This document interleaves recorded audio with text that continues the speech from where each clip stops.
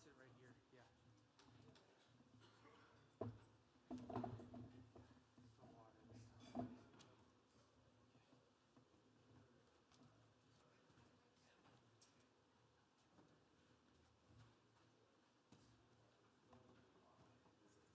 I think that looks pretty good.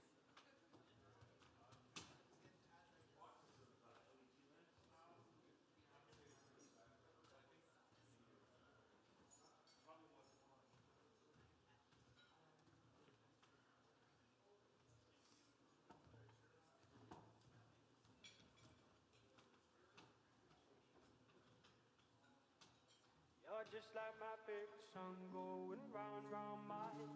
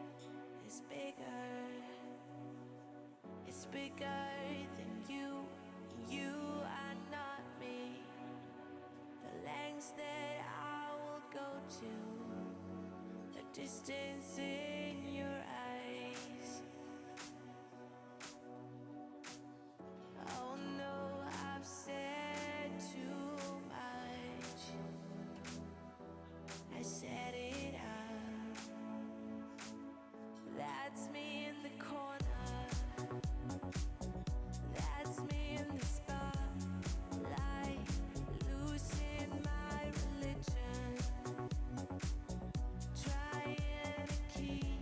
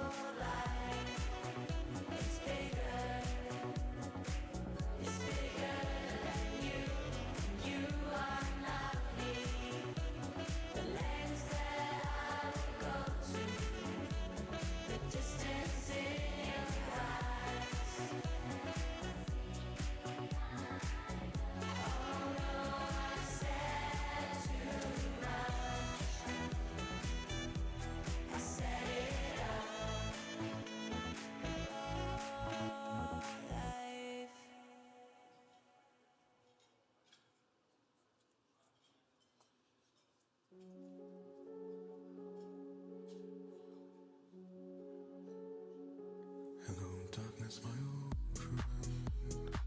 I've come to talk with you again, because a vision softly creeping left its scenes while I was sleeping, and the vision that was planted in my brain still remains within the sound of silence.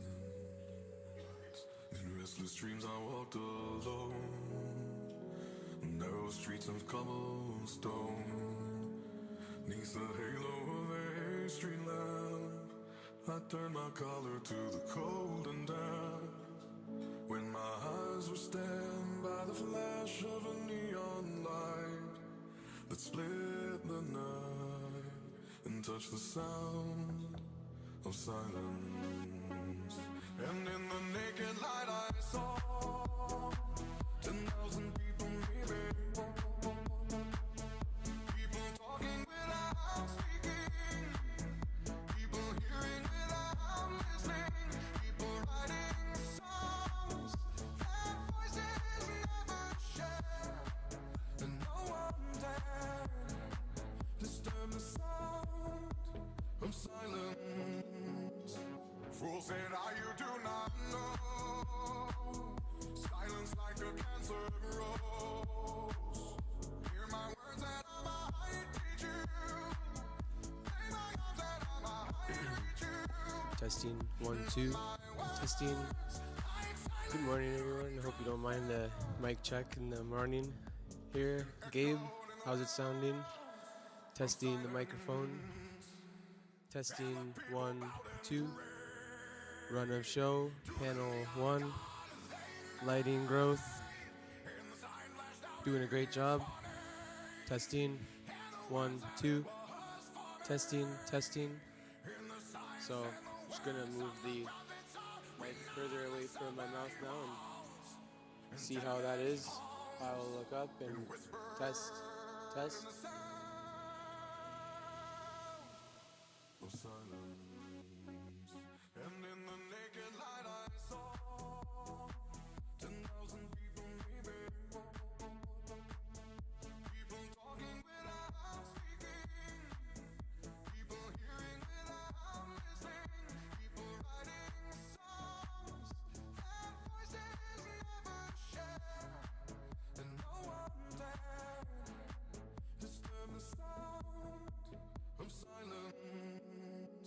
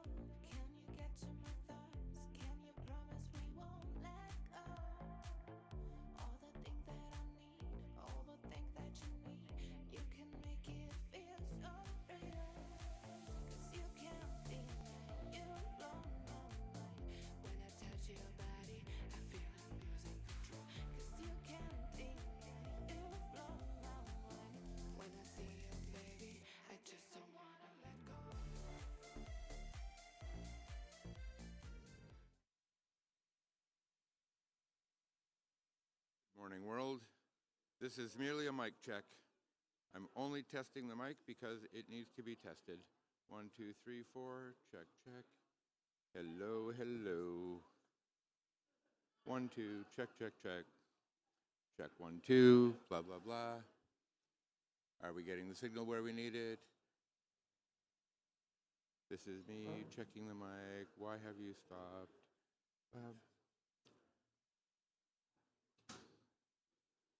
1, 2, 3. Check, check. I have no signal on the front stage. We've lost our signal. We're going to go to standby. Oh, that's unimpressive.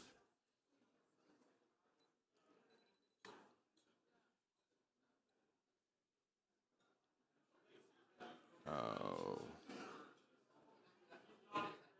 Okay, 1, 2, 3. Hello, hello. Check, check, check. This is only a test. Why is my light meter not working? I don't understand what's going on. So I'm going to reset. Yes, we'll do that. 1, 2, 3. Hello, hello. Good morning. Please ignore me while I stand here and check the microphone. I have nothing really of any value to say. 1, 2, 3. Hello, hello. Check 2, 1. Blah, blah, blah. Oh, good morning, good morning, good morning. Hello, hello, hello. Take my shot. 1. I should be getting the thing.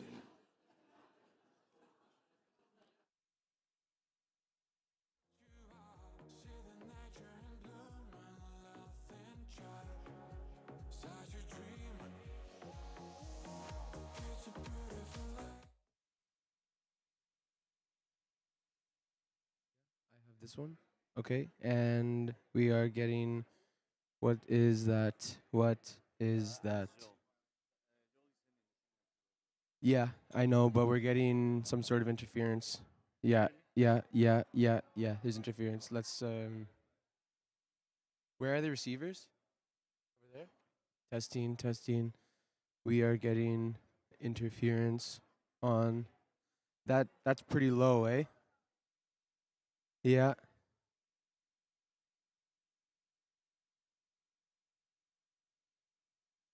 Testing.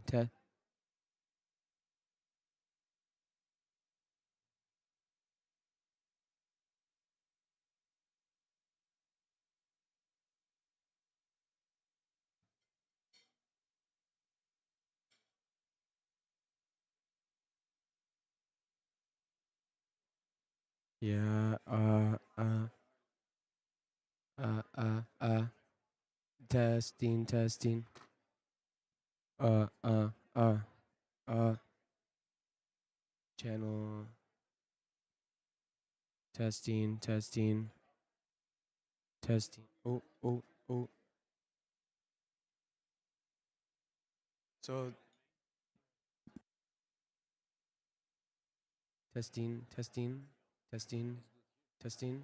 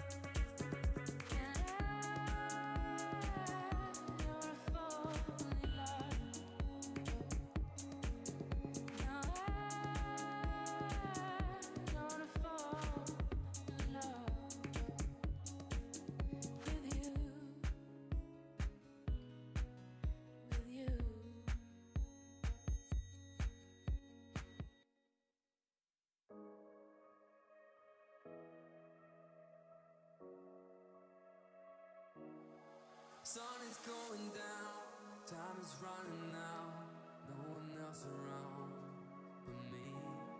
Steady losing light, steady losing my mind, over shadows and gravity. Without you, there ain't no place for me to hide. Without you, there's no way I can sleep tonight. What I do for a little bit of peace and quiet. Without you, I keep slipping into bad dreams. But there's no you and I. No sound when I cry. I love you and I need you to set me free from all of these bad dreams. Waiting on the other side. No sound when I cry. I love you and I need you to set me free from all of these bad dreams. Waiting on the other side. Bad dream, but there's no you and I. Baby, please come. Good morning, good morning. Hello, all you wonderful interpreters. I hope you're getting the signal, because I've got nothing to say, so I'm just going to keep on saying it. 1, 2, 3. It's a good-looking room. We're glad to be here. All kinds of fun people having fun. And Claudette Command is here. She'll do like the blessing and land acknowledgement stuff, which will also be good. And I don't know, the lights are blue. And everything seems funky. Speaking of, let me annoy you with a bad rap.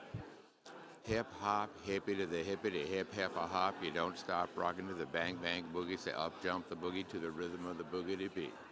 Good morning. Oh, this is me still talking about nothing because I have nothing to say. 1, 2, 3, 4, 5, 6. A B C D E F G H I J K L M N O P Q R S T U V W X Y Z. There's a whole lot of people, and a whole lot of our crew is drastically underslept, because we worked really hard to make it look this pretty, and it really looks pretty. Oh, lots of lanyards, lots of people, lots of coffee, not enough sleep. It's just a thing. 1, 2, 3. I'm making rambling noises just for the interpretation people to be able to hear things, and then they can say things, and everything will be fine. And it will all go according to plan, because nothing bad ever happens to me. Except sometimes it does, because I'm old and I lie to myself. Oh, flags unfurling, all of the provinces, very cool.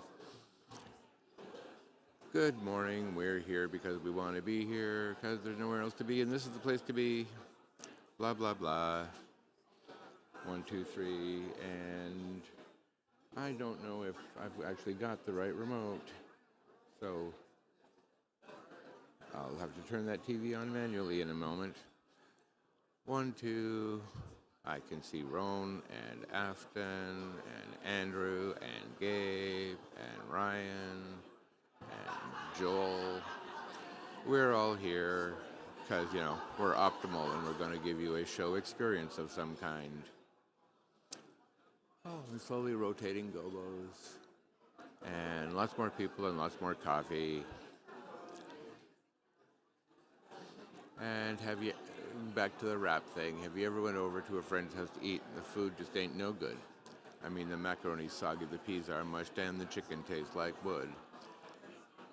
This is me being loud and boisterous, because some speakers are going to be loud and boisterous, and others will be shy and quiet and timid and step away from the mic and be really weird, but then others will get right up on it and be loud, and now you can hear that difference, or maybe you can't, I don't know. I have no indication of whether I'm doing anything valuable or if I'm just talking and talking and talking because I like the sound of my own voice, which I actually don't. But anyway, oh, and now they've got a camera pointed at my bald spot. That'll be fun. How are we doing now? Are we all glad to be here?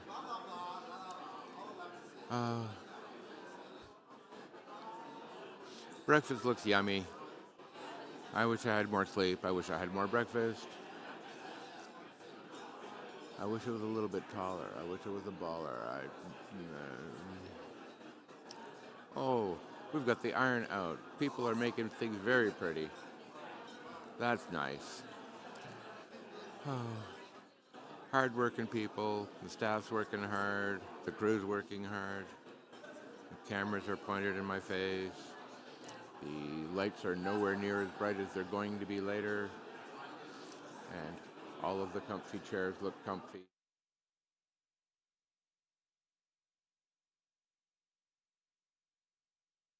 Are you with me?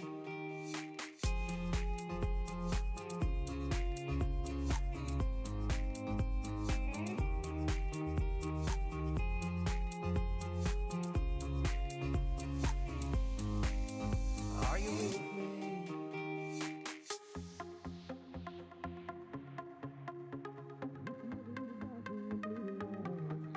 So I will keep talking about things. Are you with me? Are you with me? I wanna dance by water beneath the Mexican sky. Drink some margaritas by swinging blue lights. Listen to the mariachi play at midnight. Okay, I guess I just couldn't get far enough in front of it from here. Okay. Apparently I'm going to keep talking about nothing while I'm testing the stream. It will count down 59 minutes and 59 seconds and count down to 0. So it's, yeah. How much is left, not how much has been used. Good morning, Claudette. Nice to see you again. I am well. Well, actually, I'm just testing the microphone for the Zoom, so I could say anything and we're not interrupting. How were your holidays? Glad to hear it.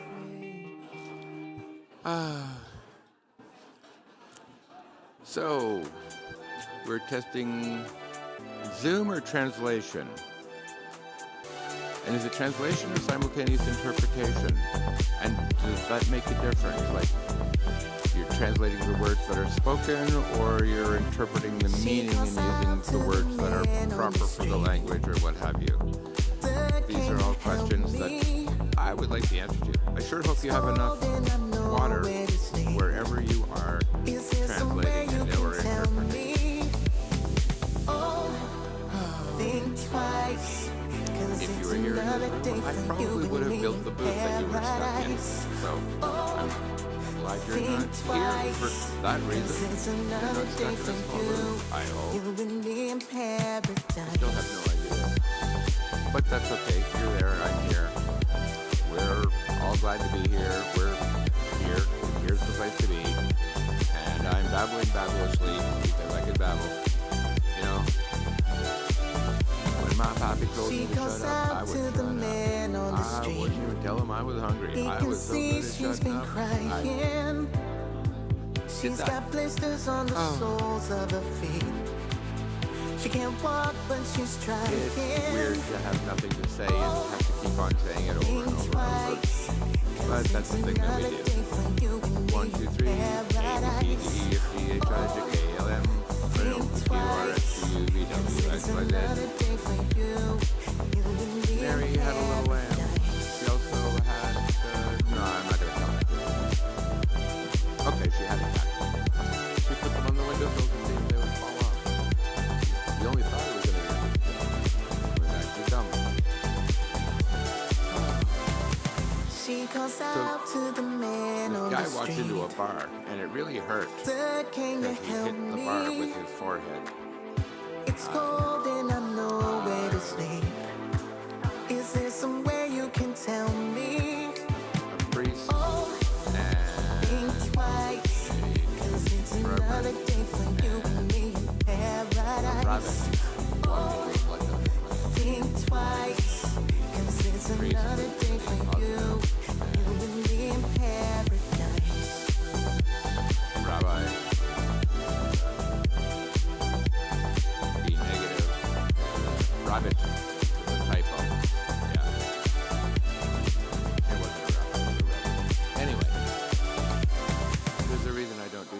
comedy. Because I'm only funny looking, not actually funny. I walked across So sometimes I think I'm clever, but then, you know, I'm half right. Sometimes I think I'm funny, but I'm half-wit. beneath my feet, sat by the river and it made I think it's very possible to encourage me that everything where have you is be up here gone? talking I'm for getting forever old and and I need something to rely ever. If so, go play. And if not, I'm happy to still be here, doing the thing that I'm doing, on. I need somewhere to begin. which is talking amongst about things A fallen tree, I felt the and branches stuff of and a things both at the same time. Because, you know, I'm flexible with is this the place that I've been things like that. where have you gone? I'm getting old and I need something to rely on. So too bad you're gonna let me in. I'm getting tired and I need somewhere to begin. And if why don't we go? Myself in my own head. Talking about it somewhere only we know. This could be the end of everything. So why don't we go somewhere only we know? Oh, the shark head. Pretty kids there. They show them early life. Just Jack now. Any kids there. Came across a fallen tree. I felt the branches of it looking at me. Is this the place we used to love?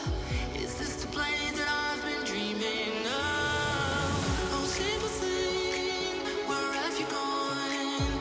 I'm getting old and I need something to rely on. So tell me when you're gonna let me in. I'm getting tired and I need somewhere to begin. And if you ever mean it, why don't we go? Talking about it somewhere only we know. This could be the end of everything. So why don't we go? So why don't we go?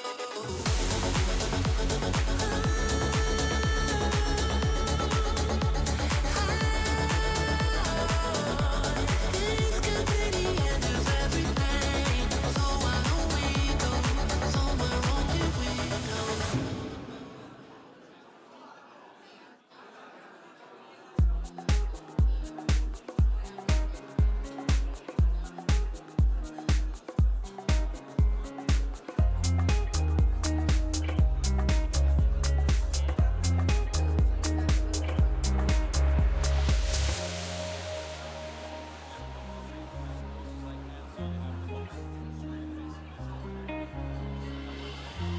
My face above the water.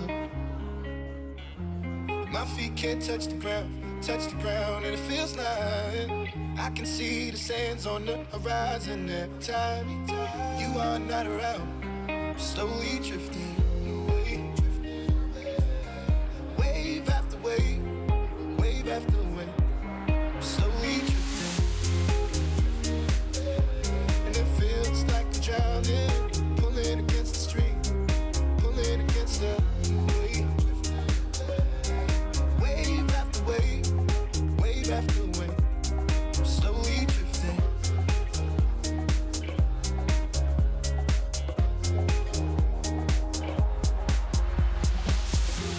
My face above the water. My feet can't touch the ground, and it feels like I can see the sands on the horizon every time you are not around. I'm slowly drifting away,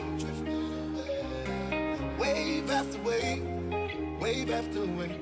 I'm slowly drifting, and it feels like I'm drowning, pulling against the stream, pulling against the.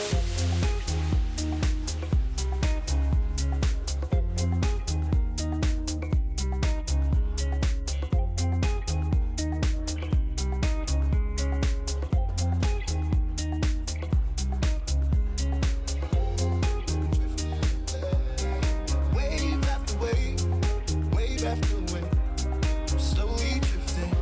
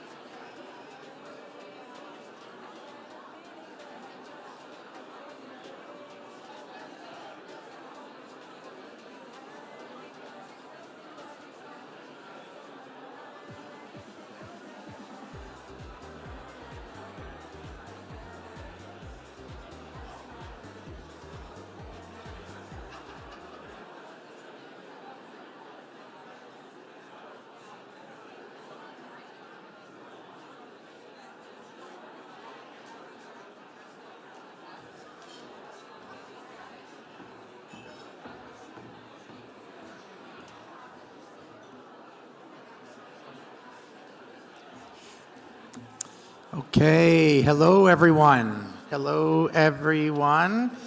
If you could please take your seats, we are ready to get underway. Excellent. Oh my gosh, this is so awesome. It is great to see you all here. Welcome. My name is Rob Annan, and I am President and CEO of Genome Canada. Thank you all for making the time to be here today and joining us here at our first ever Canadian Genomics Summit. Bonjour à toutes et à tous et bienvenue.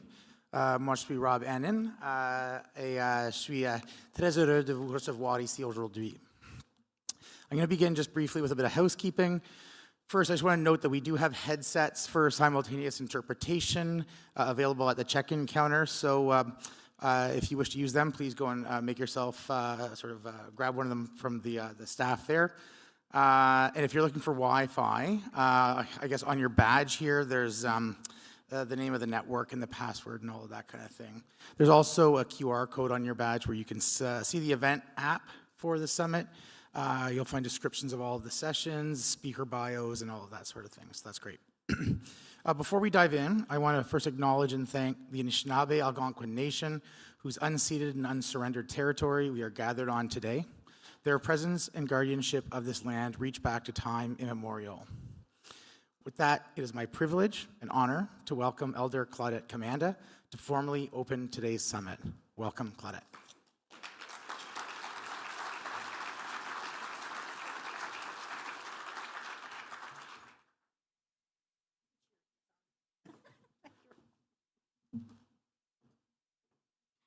Good morning.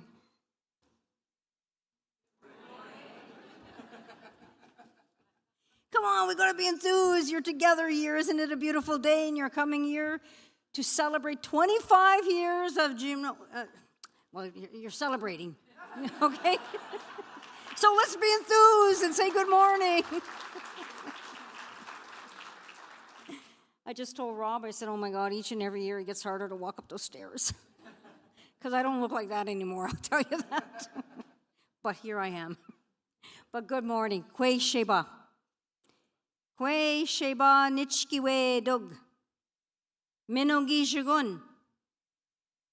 This is how we say good morning in my people's language. Kwe Sheba. Good morning. Bon matin.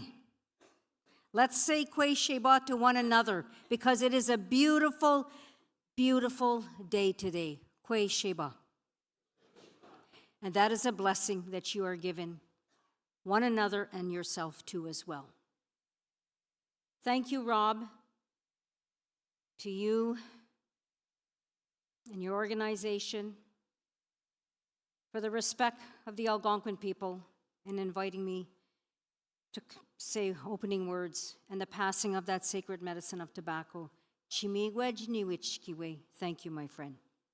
And of course, to your colleagues that have been taking such good care of me, Nicole, Diana, and now I met a new friend, Annie, and we've shared our law school days, our experience, and of course, my wonderful dear friend, Greg, who we tend to run into one another at least once a year. And thank you for bringing the snow, from Toronto.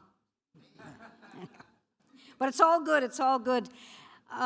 Many of you, I see familiar faces because I've met you in the past, at past conferences. So again, I thank you for inviting me to be here with you. Kanimich kishigun kinun indishanakas kitagan zibi donjaban. Niwich kiwedug, migwedge kibijaya goma nongum. Bijaji goma Anishinaabe ki. My dear friend, Yasir, good morning. Mes amis, bienvenue ici à la territoire non cédé de nous ancêtres à la nation algonquin. I'm always honored and I'm always proud to welcome beautiful people, brothers and sisters, relatives, into this beautiful homeland of the Algonquin people, the ancestors and the people that I come from. As I acknowledge my ancestors, I acknowledge the ancestors of indigenous peoples from coast to coast to coast. And I acknowledge each and every one of you, your ancestors. But for the ancestors, we would not be here. We must always remember who we are, where we come from, and where we will go, because our ancestors follow us always. It's a celebration time, 25 years of Genome in Canada. You are a community, a community. I was asked to give words of a welcome blessing, and the words that I give you are from my heart and spirit, always with kindness and always in a good way. On the foundation of who I am as an Anishinaabe Algonquin woman, mother, and a grandmother. I could feel this beautiful energy in the room, the excitement. And when Rob and I spoke about the theme of your conference, this was a few months ago, and it was really so energetic. And we reflected on the themes, and I was very excited to join you. And I forgot about what I said to him at that time. But Nicole and I this morning, we sat down and she explained the themes, and my memory came back, and I had to write. Normally, I do not write anything, but you have to forgive me because sometimes I could feel the pangs of aging every now and then. But I'm still young in spirit, although my body tells me differently. But anyhow, you are a community. You are. You're celebrating. You're gathering here to celebrate. You're celebrating 25 years, and you learned from the past. You have a vision, and you will move forward into the future in that holistic approach, and that's so beautiful. Your themes of business and industry, health, agriculture, and environment. And I could see how this all fits in to our world as Anishinaabe people, in our understanding of what we call a medicine wheel. Because that medicine wheel has 4 aspects, and every human being, we have 4 aspects of our being. Our emotions, our intellect, our spirit, and our physical. Your themes, business and industry, intellect, health, the physical, agriculture, the land. And that speaks about emotion because we love the land and the land loves us. And the environment, nature, the spirit. The work that you do, that is holistic. It is a medicine wheel. And it shows that you are all connected and we are all connected. You are a community. You are a community of knowledge keepers, of leaders of excellence. Continue doing that good work. And I understand that you will have a session where there are 7 CEOs here. Did you know that 7 is a very powerful number in our way of knowing, being, and doing? 7. 7 is a lucky number as well. Although every time I go to the casino, I never get 7 lucky 7s. Okay, to go back to being, hey, humor is good medicine, laughter is good medicine, right? But 7 CEOs. I said, that's just like the 7 grandfathers. How many of you have heard of our teaching of the 7 grandfathers? Oh, geez, only 7 people? No, I'm just kidding. Kinamage win. Those 7 grandfathers. Nimisho miss Kinamage win. 7 CEOs. 7 CEOs. 7 grandfathers. Teachings, the values. Wisdom. Respect. Bravery. Honesty. Humility. Truth and love. And love. And truth and respect. And in today's day and age and what we are experiencing, we truly need to come together as a community. Use that wisdom. Learn from one another. Respect one another and show that kindness. And this is the blessing that I'm bringing to you, to continue doing that good work. As I say, chimigwej kishiminado kichimigwej kanakego, kichimigwej onje ikwewag shishinininiwag. Nibuksendam gishiminado nibuksendam mashkawizin, nibuksen nibaka win a shish minapomadzuin, kichimigwej onje. Jojo eki. Foko Mr. Pekisis, Mishomis Kisis. Kichimigwe Jonje, Kiniwin, Nimiawin. And I sat this morning with my new friend Annie, and we spoke about life. We spoke about the most powerful of female power. The most powerful woman is our mother, the earth. She loves us, and we must love her. And she's upheld and guided by another powerful female power, our grandmother, the moon. We must always acknowledge. And our gentle, kind grandfather, son. Very aged, but very gentle. We do not see him this morning, but he's still here. So all these aspects, or all these natural elements that we've been blessed with by the Creator, we must appreciate and give thanks. But more so to give thanks to one another as being brothers and sisters and working together as colleagues in this community. So I say to you, Nichkiwe Dug, as I thank the Creator for bringing us together, to bless each and every one of you and your families, to continue blessing you with wisdom, good words, knowledge to be shared, learning. And a learning that you will be gifted with, and in turn you will share, and you will use that in that good way to build strong communities. Come together in that medicine wheel, continue thinking about business, industry. Health is so important, and the land, agriculture, and the environment. That environment of spirit, through kindness and through love, and let us come together in unity of a community and be proud and be strong, because indeed at this time our children are depending on it, and especially what's going on today. And I won't mention where, but perhaps I may look. We're south in this direction here.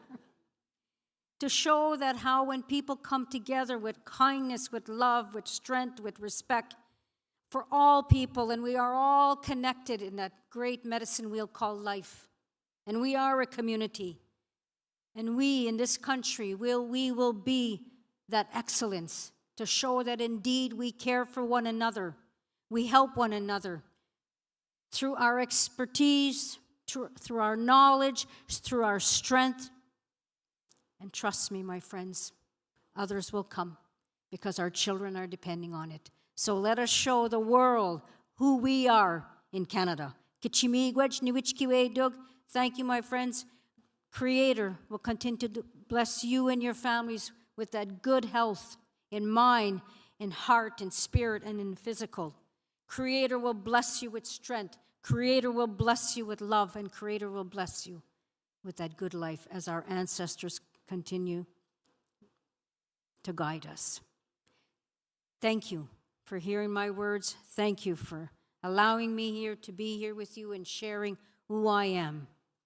And no word for goodbye in our language, but what we do say is another blessing. We say, until we have another opportunity to come together in this great circle. God bless. Take good care of yourselves. And enjoy your conference. Keep up the good work. And also, as you care for others, take good care of yourself too, because self-care is so important. And if a self-care means having another good cup of strong Starbucks coffee, then go for it. All right, thank you. Take good care. I love you all. Miigwech.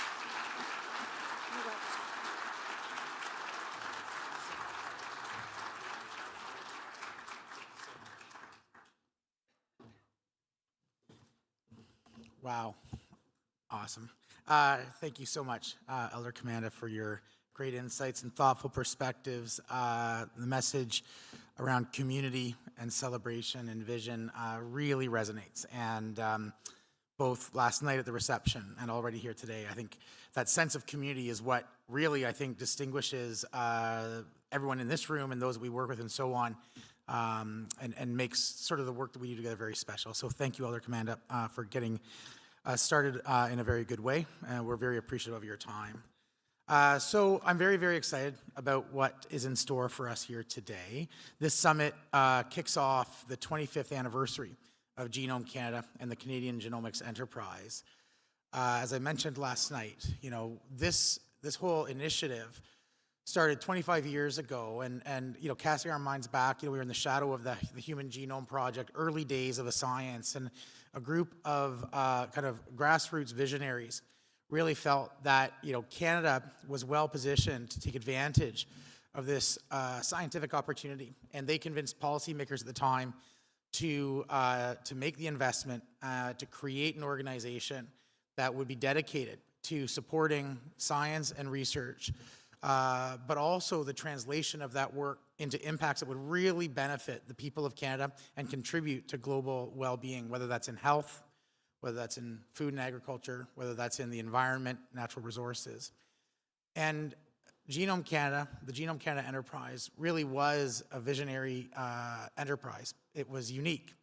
This idea of bringing together not just investments in health, but also in all of these other areas and leveraging kind of shared technologies, shared understandings, shared talent between those spaces, and making sure that we could apply this to impact all the different aspects of our society was very distinct and unique, and remains so. When I travel internationally and I talk to my colleagues in other countries, that ability to think not just about the applications in health, but in these other areas really is something special. And so I'm excited to celebrate that here today. It's not just Genome Canada's 25th anniversary.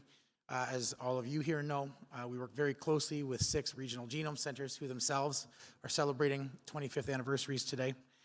Together, you know, we are very proud to work with a community of scientists, researchers in universities, in companies, in colleges, and governments to help, you know, build a strong foundation for Canadian genomics, to really sort of foster an ecosystem for training and skills, and to fund really groundbreaking projects that are going to have those impacts I mentioned about.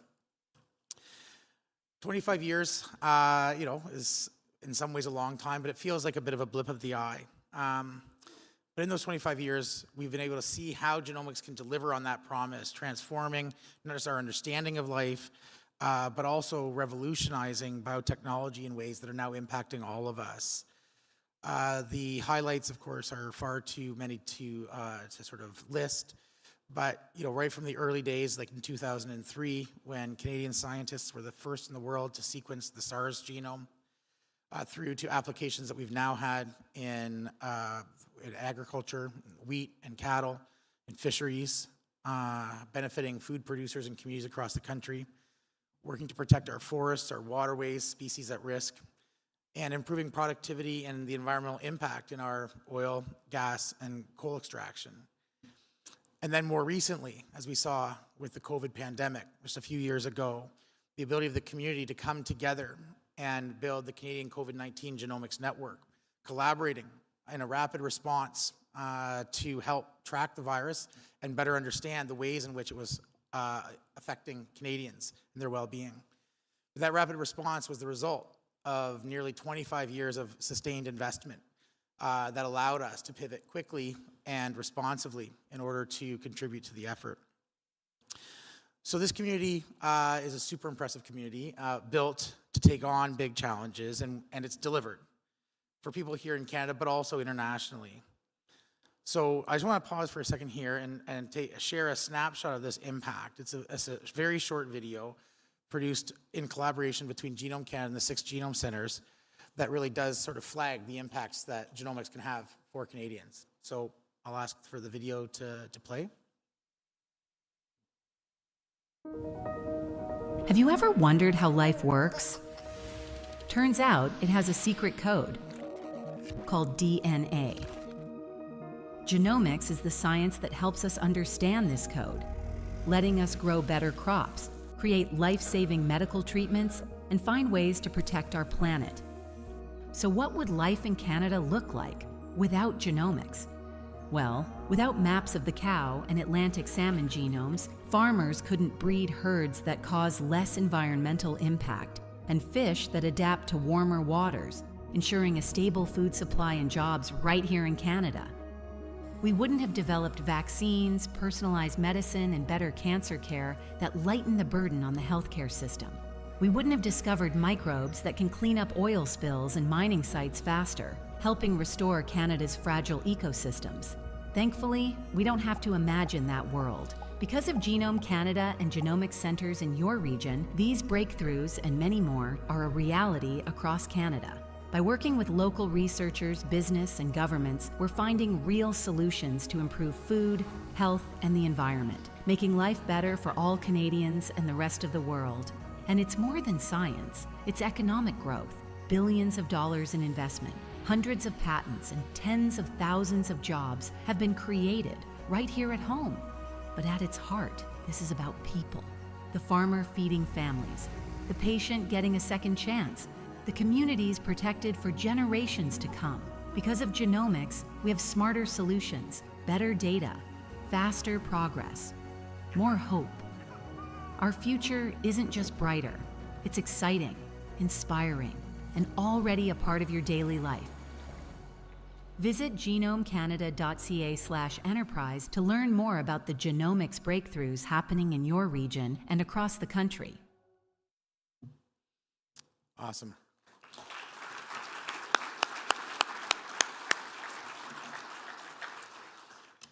Okay, I know that's a little preaching to the choir here, but nonetheless, isn't that awesome? Okay, as I will just say though, as much as we've achieved, and there's a lot to be proud of from the last 25 years, we really are just getting started. Today, we're gonna have some conversations here that will allow us to envision an even bolder future.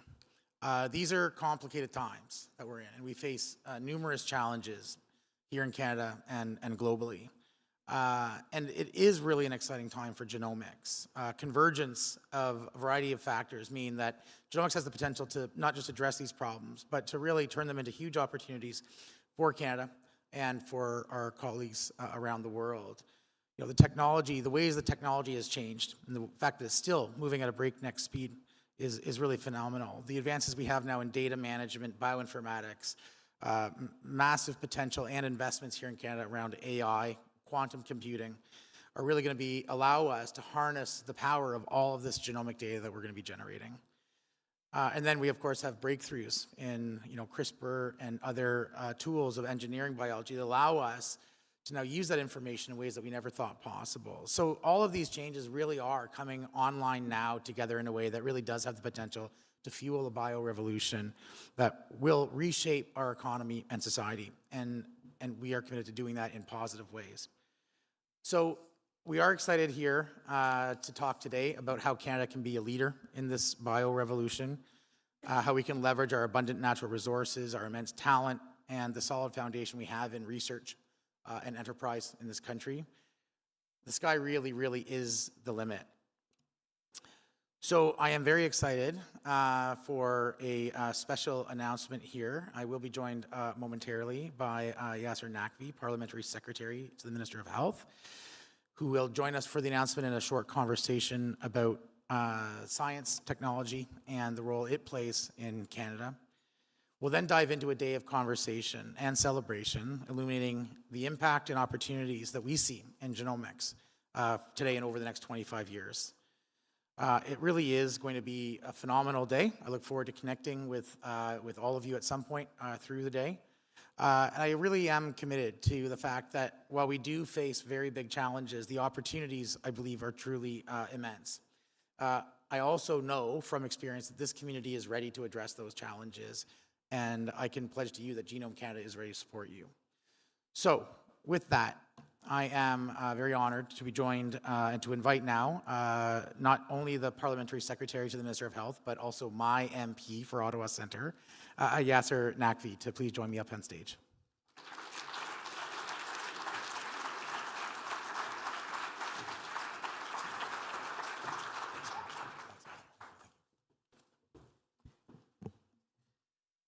Well, good morning, everyone. Bonjour tout le monde.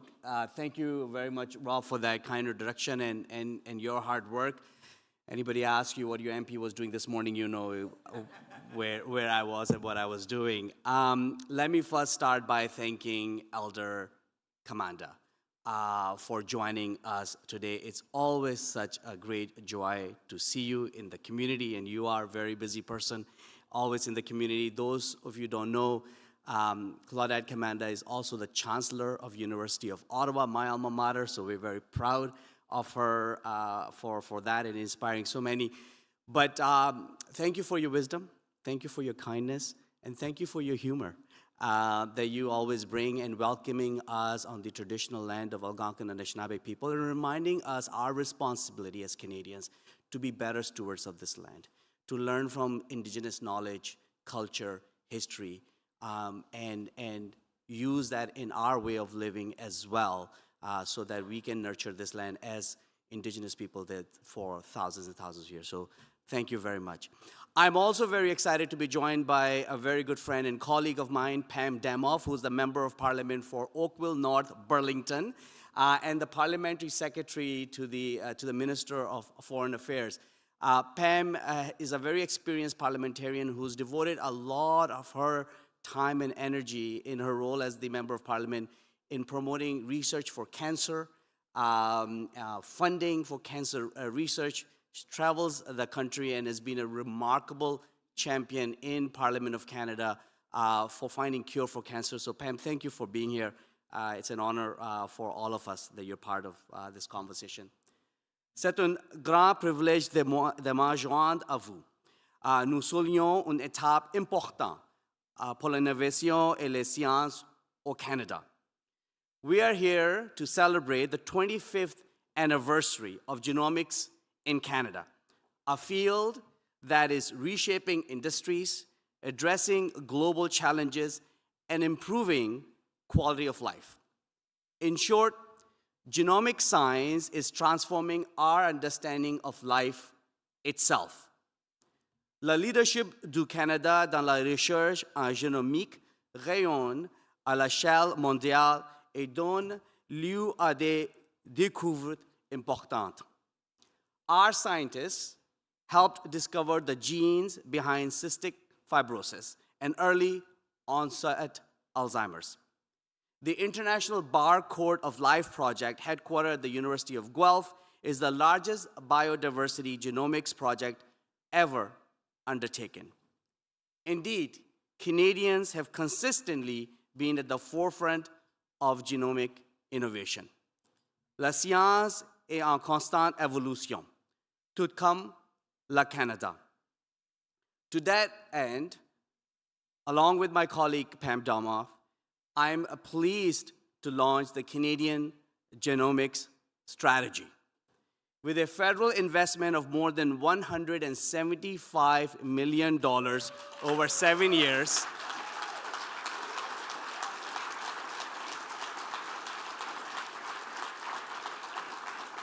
should I say that again? Over $175 million over 7 years. The strategy will advance cutting-edge research, accelerate the commercialization of technologies, and strengthen Canada's leadership in genomics. The strategy has 3 goals. 1, to advance genomics commercialization and adoption.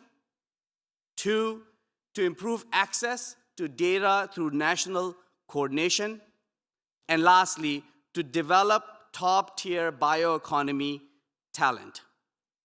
Ces efforts nous aideront à résoudre des défis fondamentaux comme les changements climatiques, les urgences sanitaires et la sécurité alimentaire.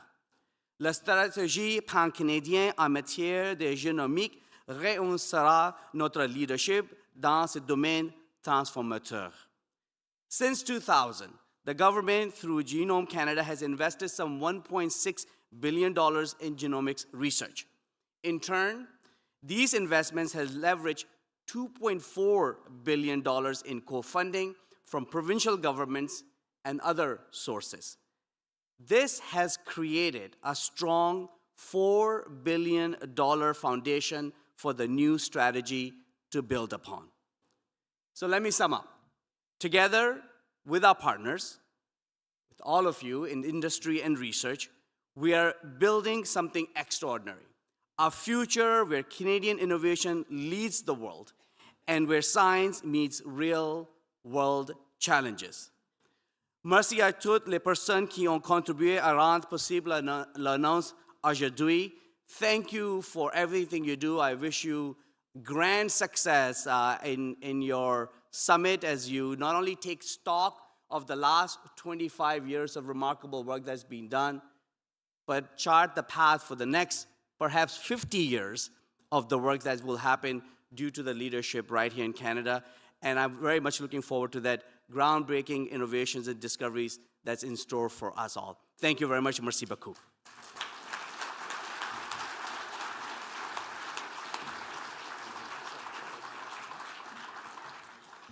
Okay, that is great news. Loving this. The parliamentary secretary has generously agreed to spend a little bit more time so he and I can talk about local riding issues. So if you don't mind, no, we are gonna we're gonna talk a little bit about the strategy. So we're gonna have a little fireside here for a few minutes. Okay, so first of all, thank you very much for the support of the government for genomics research historically, and of course with this new investment. It really is transformative. It really is important. And for me, of course, the funding is always important. It's even more important for many of the people in this room. But what I think is worth underlining is the government's recognition of genomics as an important strategic priority. The federal government now has scientific strategies in AI, quantum, and genomics. And what I think is striking about those is they are all, in a sense, general purpose platform technologies that can have impacts across different sectors, both economically and otherwise. So I wonder if you could maybe just start by providing a little bit of insight into the ways that the government thinks about science and technology, these strategies maybe in particular, and AI and quantum of course are also very important sciences, but what it is the government is trying to achieve with investments in strategies like this. Great. Well, thank you, Rob. And Rob and I were talking about this panel discussion, and I said to him right away, I said, I have a BSc in life sciences, but that's where it ended some 30 years ago. So let's not get into the details around genomics because that's not where my expertise lies. But we can talk about public policy making, give you a bit of an insight into how we think when Pam and I are sort of sitting around boardroom tables where we're having a discussion around where does Canada needs to go. Perhaps we can give you some insight. Look, we on a regular basis talk about the economy and how to build an economy, how the world is moving forward and growing, and what is the role of Canada in that. Canada, as I see it, is a very much a knowledge-based economy. We're a small country, relatively speaking, in terms of number of people, but where I think we really play an important role is the talent that we bring from all around the world, is the knowledge that we can create. So when we think about building an economy, for us, of course, things that we have relied on in the past, manufacturing, critical minerals, all those are important elements. But the foundational pieces are now genomics, quantum science, AI.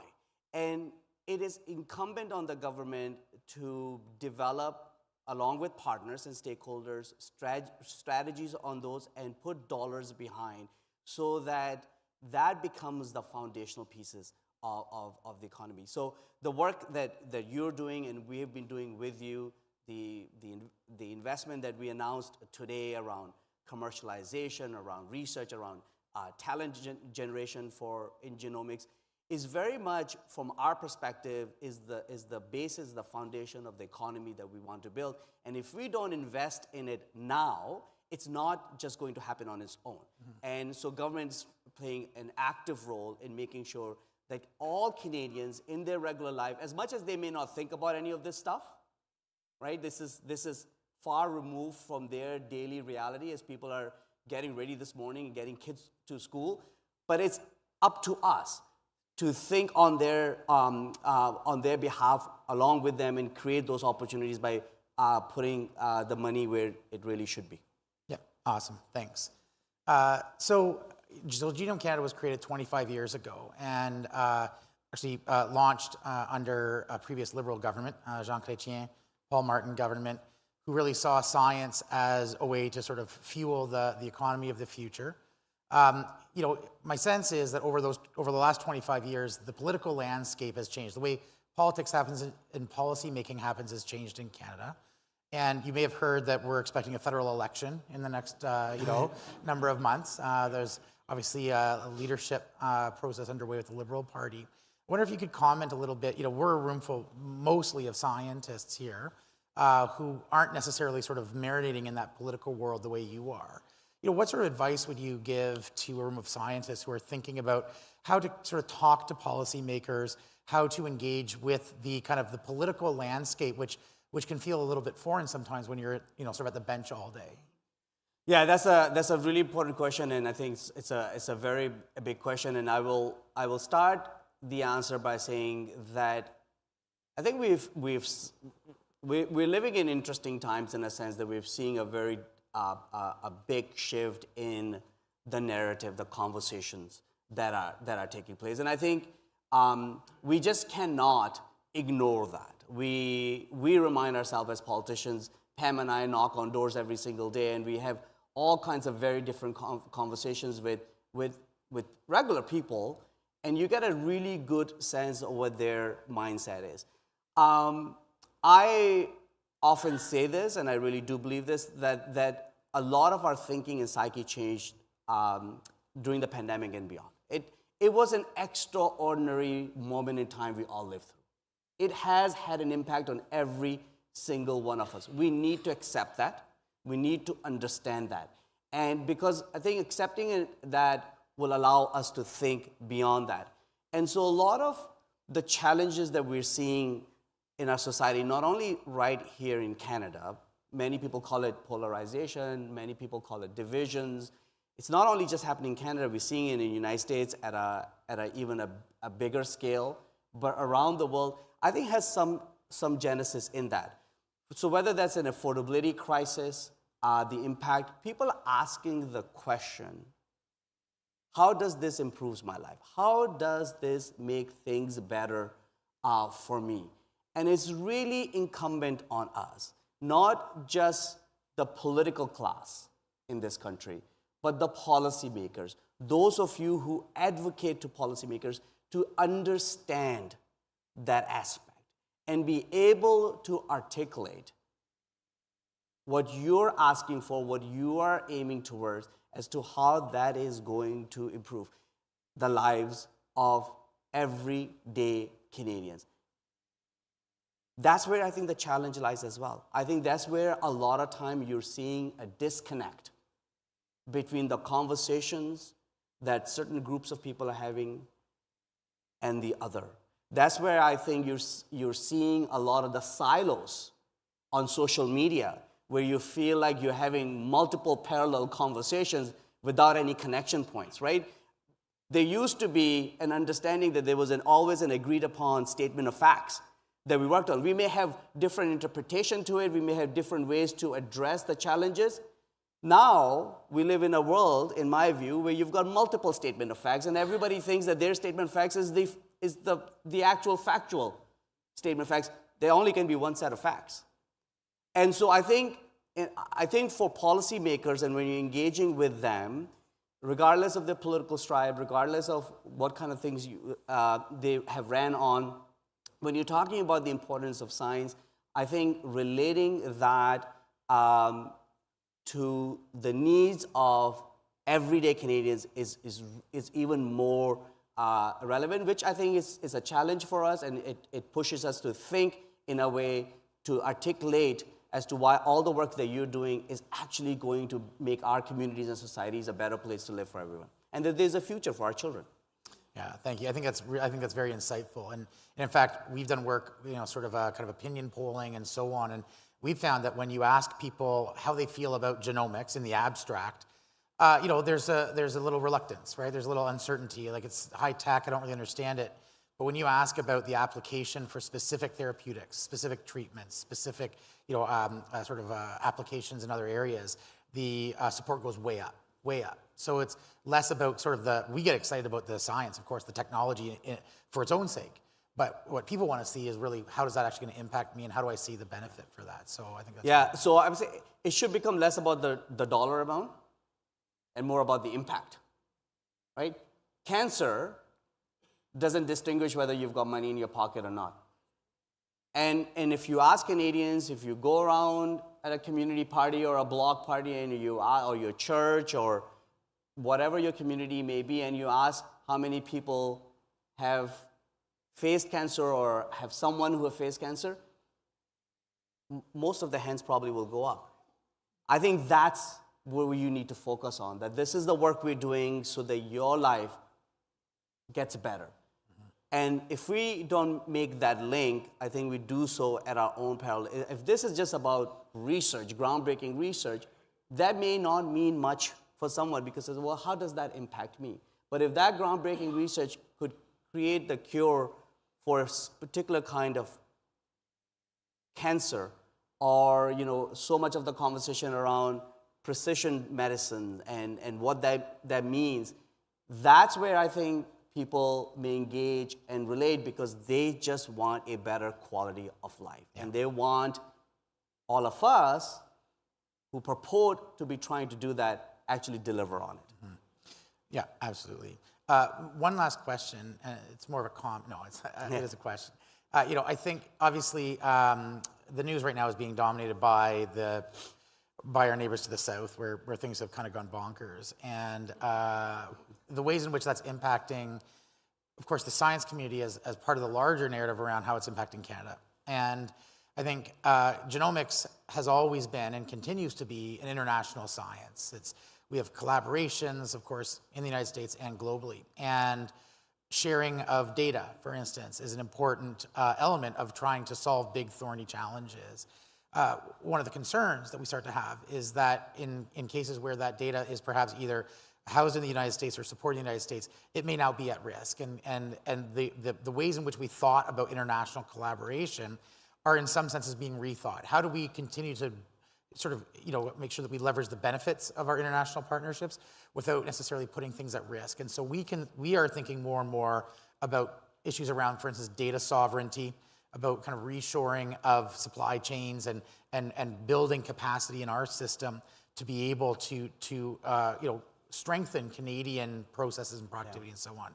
I wonder if you could just comment a little bit on how you, from the political side, see the challenge posed by the political turmoil south of the border, and what we might see here in Canada in terms of maybe a Team Canada approach in response. So I think a couple of points. One, as I said, we're living through an extraordinary moment in time, and this is not to suggest that as humans, we haven't lived in extraordinary moments. We have, and we've always figured out a way to work through it. So this too shall pass.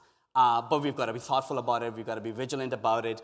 I think we're living in a bit of an era right now where there's, whether you call it populism, where there's this notion around let's break down the existing systems because those systems have not worked for us. We don't know what that alternative looks like, by the way, but that's what we're seeing, and we're seeing that in the United States now, I think, at a bit of a turbocharge, which has an impact on us, as we've been facing for the last 2 weeks. Every single day, that has an impact on us, and Canada will always remain north of the United States. Geography is not about to change, and so we, of all the countries in the world, I think has more at stake, in my view, than anyone else because of our proximity, and we have been close friends. We have been close relatives. I'll ask the question in this room. Raise your hand if you have a friend or a relative who's an American. There's not a single Canadian who does not raise his hand. This is how closely we're tied. So we'll always love them. We are very much part of each other, but we have to also navigate through this moment in time in a way that it protects us as well. And of course, a lot of the question is around our political sovereignty, our economic sovereignty. But I think the question, Rob, that you're asking is very much linked around data sovereignty and those relationships that you have built, the work that you do on a regular basis every single day. So yes, it's a challenge, but I think it's an opportunity for Canada. I think Canada could be that beachhead. Canada could be that a safe place for the talent to look, to see perhaps this is where I want to establish my lab or do the research that is important.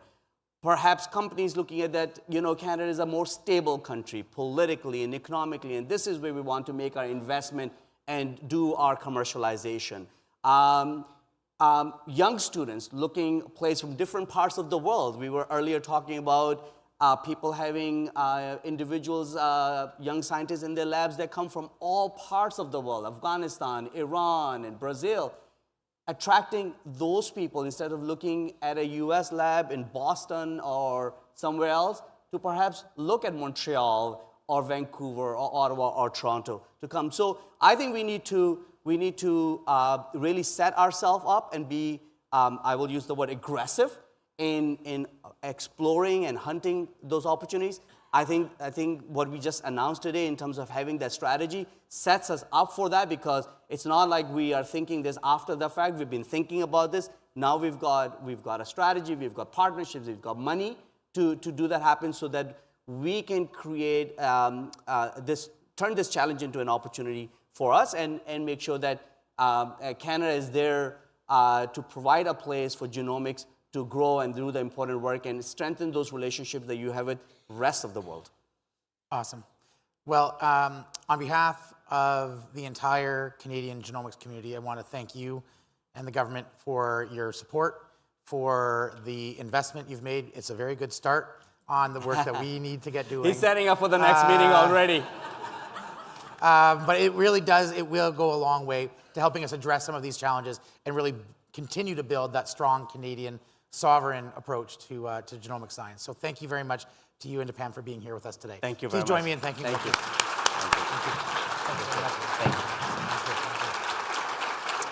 Okay, so I think we have a break right now. So let's take a break, grab some coffee. I think there might still be some snacks out there, and we will reconvene at the time we're supposed to reconvene, which I forget. So check the schedule. Thank you. Awesome. Excellent. Okay, yeah, thank you so much. That was really great. Thank you.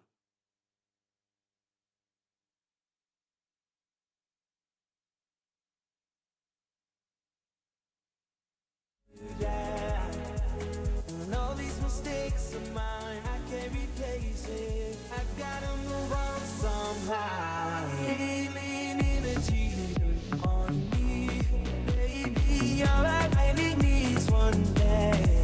Healing energy on me, baby. Can you make a wish from there?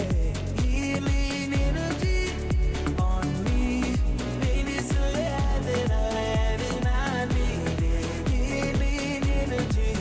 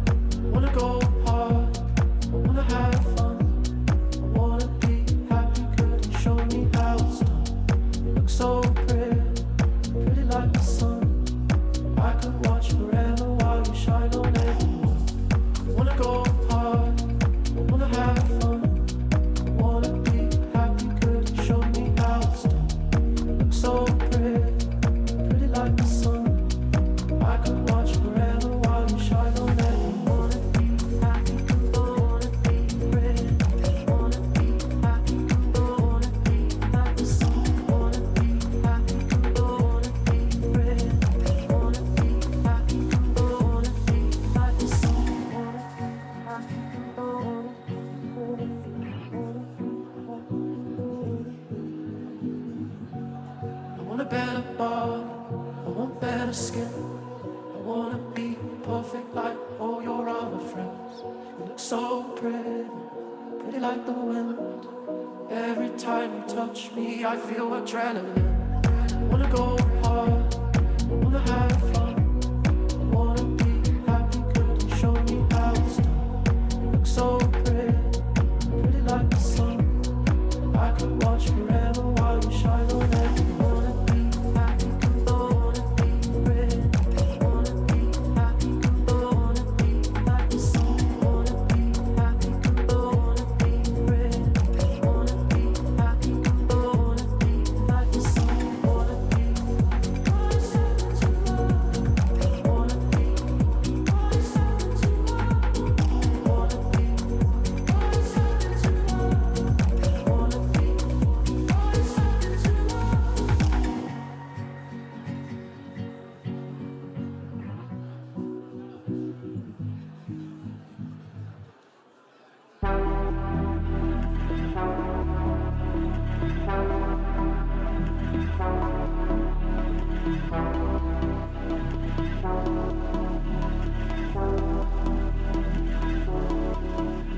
I hate all the tension. I try my best to live my life. No need to mention all that we have to sacrifice. I guess we'll put it bed tonight. Just us alone will make things right.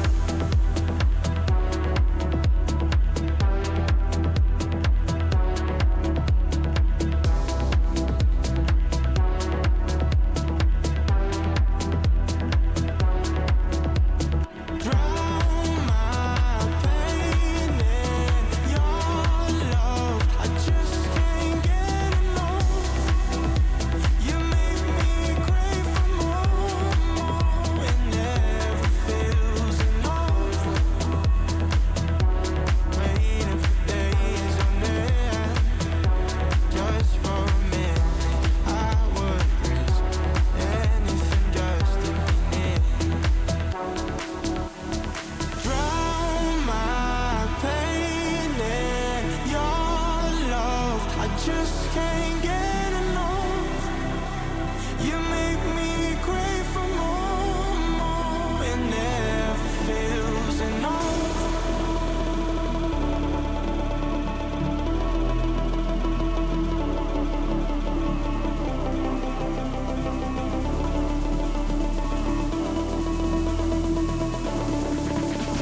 Check.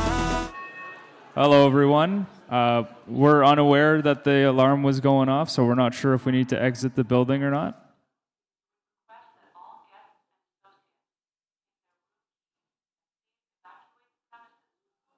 Perfect, there we go.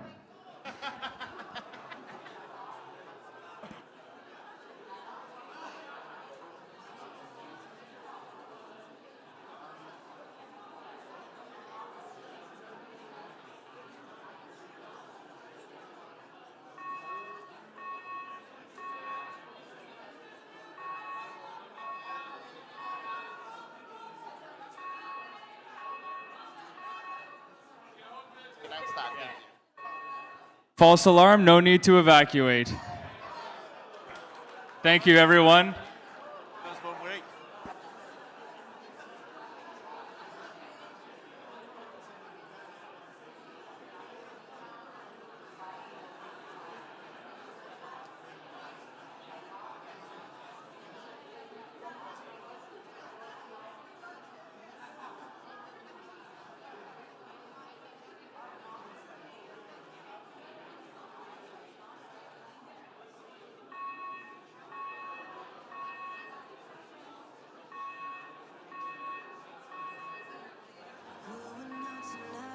Changes into something red. Her mother doesn't like the kind of dress, everything she never had. She's showing up. Driving too fast, moon is breaking through her hair. She's heading for something that she won't forget. Having no regrets is all that she really wants. We're only getting older, baby.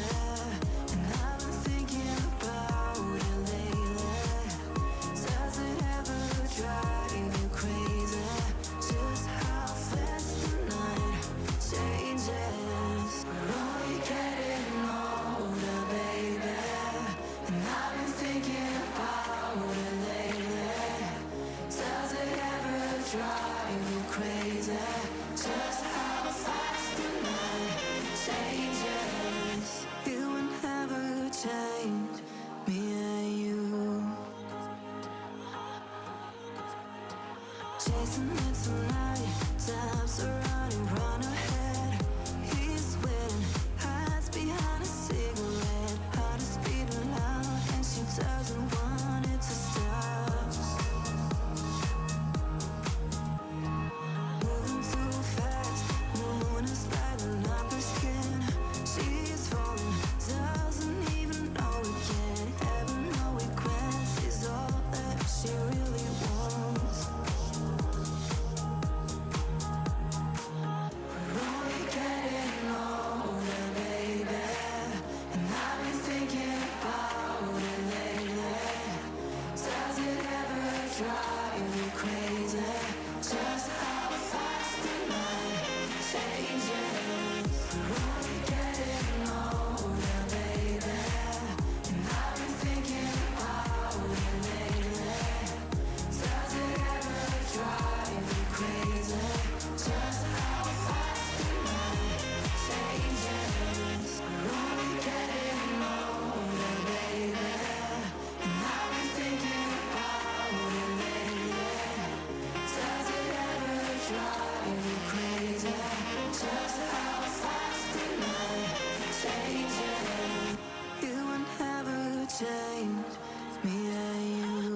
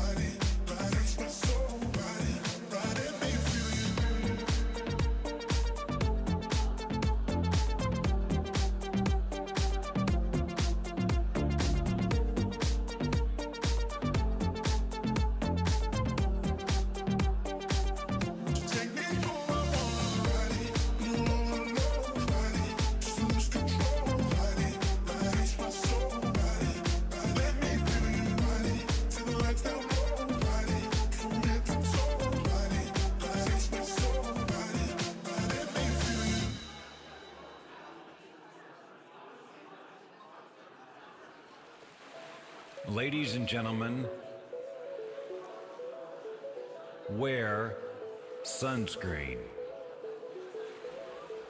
If I could offer you only one tip for the future, sunscreen would be it. The long-term benefits of sunscreen have been proved by scientists, whereas the rest of my advice has no basis more reliable than my own meandering experience. I will dispense this advice now. Enjoy the power and beauty of your youth. Oh, never mind. You will not understand the power and beauty of your youth until they've faded. But trust me, in 20 years, you'll look back at photos of yourself and recall in a way you can't grasp now how much possibility lay before you and how fabulous you really looked. You are not as fat as you imagine.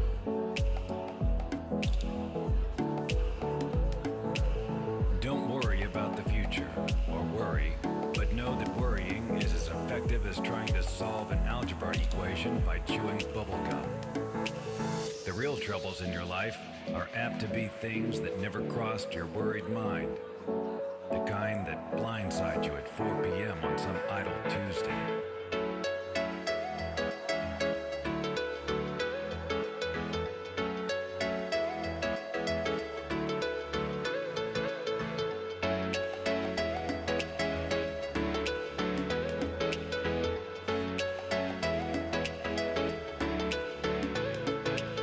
Do one thing every day that scares you. Don't be reckless with other people's hearts. Don't put up with people who are reckless with yours. Floss. Don't waste your time on jealousy. Sometimes you're ahead, sometimes you're behind. The race is long, and in the end, it's only with yourself. Remember compliments you receive. Forget the insults. If you succeed in doing this, tell me how. Keep your old love letters. Throw away your old bank statements. Stretch. Don't feel guilty if you don't know what you want to do with your life. The most interesting people I know didn't know at 22 what they wanted to do with their lives. Some of the most interesting 40-year-olds I know still don't. Get plenty of calcium. Be kind to your knees. You'll miss them when they're gone. Maybe you'll marry, maybe you won't. Maybe you'll have children, maybe you won't. Maybe you'll divorce at 40. Maybe you'll dance the funky chicken on your 75th wedding anniversary. Whatever you do, don't congratulate yourself too much, or berate yourself either. Your choices are half chance. So are everybody else's.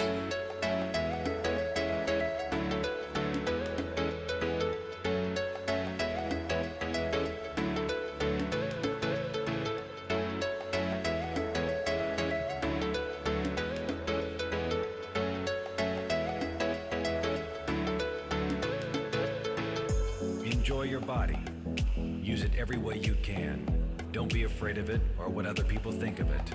It's the greatest instrument you'll ever own. Dance. Even if you have nowhere to do it but in your own living room. Read the directions, even if you don't follow them. Do not read beauty magazines. They will only make you feel ugly. Get to know your parents. You never know when they'll be gone for good. Be nice to your siblings. They're your best link to your past and the people most likely to stick with you in the future. Understand that friends come and go, but a precious few who should hold on. Work hard to bridge the gaps in geography and lifestyle. For as the older you get, the more you need the people you knew when you were young. Live in New York City once, but leave before it makes you hard. Live in Northern California once, but leave before it makes you soft. Travel. Accept certain inalienable truths. Prices will rise, politicians will philander, you too will get old. And when you do, you'll fantasize that when you were young, prices were reasonable, politicians were noble, and children respected their elders. Respect your elders. Don't expect anyone else to support you. Maybe you have a trust fund. Maybe you'll have a wealthy spouse. But you never know when either one might run out. Don't mess too much with your hair, or by the time you're 40, it will look 85. Be careful whose advice you buy, but be patient with those who supply it. Advice is a form of nostalgia. Dispensing it is a way of fishing the past from the disposal, wiping it off, painting over the ugly parts, and recycling it for more than it's worth. But trust me on the sunscreen.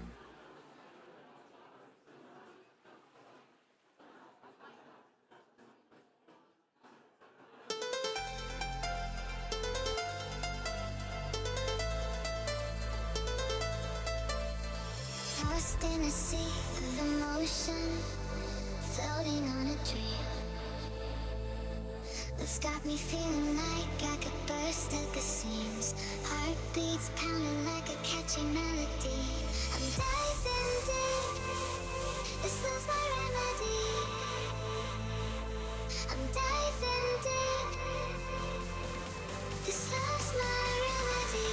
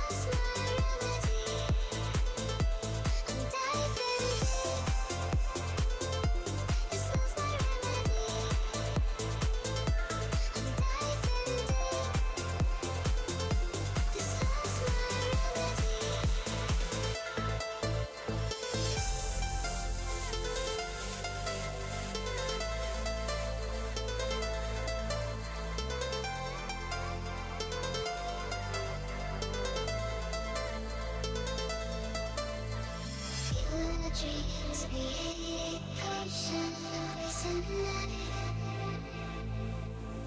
Infinite love, it's a magical motion. I'm diving deep, this love's my remedy.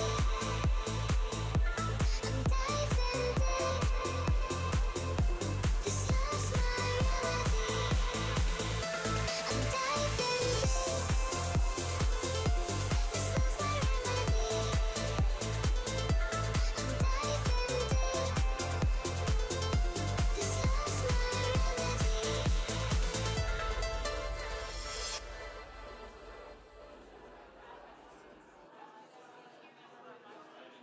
We've lost dancing.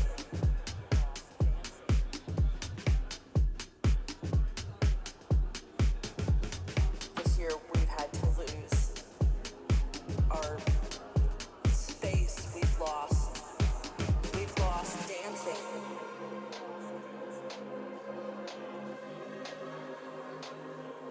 All these things that we took for granted. We've lost dancing.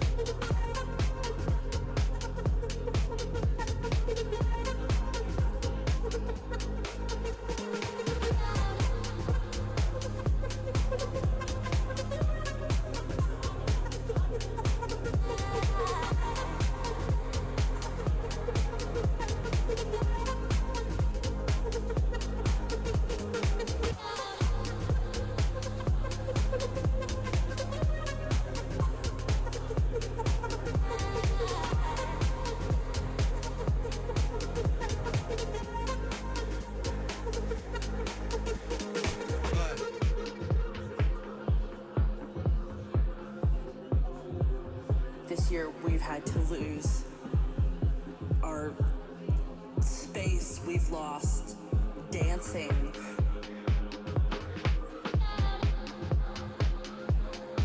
We've lost the hugs with friends and people that we loved, all these things that we took for granted. We've lost dancing. We've lost dancing. If I can live through, we've lost dancing. This next 6 months, we've lost dancing. Day by day, we've lost dancing. If I can live through this, we've lost dancing. What comes next will be marvelous.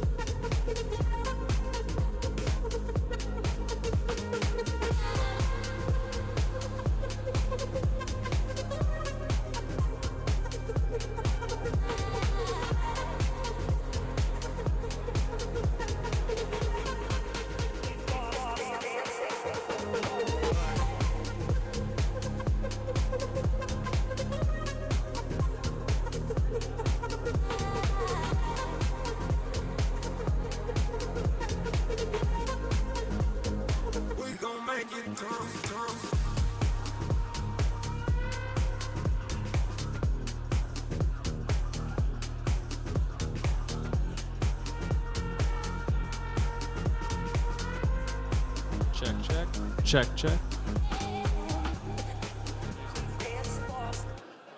Hello, everyone. Please take your seats as the program is about to begin.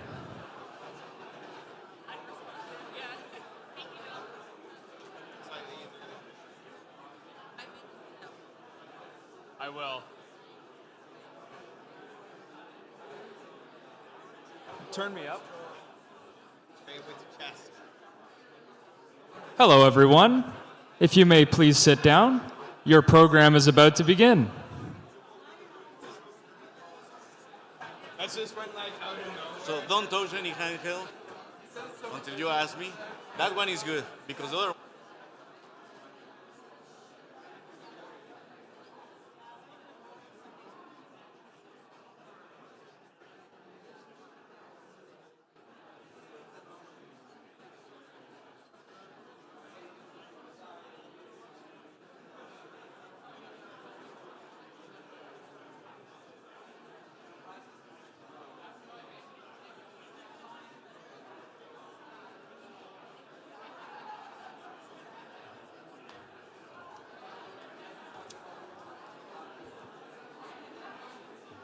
Hello, hello. Hello, hello, hello. Good morning. The lights are on. Lights, action. What do they say? Cut. Good morning, everybody. Bienvenue à tous.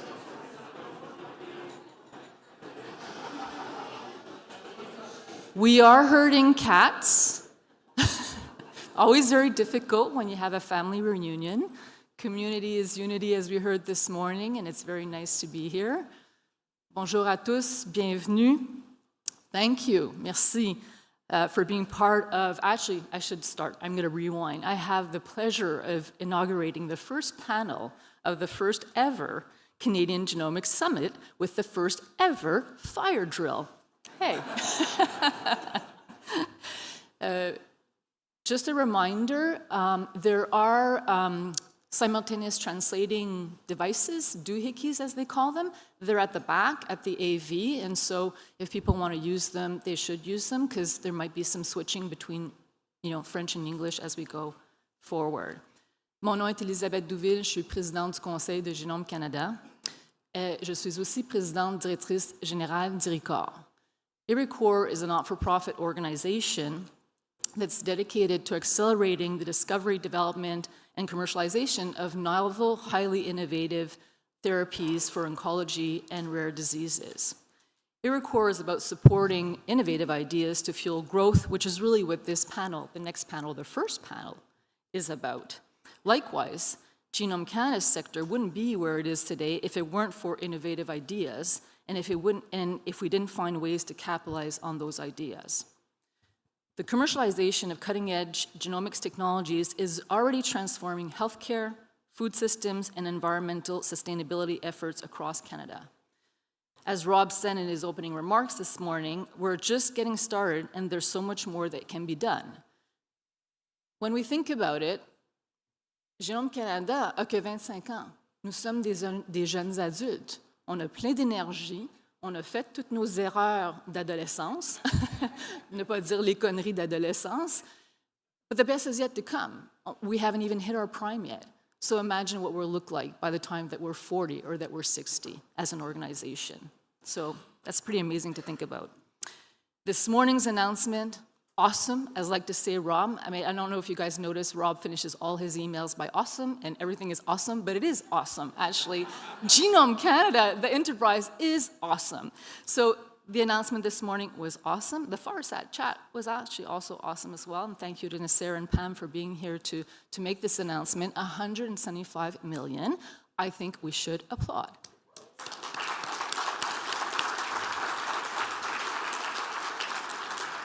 And I don't want to say, but a little bit in the nick of time, really, isn't it?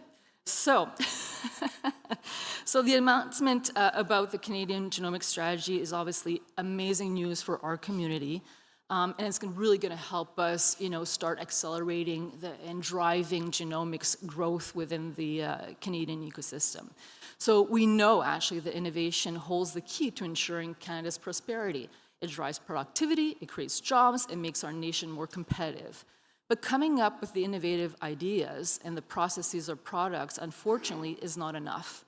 We need to be able to commercialize them or to have them adopted into our system, and Canada has a long-standing commercialization challenge. Despite boasting some of the world's best universities and researchers, which are in this room today, Canada has actually lagged behind its peers when it comes to realizing the economic and societal gains of our homegrown innovation. We can do better in translating the world-class research happening in this country into practical applications that will bring real economic benefits. We can do better in turning ideas into real-world products and services in a way that boosts Canada's productivity. We can do better at commercializing the brilliant ideas of Canadian researchers ourselves and exporting less of that research elsewhere, not to say south of the border, and potentially ending up importing those results back as part of intellectual property. It doesn't make sense. En français, on peut faire mieux, on doit faire mieux, et on va faire mieux. C'est pas suffisant d'avoir des bonnes idées puis de développer des produits. Il faut pouvoir les faire adopter et les commercialiser. Et il y a un énorme défi, on le sait. Et c'est là où est-ce que la conversation doit commencer et doit se poursuivre. So we can do better, but we need to talk about how. And the how is not that easy. It always sounds easy, but it's not that easy.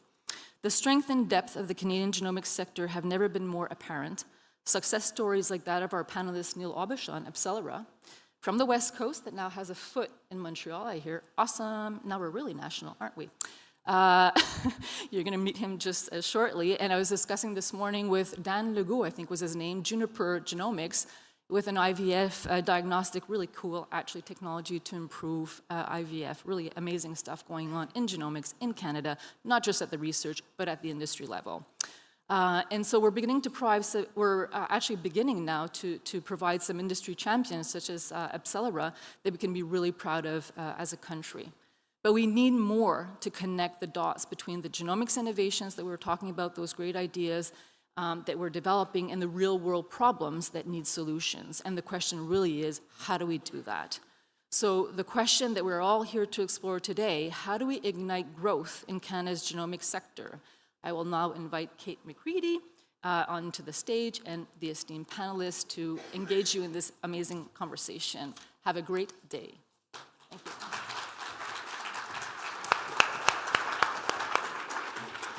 Bonjour tout le monde. Merci Elizabeth, et merci Genome Canada. What a pleasure it is to be here. I'm going to be very honest, I'm very dazzled by the knowledge in this room and the passion and dedication you all bring to this sector. I had the privilege of being a very fundamental staff person way back when the press release of Genome Canada was published 25 years ago. And to see, I had nothing to do with it, by the way, it was a different department, but I have to say, to see who you are today and what you're accomplishing and what it means for Canada is truly inspiring to me. And in the work that I do on behalf of Biotech Canada and all of our members across the country, many of whom are here today as well, these are fascinating times. $175 million makes it even more fascinating. So again, congratulations to all of you on that one. Don't underestimate how difficult that was for Team Genome Canada and everybody else to pull together. You know, it's a fascinating time. We all read the news. We're all living it. We're all muddling through.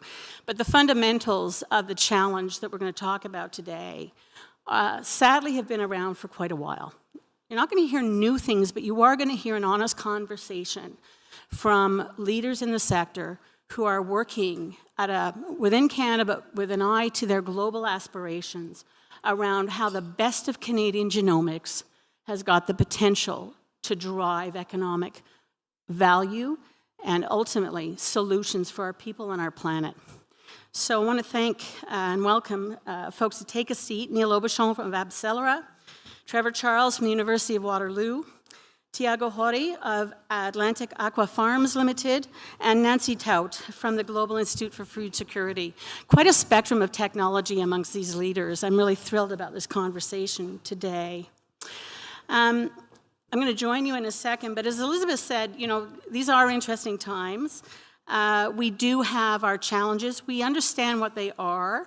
They're not easily solvable, but given the dynamic of where Canada's at today, I'd like to think that some of the inspiration over the last week to 10 days has afforded Canadians a conversation around, in fact, how we can do better with each other and how that can make a difference ultimately for Canada, but also our planet and our world.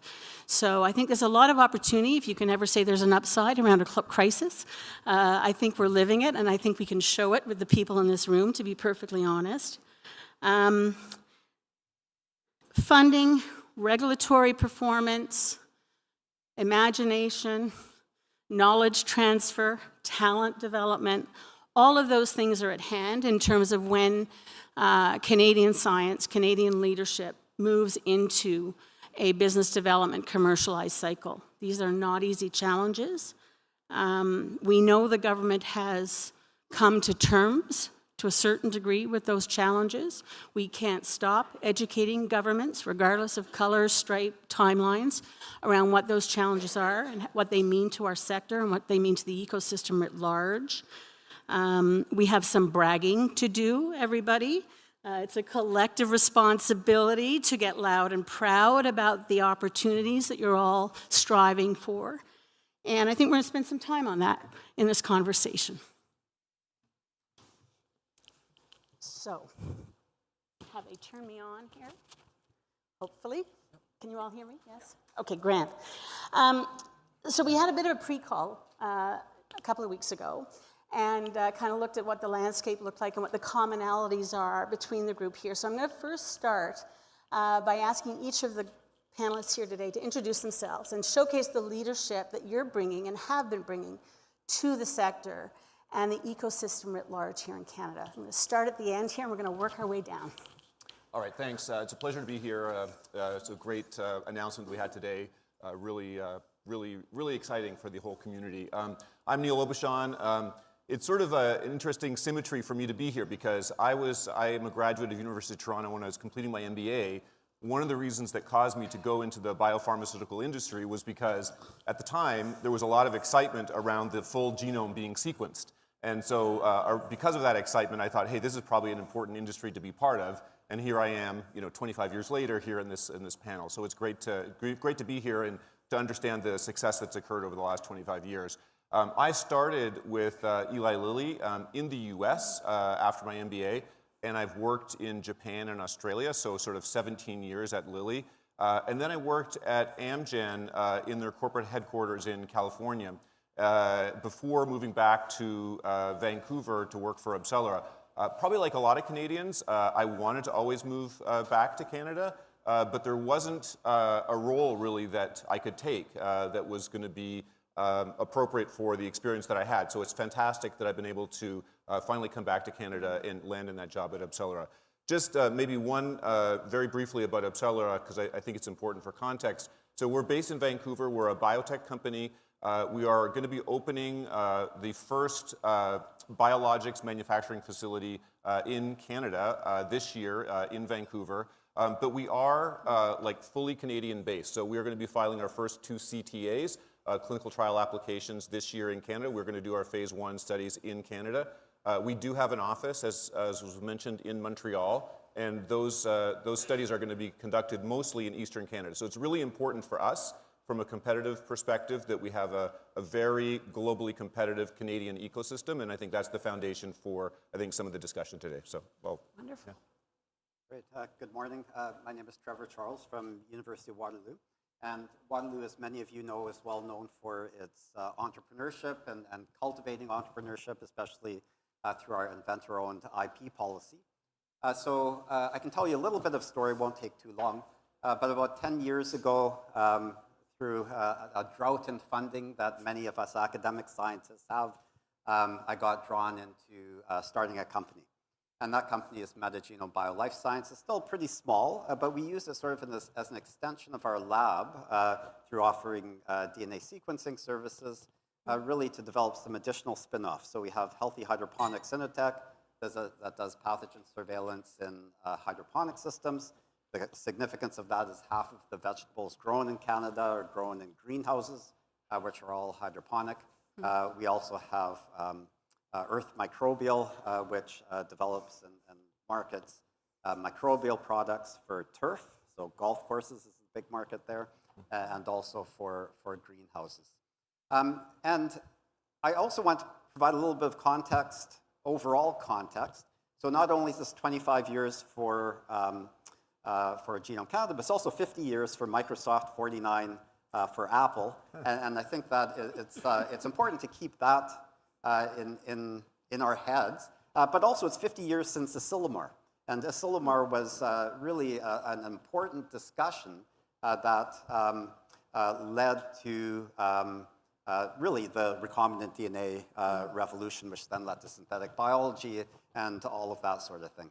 And which I think is something that we need to keep in mind when we're talking about commercialization, because we have a regulatory structure all over the world which actively impedes innovation in genomics, in many aspects of genomics. We have to get our head around that if we're going to address the major challenges that we have.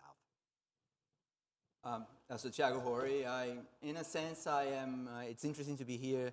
I'm your typical immigrant. I'm going to call it a success story, though I don't like that. But with a twist that basically funded by Genome Canada. I moved to Canada in 2006 to do my PhD with the COD Genomics project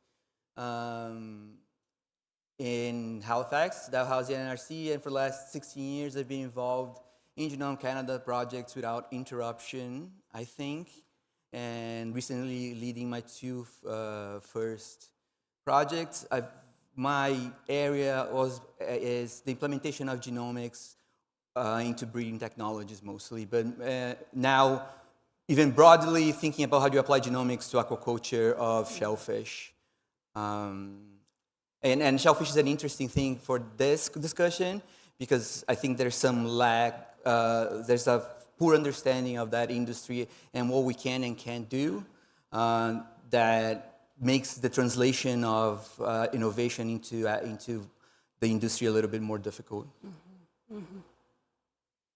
Good morning, everyone. My name is Nancy Tout, and I've actually worked over 25 years in what I call the innovation supply chain, and that was really by design, and devoted always to agriculture and agri-food and our food systems. Although my early days, and this will date me, doing my PhD was in CF research, and at the exact time that the gene was discovered, and of course I was working on antibody therapeutics, and it took I can't tell how long, and those DNA gels and all those sorts of things.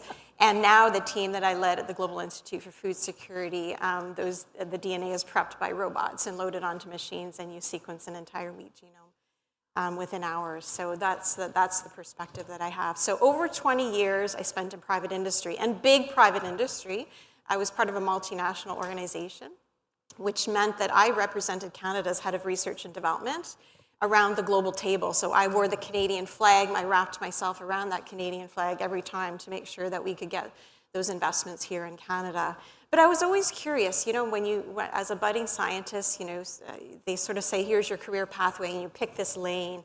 And I really wanted to intentionally get out of private industry and really sort of explore the public side of things. So I moved across the province and said, kids, you can't live in my basement anymore. I'm selling the family home. And moved to Alberta and did another great thing. I was part of a funding organization that was being started up in Alberta, which is partnership-driven and industry-driven, and that's part of core of who I am as a scientist as well, too. And spent a little bit of time there, and then was really attracted to one of my dream jobs, which is at the intersection of innovations, which is public and private partnerships when they come together. And that's what the Global Institute for Food Security was sort of started up to do. And when you bring in all of those different intersections of innovation, you can do great things in our food system. So the other thing that I would say about myself, to introduce myself, is I am two things along the innovation supply chain. I'm partnership-driven, and I'm impact-driven, and that's unapologetic. I know in our world sometimes commercialization becomes a bad word, and so I was really encouraged by the announcement this morning. Commercialization was front and center. Impact was front and center as well. And I do know that it takes all parts of the innovation supply chain across all the TRL levels, all the talent in the room today, government, public, and private, to sort of come together if we're going to really solve some of those tough challenges in agriculture. So look forward to the conversation. Oh, that's great. What a gang. This is exciting. And I think what it does showcase to me as well is that if there had been one simple answer, we would have done that years ago. But the ever-evolving challenge and dynamic of discovery and research and competition is forcing us constantly to reevaluate, reassess, understand our place within the process. And so this is a bit of a fun question, but it's also a tough one. I'm going to start with you, Trevor, which is, what is keeping you up at night? We know that there are challenges out there, and as you look through the spectrum of what you've been accomplishing and what lies ahead, what does that feel like to you? So what keeps me up at night? Well, I saw on the news yesterday a new report on bird flu. Yeah. Right? And I think that we don't pay enough attention to pandemic preparedness. Even though we learned so much during the last pandemic, and pandemics are not only diseases that affect us, but there are diseases that affect poultry, livestock, crop plants. They can be economically devastating, and starvation can ensue if we don't get our heads around it.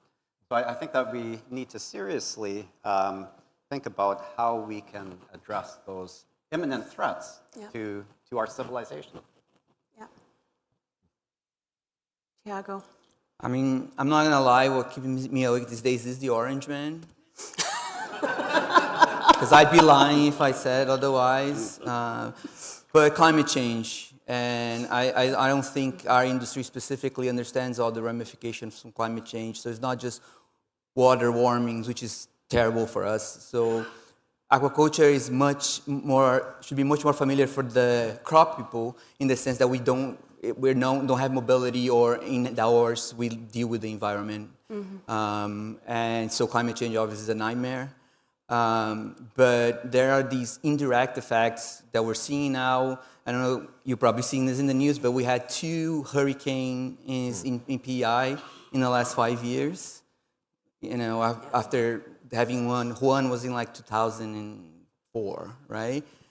So, the weather is getting riskier, it affects our farms, but then we're also having emergency of pathogens in Canada now. Right? Mm-hmm. And that's one of the things that people are not thinking about. So one of the things that we're trying to work on is how to do surveillance in bodies of water with the eDNA, because it's becoming clear and clear that as the oceans are warming, the biology is moving up north, right? It's happening, we think it's happening with the lobster, but it's also happening with all these invasive species and pathogens, and those can really destroy an industry. And there have been examples of it in aquaculture. So I think we need to think about climate change as more, and I'm not the first to say that, but we have to keep thinking about climate change as more than temperature. Yeah. Great. Well, I'm going to, 3 short things, but one of them, of course, because I spent most of my career in regulatory affairs, I do want to say that regulations and advocating for science-based, predictable, and globally harmonized things are the things that kept me awake at night. And we continually have to be vigilant around that. However, I do want to give a huge shout out, because I have been sleeping a lot lately, because Canada is world leading in its gene editing guidelines. So if there are regulators in the room, I can't thank you enough. It does sort of pave the way for a navigation tool for companies, because it takes 10 years. And, 280, I think, and Lauren, I'm looking at you, the new number on how much it takes, a single, whether that's a crop protection product in agriculture or a seed variety to bring to marketplace. So it does bring that consistency. So I say great news, and Canada does need to be world leading in its regulations. And it's great that we've not looked to Europe, that did say no to science, and that cost them, I think it was 3 trillion euros. It was the economic loss that I saw in saying no to science. So regulations, but what I do still keep awake at night are innovation silos. And now, having worked in 3 provinces, I do see that, unfortunately, right across Canada. We are Team Canada. Innovation is really a team sport.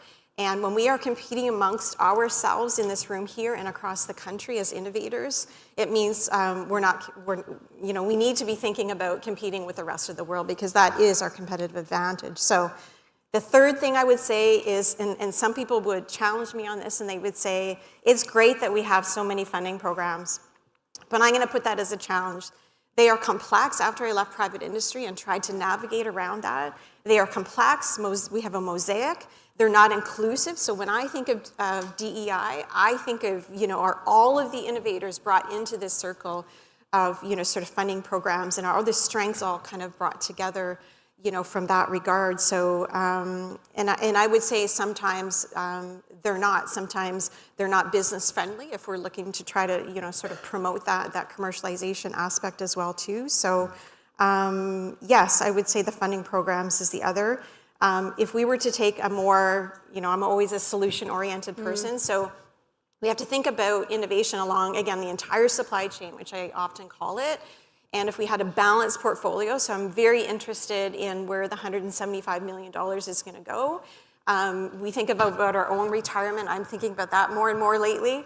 My retirement profile is, spread out across that. And so I think similarly, from an innovation programming perspective, we absolutely have to be thinking about how we have that balanced portfolio that's going along all the technology readiness levels, and balanced, and brings in all the great experts in government, academia, and private industry, both small, medium, and large. That's particularly relevant as we see over the last few days some of the interprovincial conversations finally happening around something as fundamental as internal trade. Why it's taken the South to give us that lesson is, we'll just leave that alone. But the fact that we actually now have a conversation started in this country that is very motivated and timely around how we break down some of these interprovincial barriers, if you will. And I'd like to think that, in fact, this is a community that could showcase that to the next level as well. So you can deal with it when you're fighting about wine in what province, but in fact, it goes much more broadly than that. And I'd like to think that we have a role as an ecosystem, as a sector, to really drive some of those conversations going forward. So putting on my political advocacy hat, don't lose that one, run with it. Let's figure out how we do that, Rob and team. Sure, I'll comment. The great thing about going last is I could say, I agree with my brilliant colleagues. But I'll try and put a slightly different spin. But I do agree, in particular, the last 2 comments around the sort of Team Canada approach. It's funny, and not to put the political hat on, last night at the reception, I was talking to someone, I will not mention the person's name, but they said that they do take wine across provincial borders, and they sort of said it in hushed tones, and it is actually quite ridiculous when you think about that, and that if we don't take a Team Canada approach, and that's just kind of a microcosm of the broader issues that I think that Nancy was talking about. What I would say is like the challenge, what keeps me up at night is the opportunity is the challenge. It's sort of two sides of the same coin. We have fantastic science that exists in Canada. We have great talent. And it's just a matter of like, are we able to cut across our silos and harness that, the power of the talent in that we have here and the science that we have here to produce something world-class. And I do feel, and maybe again it's building on Nancy's comments, is that we do tend to kind of get in our own way too frequently, and sometimes we think too small. I can tell you from an Obselera perspective, and I'll try and be a bit provocative because again, it's in our interest to be, to solve these problems. I asked my team to look at, genomics and said, hey, what should we do in that space? And I didn't give them any guidelines at all. And they just sort of went away, and they're smart people, and they came back and said, we have a solution. The solution is we should partner with the UK. And it was interesting for me because that's what they kind of came back independently. And it's because they're easy to partner with. They have access to sequencing data for hundreds of thousands of patients. And I went on to look at the UK Biobank, and they have investments from AWS that was, that's not government funding. That was AWS just gave them that money.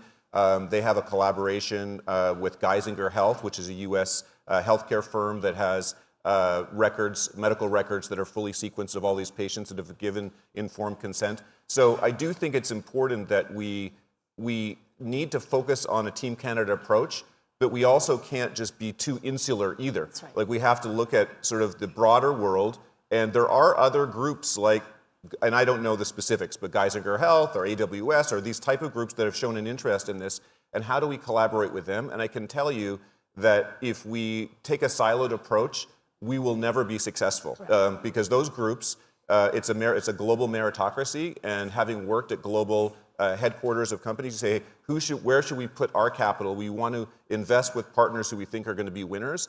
And if you're looking at someone and say, well, they're siloed, I'm not sure, then you're like, well, then we're not going to invest. If there is a group that says, we have a vision, we have ambition, we think we can do this, they're coming together, then that is a group that you want to partner with. And so we need to do that better, and that's the thing that keeps me up at night. But last thing I'd say is, I think we can do it. Just to be clear, I'm an optimist, but we do have to get out of our own way in order for that to happen. Yeah, I mean, in our sector, we've been seized recently with conversations around clinical trials and how, with all due respect to Canada being 41 million people, the reality is we're relatively small. And when it comes to the data race, if we are still struggling in this day and age to find connectivity around the most fundamental data opportunities for sharing and learning, we're going to lose. There's no two ways about it. I know there's terrific initiatives that have been started to try and coalesce the national footprint along these lines. Health Canada's got an ambition along those lines as well. But wow, do we have work to do. It's a perfect example of getting in our own way, but also seeing an opportunity to smarten up too, right? I mean, Tiago, I want to kind of switch a little bit to you because you mentioned obviously the unique science that it relates to where you're living, where you're working, the company you've created. There's a huge value dynamic in a place like PEI when a team of people that you framed come together and work on projects like this. I know that, in fact, life sciences and biotech has changed the GDP in PEI. We do a lot of work with the PEI Bio Alliance. They're just going gangbusters down there. And so, Tiago, I kind of wanted to throw a little bit at you in terms of leveraging the work you do as an example of that within a local market, but also in a national market, because PEI's growth has actually helped Canada ultimately set some goals and targets. Yeah, so I think PEI Bio Alliance is a good example, right? I think when it comes to genomic science, we had to get more comfortable with what I call funding the boring, right? We can't just be funding the exciting. Because the reality is genomics grew and had huge impact in well-established sectors that had that capacity to pick up an idea and integrate that into their, into their operations. Pharma, large ag, all these industries. By the time Genomics really matured, they were big businesses with a lot of money, right? That is not the case for anybody in aquaculture other than one salmon company in Norway. And so I always say that, people think that innovation is just excitement, but it's not. There's a part that is boring, which is reproducibility, application, looking at your ROI and make sure that it makes sense. Those things are boring. They're not discoveries. It's doing again and again and again and again, and we don't fund that while other countries do, direct to the industry. I think that that's one of the basic limitations, because I come out of every project, and we have the advantage of being backed by an owner that is interested in that, but it's not the case for most companies in this space. And as genomics progress and starts to infiltrate other even smaller industries, it's going to become worse, right? Because there's no high return. Like, one thing is to talk about a startup in pharma where you discover something and there's huge potential. There's no huge potential for tomorrow profit, right? But I'll give you an example. I still believe that mussels are the best solution to the protein requirements of the world, right? Mm-hmm. It's a low footprint, no carbon, no input, carbon, whoever you say, slightly carbon positive, carbon negative, or let's call it neutral. It's healthy, right? But this industry doesn't have the money to become that. It doesn't have the resources, it doesn't have the time, right? So we have to start thinking about how do we help these sectors to take these ideas and become, because if you're gonna give an example of us, like if we're gonna just do that through IRAP, which is what we do mostly in the years, and ACOA, it's just, we're not gonna be able to implement genomic selection, right? Or things like that we're talking about big investments and big OpEx and big budgets. So, I mean, I know that it's exciting and I am a scientist, but like when I move to industry, I come to learn the value of boring. And I think we need to recognize that there's value in boring research. But you're not boring. Yeah. You're not boring. But Nancy, I think there's a nice dovetail there between Tiago's comments and your expertise in terms of looking at the dynamic food security. I mean, we're hearing about, the price of eggs and all the other machinations. But global food security has been on our landscape of issues for quite a while. And we're at a point now where genomics has started to really emerge as a solution base. It's already within the global marketplace to a large degree. What are you seeing and what are you thinking might be coming next in terms of some of the opportunities and challenges on that front? Well, thanks, Kate, and you're right. I think food became part of the conversation long before the word tariff sort of all of a sudden became part of our daily vocabulary, because obviously we've had conflict around the world, right? When you think about Ukraine and Russia. So you've got conflict, you've got, the trade wars, you've got extreme weather events, you've got, climate change and the moisture, availability. So there's all sorts of things that are challenging from a food security perspective, and that's only sort of increasing in our world today. And so luckily we have the world of genomics, which I personally feel is one of the strongest ways out of Canada's what I call sometimes productivity gap, which has been widening since 2011. And so I look at that $30 billion productivity gap as an opportunity for genomics and for all of us in this room here. I think where we need to go, because again, I agree, Andre, you said it last night, we're just scratched the surface. Rob, you said it, we're just getting started. In the agriculture industry, we've generated all this vast amount of genomic data and information, and what we're not doing, with the exception of, shout out to dairy industry, celebrate them in a big, big way, who are using it to their advantage, but I would say on the plant side of things, there's a really opportunity to harness the genomic information that we've generated. And again, right now they're in little silos in everybody's own databases. But if you think about the power of, again, genomic selection to really accelerate outputs, because we're dealing with tough pest problems now. So when we think about biotic stresses that the farmers have, which is things like, diseases and insects that destroy their crops, leading to huge economic losses for Canada. And then you've got the abiotic stresses. So those are all very complex things to sort of tackle. And, you know, you talk about your industry, Tito, as having, you know, just this small amount of sort of information. And so how do you, you know, take advantage and maximize, and you can't do that as a small, which means you got to bring them all together. And that's what we need to do in the plant industry as well, too. If you harness the power of that genomic data, break down those barriers and silos from how do we share the data and all those kinds of things, yes, absolutely.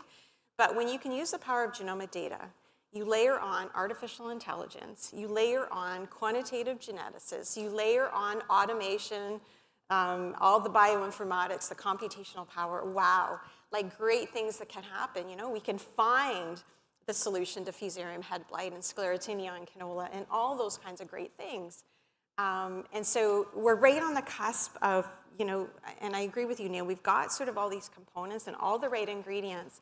We're not sort of stringing them all together and making them all, you know, sort of work together. And that's really where I think Genome Canada can really, you know, play a huge, huge role in coordinating and bringing that real effort together, you know, right from start to kind of finish too, because I see sometimes too, we should and we ought to be setting up these innovation hubs across Canada, not duplicating them at every university or every government lab.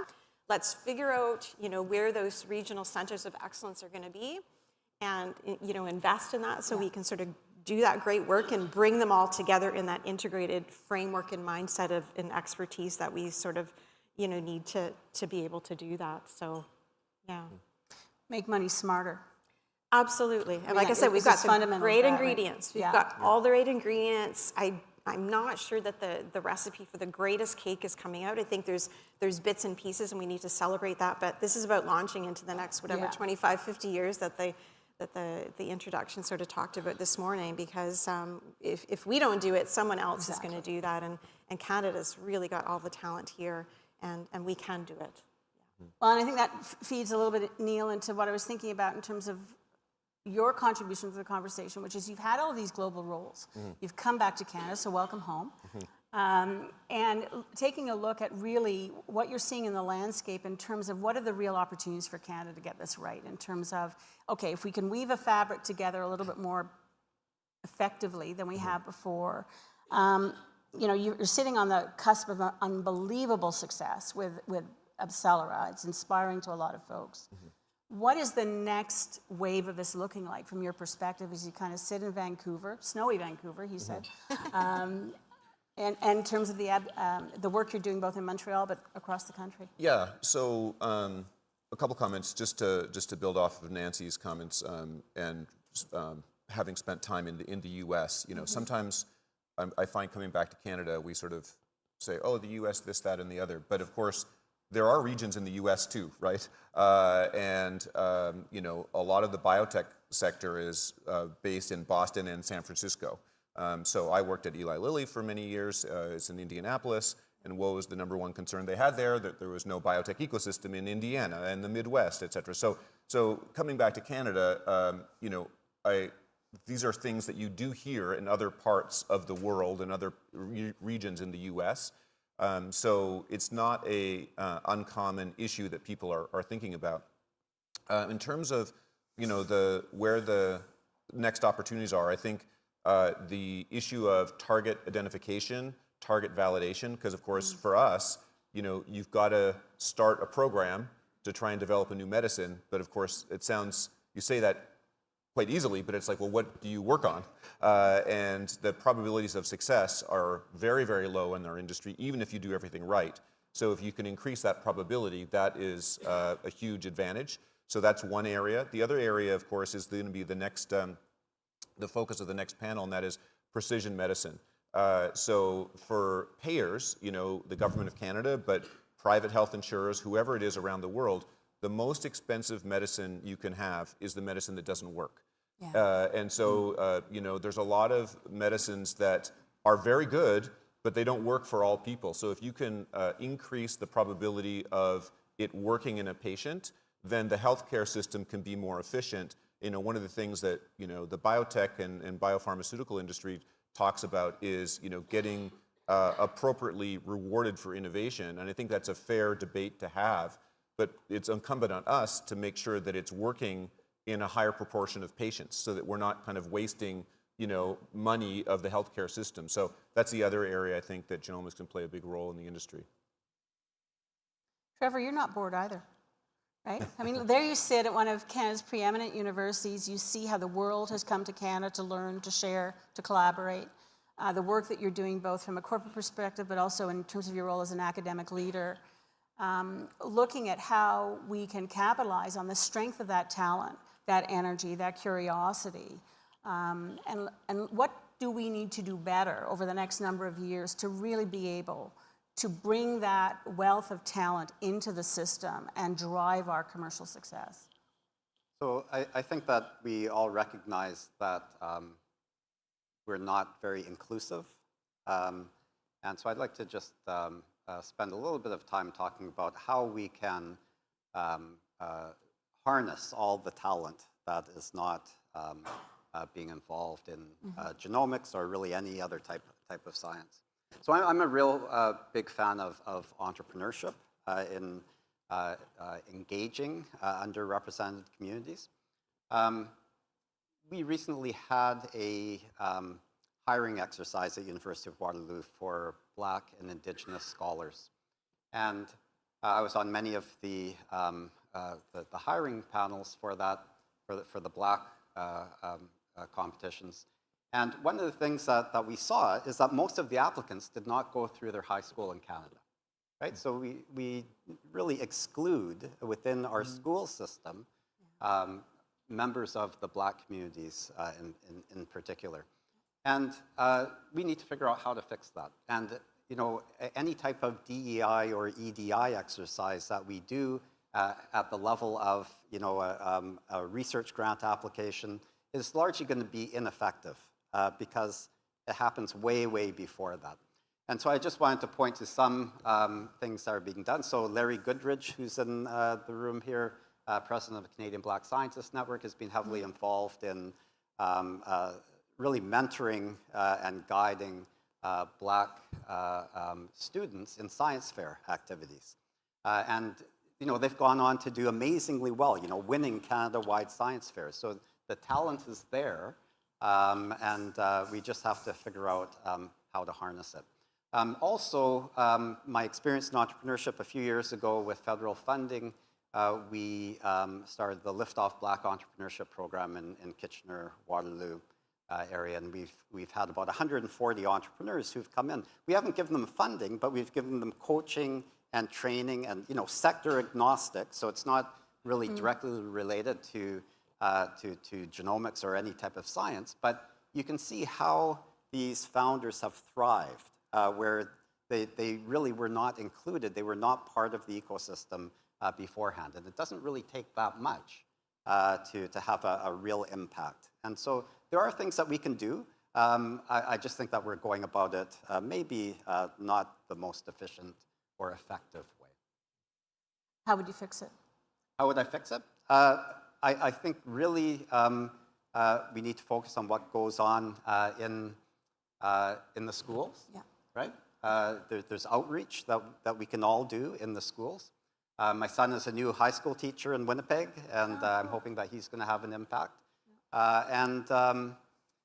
Also, we have to look at ways that we can, as I said, harness entrepreneurship in the universities. Introduce some of the graduate students and undergraduate students to some of the opportunities that there are to build a business, forge your own pathway that can have huge impacts. Yeah. Huge challenges, right? So I'm going to make each of you now the minister responsible for the next generation of genomic learning and exploration in Canada. I'm going to start with you. You win, haha. And I wanted to say, what is the number one thing that you believe the federal ministry or federal government should be doing to really move forward on the opportunity at hand within this sector? I'm going to start with you, Nancy.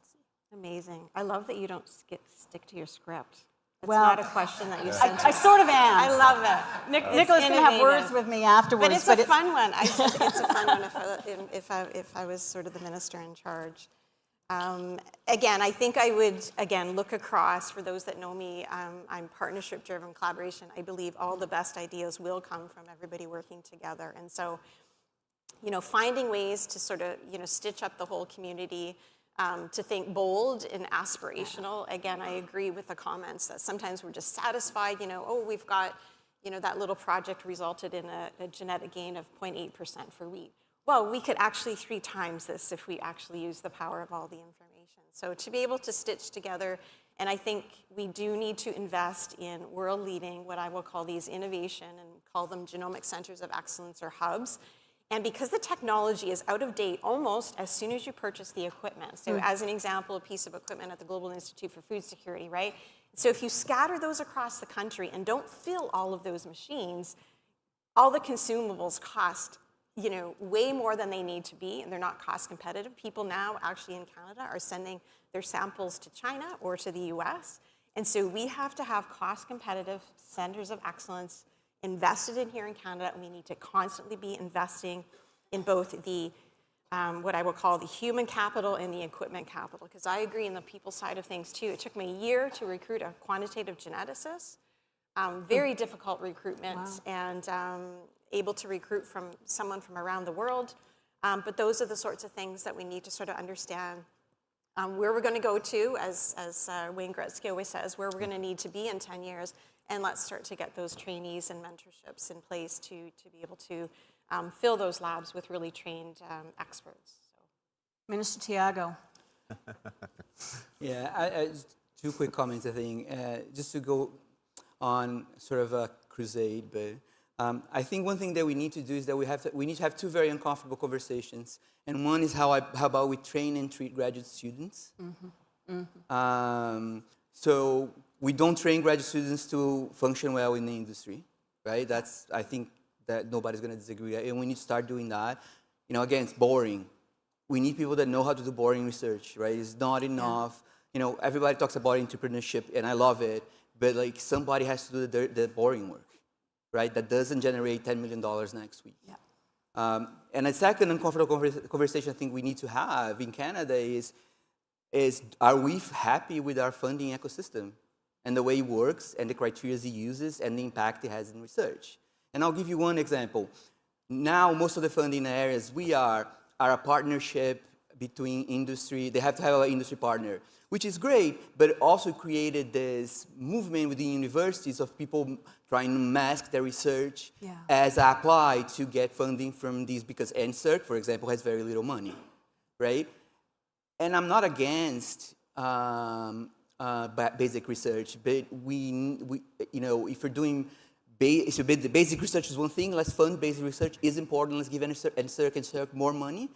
But when you talk about applied, let's fund stuff that it's gonna be translated in the next 5 years, right? And we're not doing that. But I really think also we have to take care of our grad students. Nicely done. Minister Trevor.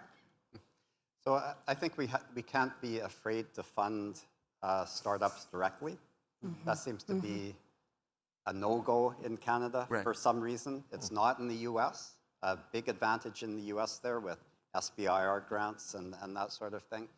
And myself as an academic, I really have no interest in partnering with industry, because first there's a conflict of interest because I am in industry, right? And there's so many more academics every day who are starting their own companies. And does industry really want to partner with academics to do the research? Why are they not developing the ability to do the research themselves, right? I think that really we should be building that capability within Canadian companies. Okay. I think I'll sort of keep it at the strategic level. I would say that if I was the minister, I would be saying in 10 years, I want to see what it's going to take for Canada to have a world-class genomics capability from an international perspective. And I wouldn't care if Alberta got more than Quebec or more than Ontario. I wouldn't care about the regional perspective, because I think if you solve for that problem, you're not solving for the Team Canada approach. And so that doesn't mean, just by the way, that the different regions don't have an important role to play. I think they absolutely do. But it's, again, what problem are you trying to solve? Are you trying to solve for equalization, or are you trying to solve for a Team Canada approach? And I can tell you that if you try and solve for the former approach, you'll never be successful on a global stage. We're too small of a country. We have to unite, get out of our own way, and develop the capabilities to be competitive on the global stage. And that means doing more things collectively together, removing those, not being siloed at all. And it also means, stepping outside of Canada and collaborating with international partners more aggressively, and being confident as we do that. So I think that's more conceptual than sort of maybe specific policy, but that would be kind of what I would be expecting to achieve. A good mandate letter for a minister, that's for sure. Yeah. One of the things that we've been tracking at Biotech Canada has been the investment dynamic into the sector through the life science lens specifically since 2021 into the end of 2023, and it was about $23 billion. So, we're talking about huge value. That's a massive footprint that has been attracted into this country, put operating dollars in. Now, some of the sources of those dollars are M&A, so we lose some of those technologies to international partnerships. I don't think that's ever going to go away, but how are we doing a better job ultimately in competing for dollars? The rest of the world is in this race too, right? We're not sitting here alone with all these fabulous ideas.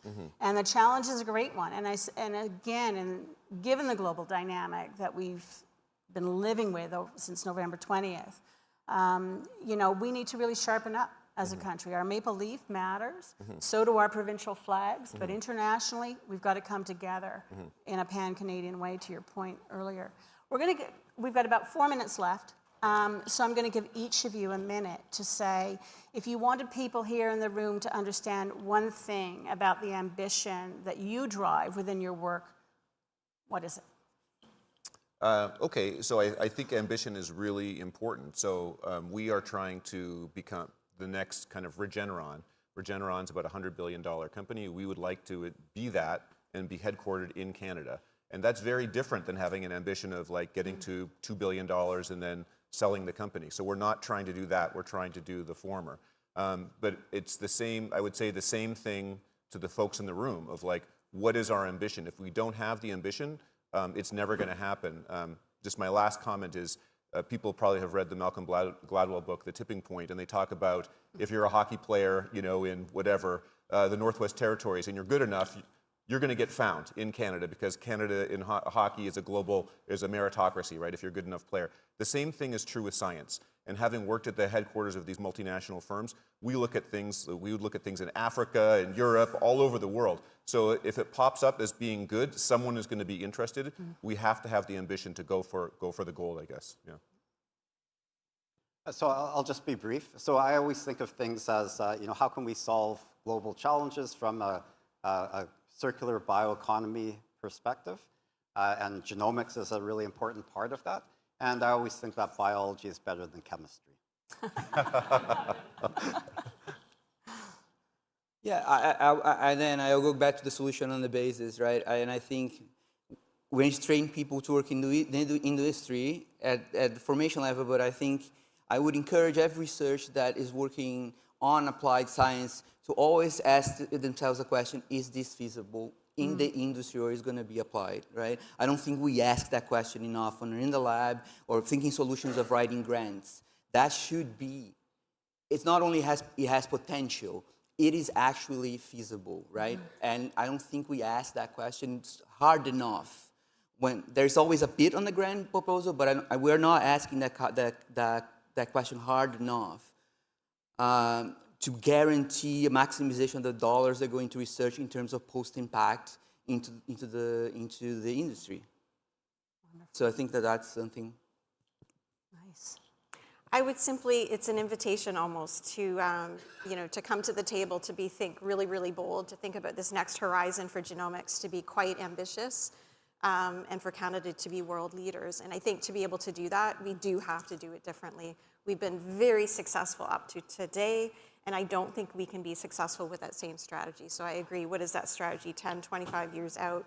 How do we sort of come together and really drive this home? And I would say from an agriculture perspective and food security perspective, we can tackle things like sustainability, economic, environmental, and social, along with all the challenges that I talked about from that. So it's not an either or. Genomics allows us to solve all of the problems together because, of course, you can create a genomic selection index then that goes across the chain. So what a beautiful opportunity for Canada to be able to seize the $30 billion gap that we have. And I'm really confident that this Team Canada that's in the room today and across the country is really going to do that. So I look forward to celebrating at the next summit on how we did that and how we came together.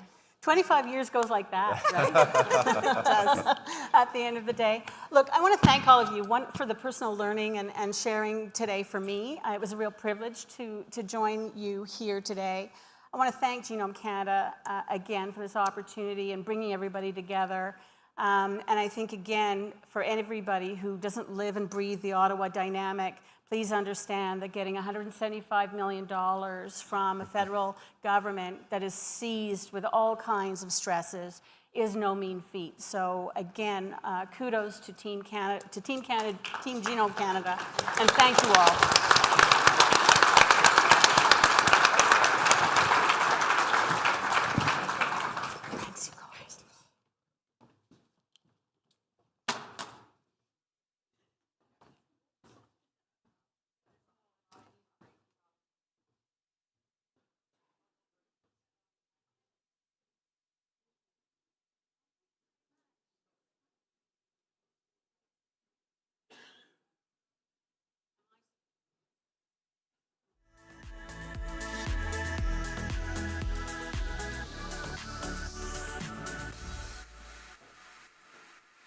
Here's me in a big hurry to get off stage. We've got about a 15-minute break, so we're going to welcome you back in 15 minutes. And again, thank you.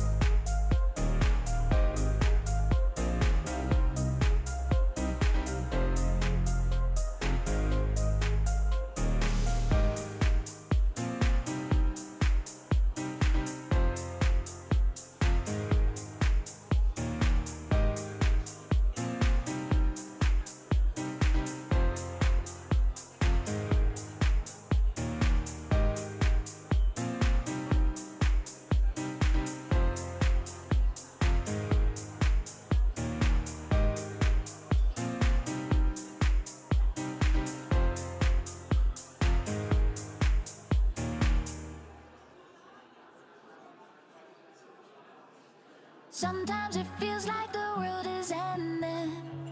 We're just a flicker in the universe.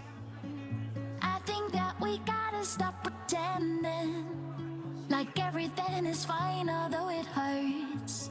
And sometimes giving in isn't the answer, but running leads us further to nowhere. And we just got too tired of defending. So time and time again we gotta learn. It's darkest before dawn, so don't give up. Just seconds till the sun. Oh, don't you stop, 'cause when the morning comes, it all feels like a dream. It's darkest before dawn, so don't give up. It's darkest before dawn, so don't give up. Just seconds till the sun. Oh, don't you stop, 'cause when the morning comes, it all feels like a dream. It's darkest before dawn, so don't give up.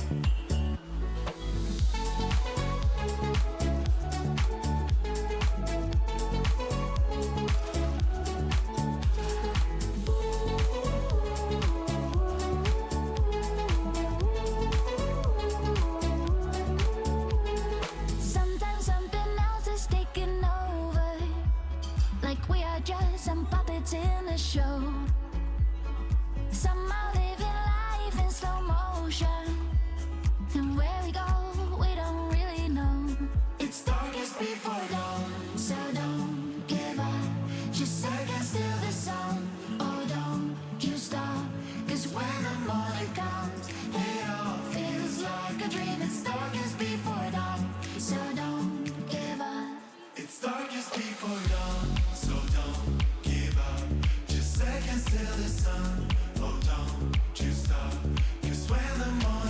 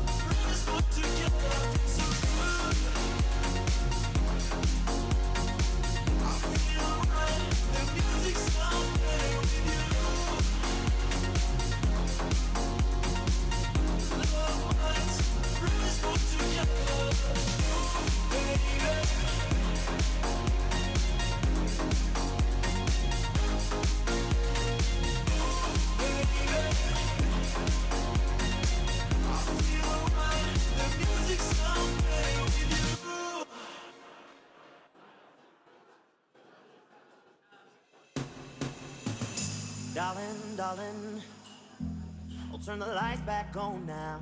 Watching, watching, as the credits all roll down. Crying, crying, you know we're playing to a full house. No heroes, villains, one to blame. While wilted roses fill the stage, and the thrill is gone.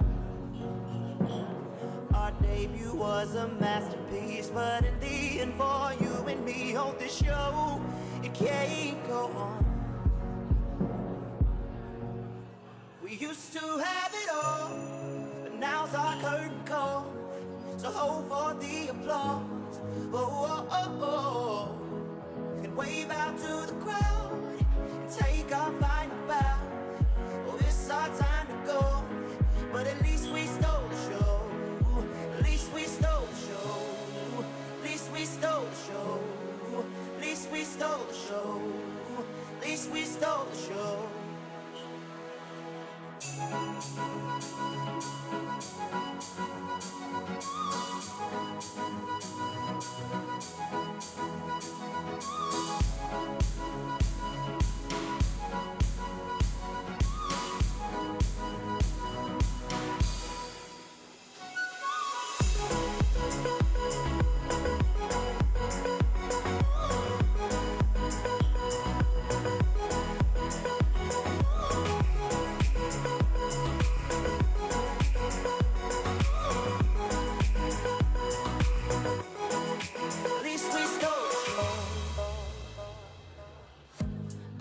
Darling, you know that we are sold out. This is fading, but the band plays on now. We're crying, crying, so let the velvet roll down, down. No heroes, villains, one to blame. While wilted roses fill the stage, and the thrill is gone. Our debut was a masterpiece. Our lines we read so perfectly, but the show, it can't go on.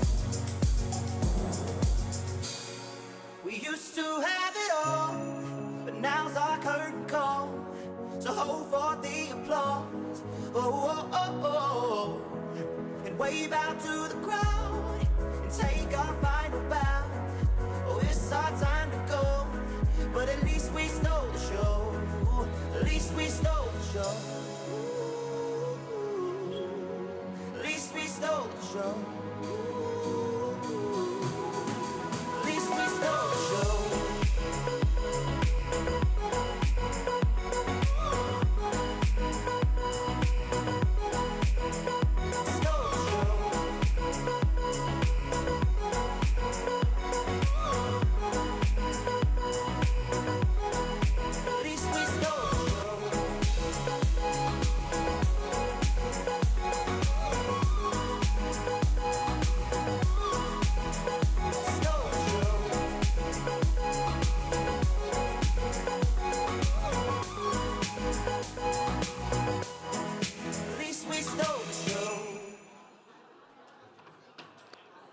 It feels like time is slowing down right now. These thoughts of you are getting loud, so loud.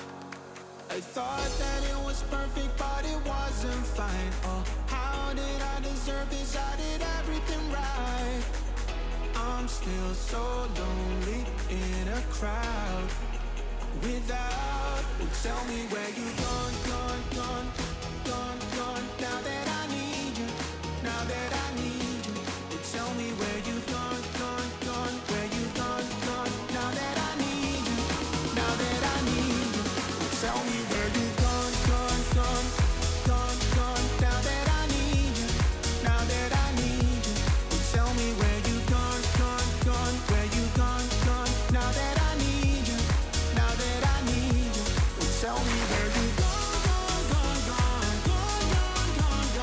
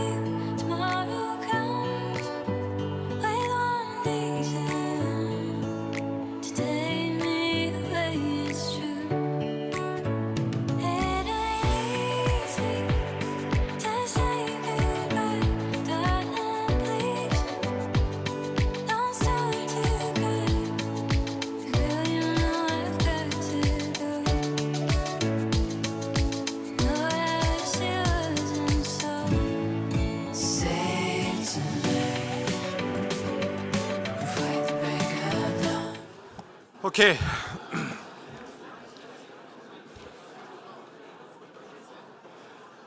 If everybody can start settling down, we'll start again in 30 seconds, or 45, or 1 minute.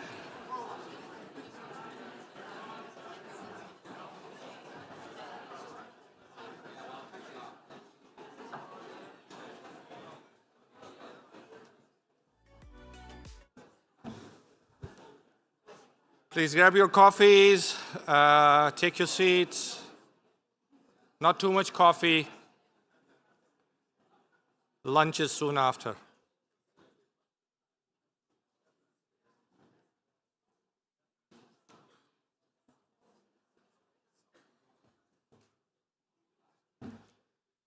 Okay. So as people are gathering, what excitement, right? For those of you who were there last night at the event, this morning, just the genomics research and innovation excellence in the room is evident and amazing. The Canadian genomics research and innovation in the room is excellence, is just absolutely amazing. Then we had the announcement this morning, then that amazing panel this morning. I think that's the Canadian advantage. That's the Canadian advantage we have. We are all proud of it. And I think we all deserve a round of applause for the Canadian advantage. Thank you. Thank you. So for those of you who do not know who I am, my name is Naveed Aziz, and I play a small part in the large genomics enterprise ecosystem by serving as the Vice President of Research and Innovation at Genome Canada.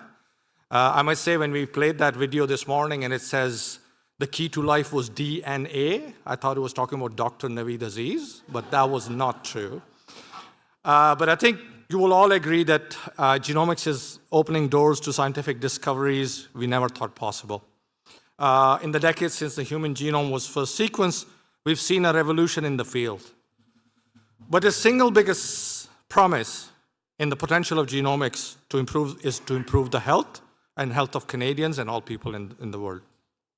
The future of healthcare is personal and tailored, responsive to each individual's genetic makeup, environment, and the molecular reality. What was once a theoretical vision is now a tangible revolution in medicine. Molecular diagnostics are more precise than ever. Customized therapeutics ensure treatments are as unique as the patients receiving them. Genomics is reshaping how we tackle chronic disease, rare conditions, and global health crisis. And at the heart of all of this revolution lies data. Our ability to combine the individual insights from large-scale genomic and clinical data sets. These data sets are not just advancing research, but also improving healthcare as it is delivered. So let's consider just a few examples. By uncovering more than 2,000 disease genes, genomics is speeding up the diagnostic of rare diseases. The discovery of genetic mutation that increase the chances of someone having a sudden heart attack means physicians can now deploy preventative interventions that can save lives. And similarly, sequencing DNA from large cohorts at risk women that has helped identify patients who are at higher risk of breast cancer.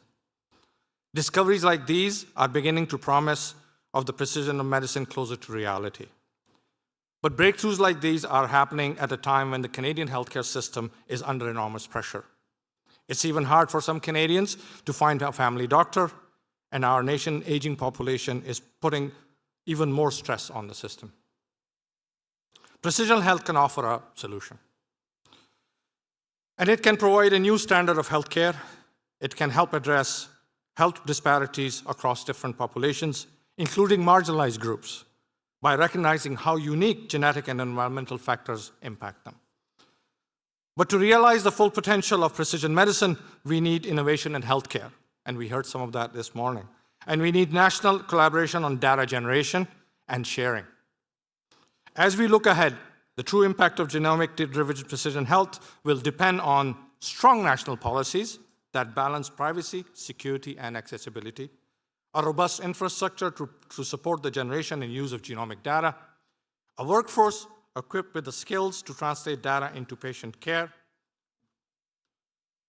and my pages are stuck together. Interdisciplinary collaboration between genomics, AI, clinical medicine, and public health, and a commitment to health equity, ensuring all Canadians, especially underrepresented communities, benefit from these advancements. Accurate and accessible genomics tool can increase the productivity of healthcare investments by reducing the time and resources invested on unnecessary tests. It can also help prevent trips to the ER. Precision health can also help promote healthy aging, which will significantly reduce the burden of our healthcare system. Canada has the talent, the research capacity, and the ambition to lead the world in precision health. But to make this vision a reality, we must move forward together, scientists, healthcare providers, policymakers, and patients, all working in a united system. So how do we move the needle when it comes to precision health? What will it take for us to harness the power of genomics? How do we enable our personalized, preventative, and cost-effective healthcare? How do we make sure that the doctor can really see you? Not the generic you, but the genetic you. To shed light on these questions and our future of precision medicine, our next panel will be moderated by Paul Hebert. Paul is the newly appointed president of Canadian Institute of Health Research, CIHR. And I must thank Paul for stepping in at the last minute because our original moderator, Stephen Lucas, couldn't attend because of family reasons. So Paul has graciously stepped in to moderate this session for us. So please help me welcoming Paul and the panel. Paul?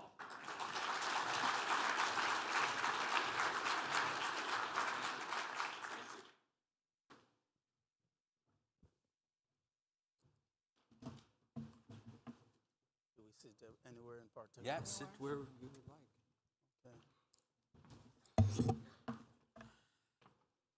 So is the mic on? I thought I would sit, but I think I'll stand instead just to thank you, Nada and Rob, for allowing me to say a few words and to moderate the session on your behalf. Bon matin tout le monde. Vous allez excuser mon français, c'est un Acadien, fait que c'est un peu ça, là. Je pense à Joanne puis Pavel qui me connaissent assez bien, savent comment que ça parle dans l'est du pays.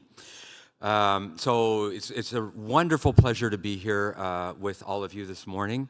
And I'm going to start by introducing our panelists in no particular order, except there's an order. Laura Burr, who's a professor and project lead that I'm sure you guys know from the Silent Genomes Project.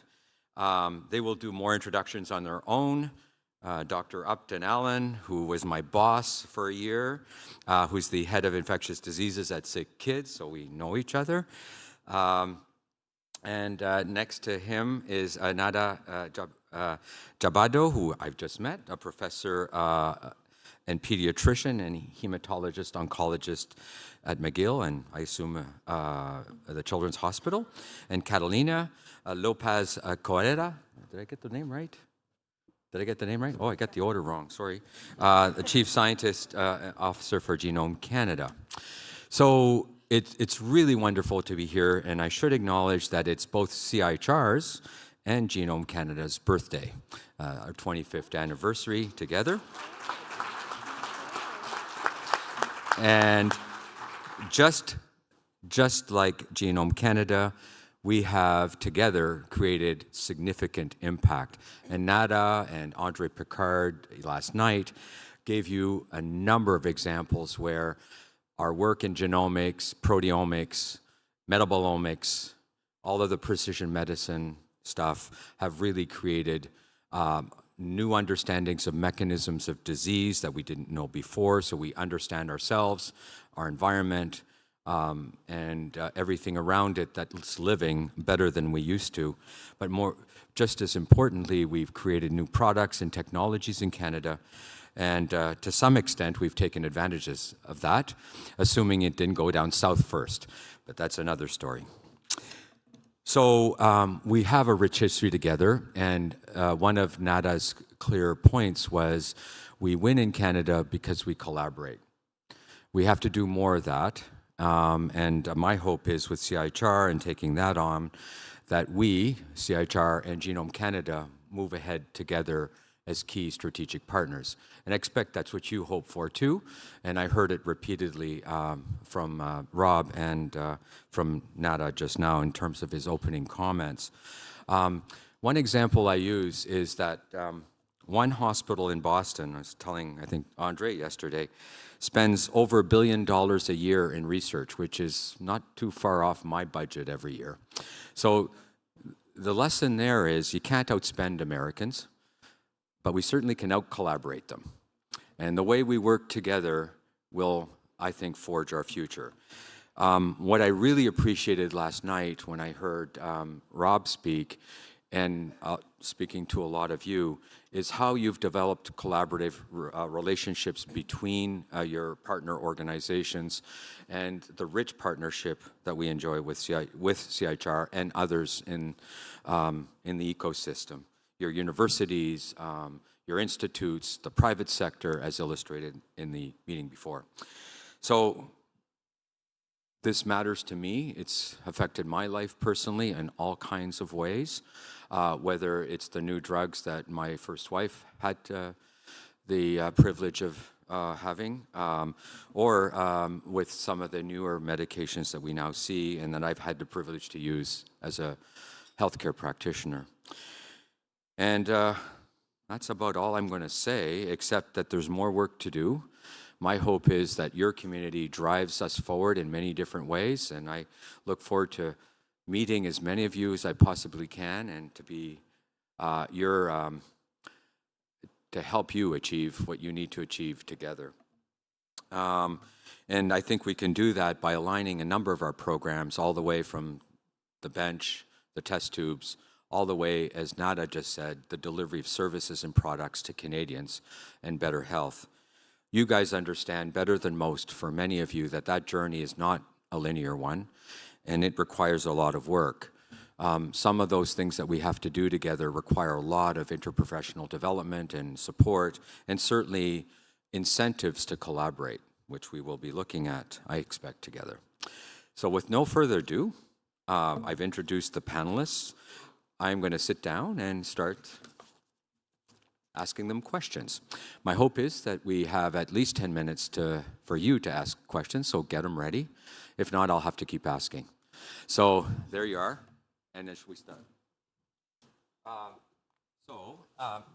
going to start from this end, and my first question, they got the questions. It's not a game show, so they got the questions ahead of time. So in the next 2 minutes, and try to stick to it, please, introduce yourself, and please share one big example in your life or your work that excites you, whether it's in healthcare or in medicine or in anything that you have seen, something in the last 25 years that's meaningful to you. Okay, thank you very much. First of all, I want to say thanks so much for inviting me here tonight and for allowing me to be part of Genome Canada's journey in the last while. I am, of course, very thrilled to be here. I felt like I was invited to a big party with all these terrific people I've known for many years, so it's been really fun. So I am Laura Arbour. I'm a professor at the University of British Columbia. I'm a trained pediatrician and medical geneticist. That means there's 3 of us who are pediatricians here. And I'm also situated, I'm at UBC, but I'm situated at the University of Victoria at the Island Medical Program. Often you see me as affiliated with the University of Victoria for that reason. So over the last, so a lot of my work is really working with Indigenous populations and with genomics and genetics, and that's probably why I'm here. But I'm also a clinical geneticist. So I see patients. And the greatest genomic change for us has really transformed the way that we've been able to diagnose patients over the last couple of decades. So that's with next generation sequencing, the ability to go from one gene, laborious, choose that gene, to whole genome sequencing or exome sequencing, which is really part of our clinical care. The Canadian focus of this really has been the work of Kim Boycott, who is here, whose first rare disease project started in 2011, and she has continued strong through her Care for Rare programs, where over 3,500 patients and families have been seen and probably 1,500 diagnosed and 158 new genes discovered. Her teamwork, the way that she works, is that she works in a way that is kind of the envy of many other countries because of that comradeship that you just described in being Canadian. So she's been the model for us, for the world really, in rare disease and discoveries that she's made. But I would just like to say the caveat that we still have a ways to go, because we still need to make sure that every patient gets the opportunity for the same level of diagnosis. And this is why we're working on the Pan-Canadian Genome Library and the Indigenous Background Variant Library to ensure at least that first step is covered. Outstanding. Thank you. Nada, next. Je m'appelle Nada Javado, je suis de Québec. Je parle en français parce que le français fait partie des langues canadiennes. I'm very privileged and honored to be here. I wonder why I'm here and it's not Kim. There are a lot of Steve, a lot of other people that would do a perfect job over here. I'm a clinician scientist. I treat patients, kids with brain cancer and other cancers.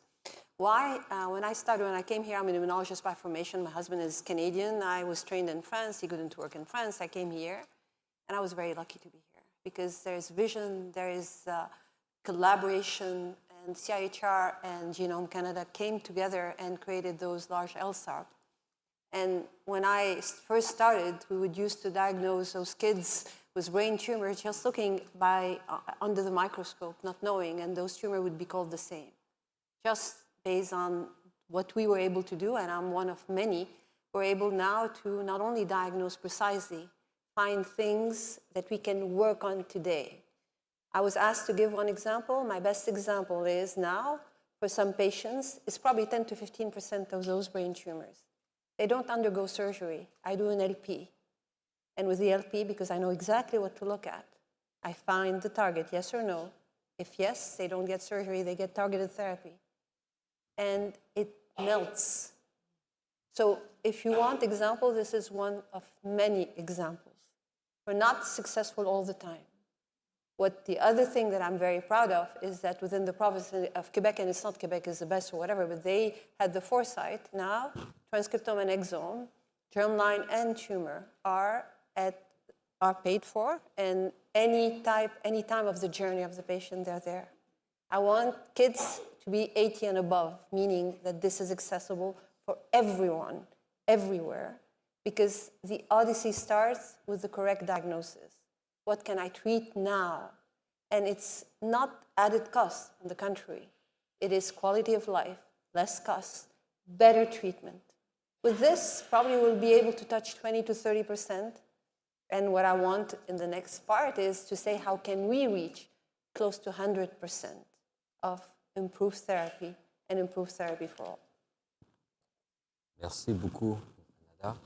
Upton, the floor is yours. Thank you, Paul. Paul, talking about bosses, let me acknowledge my boss in the Research Institute, Steve Shearer, over in the corner there, and my colleague, Ray Young, from Sick Kids. I'm sure I'm missing some Sick Kids, but it's a real honor to be here, Paul. I'm a professor in the Department of Pediatrics at the University of Toronto, and I'm head of infectious diseases. I'm the interim head of the Transplant and Regenerative Medicine Center. I do remember I was a trainee when the CF gene was discovered, and I remember being in the auditorium and Lap Chi Troy and Francis Collins walked in, and they were like rock stars. Then we all applauded. I still get goose pimples from those days. It's been a journey. But in terms of what I would see as transformational events over the last 25 years, I would say the reduction in the cost of sequencing that allows for personalized medicine has been transformational. It's that transformational activity that leads to many clinical applications. I'll share a couple of examples with you. Take somebody who has received a new organ, a kidney transplant. If I, as a black person, receives a new kidney, and you, my friend Paul, receives a kidney as a white person, and we get the same level of immunosuppression, there's a chance that I might reject and you might not. And it's the pharmacogenomics of the situation that we're now getting to better appreciate that it's not a one-size-fits-all approach at all. So you're seeing the emergence of those types of clinical applications that are really transformational. We've seen the more targeted approach to the treatment of different types of cancers, which has also been transformational. Examples that I use often is to say, well, you know, it's amazing to see in my journey as a trainee and then as a faculty person at SickKids over the last decades or so, to see the treatment of certain cancers using a Canon in the early days versus a laser in current times. It's just been amazing. So those are, I would say, represent the transformation. This is so inspiring, all the three of you. Thank you. And the next. Yes, so Catalina Lopez Correa, is a pleasure to be here to talk as a scientist, as a funder, and also as a patient. So with 25 years of experience in the world of genomics, moving from one genome center to another genome center to Genome Canada, I was not prepared at all to enter the healthcare system and to be myself a subject of research. I was diagnosed with breast cancer in April 2023. That, of course, was a big shock.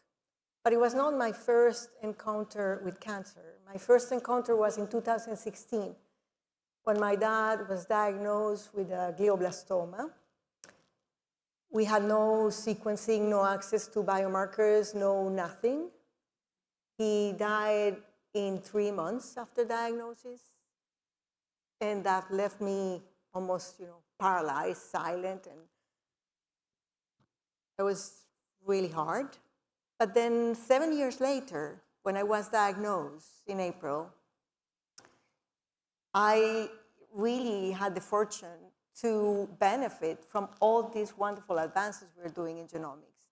I had an Oncotype DX, which is a profile of my tumor, that guided the oncologist to decide that I needed chemotherapy. So that decision was based on the molecular profile of my tumor. Of course, I went through chemotherapy, all the pains, all that, but I was, back and sure and convinced that that was the path to follow. For that test, I entered a clinical trial, so that was covered by the healthcare system. But then I wanted to have the hereditary cancer panel. I had to pay out of pocket for that test. And I had, in principle, a negative result that in reality was a variant of unknown significance, meaning that my Latino genome is not represented in international databases. Nobody knows what that variant is because there is no Latino genomes that are in those databases. I have got lots of opportunities, microbiome, I got a whole proteome, I got all kinds. I'm a living lab, I'm getting all kinds of tests. The most exciting one now is that I'm part of the personalized oncogenomics. When I was at Genome BC, I had the opportunity also to support with Genome Canada, Genome BC, that project, be part of the Marathon of Hope. So I think I'm a success story for genomics. My decisions, my clinical path has been guided every minute by all the advancements in genomics. So I thank you all for all the contributions that are saving lives. What a wonderful way to finish all of these success stories. So thank you for sharing, Catalina. what I get out of all of this is that not only have the discoveries been important, many of which you illustrated both in rare diseases and in other fields like cancer, but Canada's diversity is also helping us. It's one of our strengths, right? We're able to work with our populations in ways that others can only dream of. So that's been clearly illustrated here this morning. So my next question to all of you, and so thank you for all of that, is if you were to think of genomics in our future, what is one area, what it is for you, that we should prioritize? Whether it's to improve the patient journey or whether it's to focus on our discovery pathways or health economics or anything else. What would that be for you? Catalina, we're going to start the other end this time. Why don't you start? Well, I will go with 3, but really quickly. So What's that? I will go with 3 instead of one area. I'll touch on 3. So I think Upton The mentioned rule of 3 is good. Yeah. Alan Bernstein was telling me that the other day. I have 3 things. You've got 3 things. Good. I got 3 things. You got 2 minutes. I'm good with 2 minutes. Upton mentioned that we have, gone, and it's real, it's true. We had gone from, $1 billion a genome to what Illumina says today, $500 a genome, potentially $100 a genome. But it's still expensive. It's still expensive. I'm still fighting the system as a patient to get the circulating tumor DNA. I haven't been able to get that test. That's on my list of priority tests for me to get to follow the potential for recurrence, the full recovery, and what you say, cancer-free. That's the test I will say if I'm really, truly cancer-free. Guess what? That test, $6,000 US dollars. So we still need to get down in the cost of genomics to be able to have an impact in real life in patients. The other thing I will say is education and creating awareness. I was lucky enough, I had a clinician that is passionate about genomics. She's leading genomics at the BC Cancer Agency. She's all over this. She helped me enter the personalized oncogenomics. But I heard so many stories of family doctors, even oncologists, that are not fully aware, don't really know how to use, when to use, where, to give a patient a test, even for patients with long story, family history of cancer, they're not getting an hereditary cancer panel. So we need to work on the education and awareness. And the third one, I will say, diversity. My Latino genome is not represented.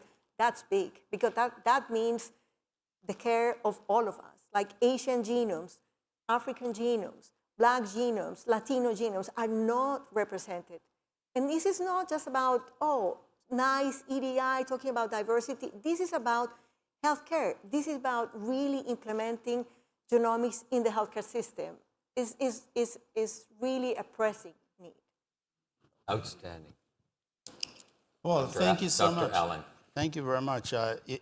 In one word, I would say diversity, but I think that you've said that. So I would say, Paul, I think it's important that Genome Canada doesn't fall in the trap that we in infectious diseases fell into in the 1980s, early 90s, where we had in terms of antimicrobial resistance, where we had what I referred to as floating data.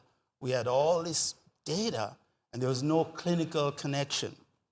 And it was hard to define the phenotype.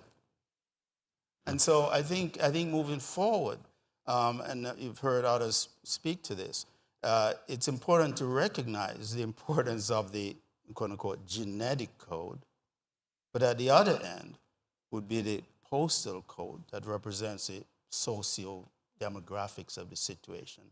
And in the middle are the clinical characteristics. And the 3 need to come together.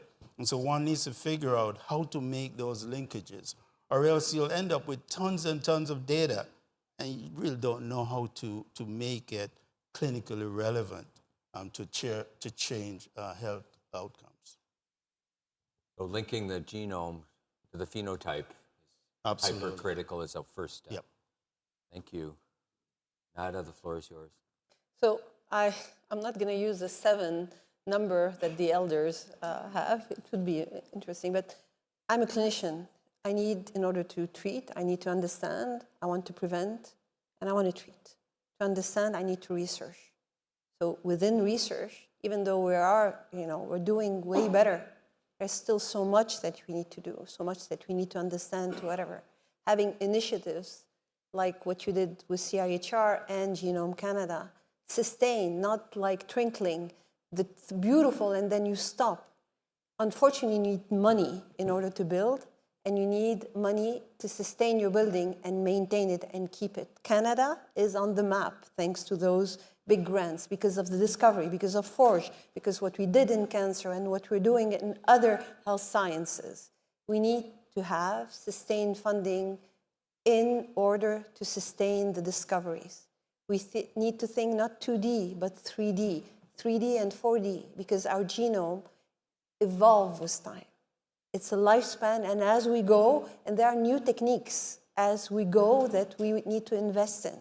And it's not only the genome, it's also the proteome. So there has to be some links to go to that. And it's not hard. I'm speaking generic at the same time. It's something that is already present and active in some instances. And we need to learn from those places where it's working well.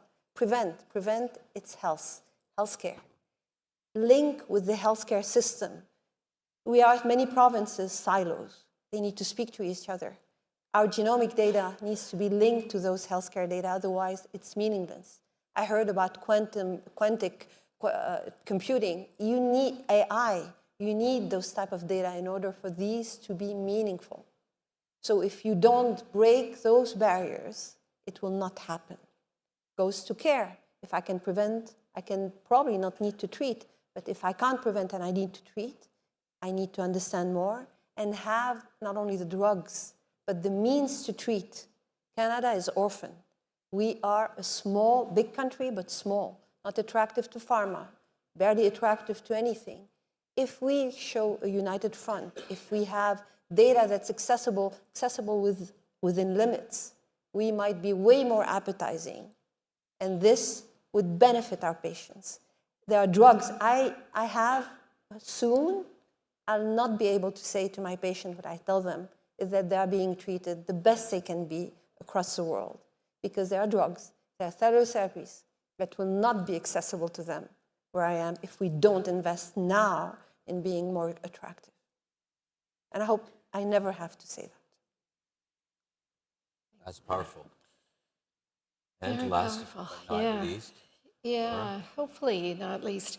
So the umbrella word that I would like to use is equity. So when we think about equality, it's opening the door. Equity is making sure there is a path to get to that door. So what does that mean when we're thinking about both healthcare and research? So people like me, middle-aged, or older than middle-aged, white women, very likely to enroll in research. But there are a whole lot of trust issues for others who are not so sure that that research or the clinical care biomedical samples will be used in the way that they expect them to be used. So, so to address the issues of equity, we also have to consider the perspectives of the population, of the patients. And we, within the infrastructure, need to understand what are the barriers to access. Why are they not necessarily getting access even beyond the trust? So that leads to inclusion. And if you have broad inclusion, both in health and in research, that builds the data that you need. So without all of that, you cannot build your robust data systems. So I think if I were to reflect on all those things you just said, we heard about the patient perspective, what Madame Bégin, Monique Bégin, our first woman minister of health, said, we are the land of perpetual pilot projects, and we have to overcome that, system fragmentation, commercialization, and making sure that we get our discoveries into practice. All kind of said that.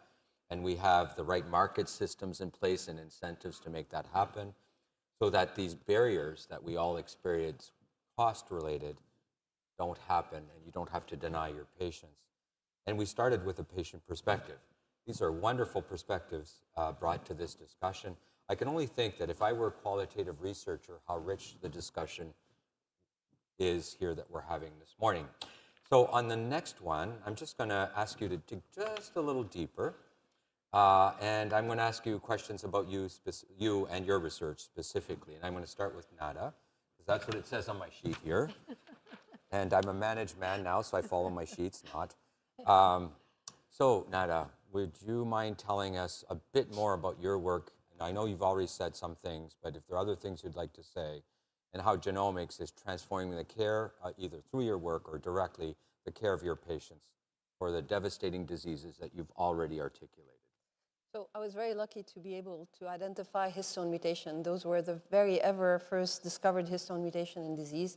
Don't mean a lot. This is one of the most conserved genes in our, this is what actually packaged our DNA, and nobody thought that those mutations could ever exist and be viable.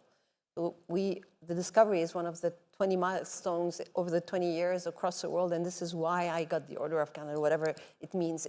To me, it's a tool. Understanding is something that, and the beauty of research is that you start, and sometimes for glioblastoma or anything, you start by understanding what is the language. You understand the alphabet, you create the word, and you create the language. And with those histone mutations, this is exactly what we did. And we are now at a point where, from having nothing to offer, there are multiple things that are getting there and hopefully will make 12 years later impact on the patient life. The reason why I'm saying that is that some discovery are immediate and others will take time before we can translate them into something meaningful at the bedside. And people have to understand that. Not everything is immediate. Genomic, even it's a beautiful tool, cannot bring miracle answers. They can for some, but oftentimes it takes more time than that. Beyond cancer, because I started working on cancer, we discovered neurodegeneration. We're just discovering ways why those actually histone mutations are linking to a lot of other genetic diseases. I used to work in the rare disease, and I collaborated a lot with Kim, who matchmade me with other people based on gene that we had uncovered. It is impressive what you can do. It is even more impressive if you work as a community and you have the means to follow, because you can provide answers. And this is my plea.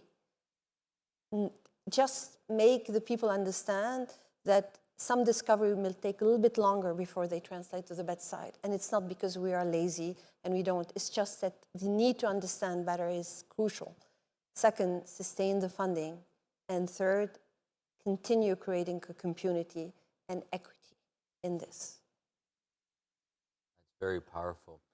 So what I'm getting out of this from you guys is the way you tell your stories, we have to tell our politicians, because it's critical in Rob's job and in my job to capture this information so that we tell them. We need to tell actually everybody around us. Our politicians Well, only voters listen and politicians, to the people that vote for them. Thank you. Your point's well made. My point is we have to be telling these stories and telling them in such a powerful way, the way you just did. Catalina, the floor is yours. With such a unique perspective, both as a scientist and a patient, perhaps you can tell us how you see the world. It says here from a jurisdictional and physician readiness perspective in technology. So the floor is yours. Yes, thank you. So I mentioned already the challenges around education, but it's beyond that, there is an overall challenge around access and the variability in access in the different provinces. So now, of course, since my diagnosis, I have been in touch with breast cancer patients all over Canada. And you will not believe how much difference is, or how different the care is for cancer patients, even though there are basic protocols, there are basic clinical guidelines for breast cancer, but how some patients will have access to tests in one province, not in another province. New medications are available in one province, not in another province. So to your point, Nada, also on data sharing and the ability to really harmonize the practice, I think that's a big challenge we have with this interprovincial variability and the challenges some cancer patients are facing to access genetic testing, genomic testing in different places. The other aspect that I think is critical is, as I mentioned a little bit, the diversity. The diversity is just beyond just collecting diverse genomes, is really embracing that, at a whole different level. And, when we were making the announcement this morning, there was a mention, and we say that cancers see no economic boundaries. You can be rich, you can be powerful, you can still get cancer. But guess what? You can be, rich and powerful, you get cancer, and you might get access to all the genomic testing you want because you can pay for that if it's not covered by your healthcare system. So that's where the disparities and the inequities start. I have also encountered during this journey many women that live in remote regions, that live down, in colleagues, friends from Latin America that have no access to any of the testing. So we have a lot to do in terms of the equity. So the access in general, interprovincial variability, but also the equity, that your access should not be defined by your postal code, should not be defined by your economic means. We should all be able to access genomic testing at the same level. Thank you. Clearly, funding and will continue to be a big issue, and you've illustrated that very well. The problem we're going to see is going to become much more of a problem in our future, because the more and more you get precise, the harder it's going to be to fund. The drugs get more and more expensive because of the market strengths or the market pressures that are under us. So overcoming that is going to be a huge deal. It's going to create no end of barriers. So thank you for illustrating it in a very good way. Upton, you've been at the forefront of genomics and the work you've done over the years. As you see advances in the treatments and disorders that you see and that you care for, how do we make these more accessible to the broadest perspective of Canadians? Think you, especially underserviced communities, and as we think through inclusivity and equity. Well, I'm going to be brief. I see where we need to do some Q&As. Paul, I want to just touch on three things very, very briefly. The first is that moving forward, we need to have an equity framework worked out that is well thought through, well developed, well structured, moving forward. So that's number one. That was an equity framework. The second relates to building trust. And so it's certainly connected with having the equity framework, but also we need to be creative with the ways that we build trust so that we can address all the issues that we want to address, including diversity and equity.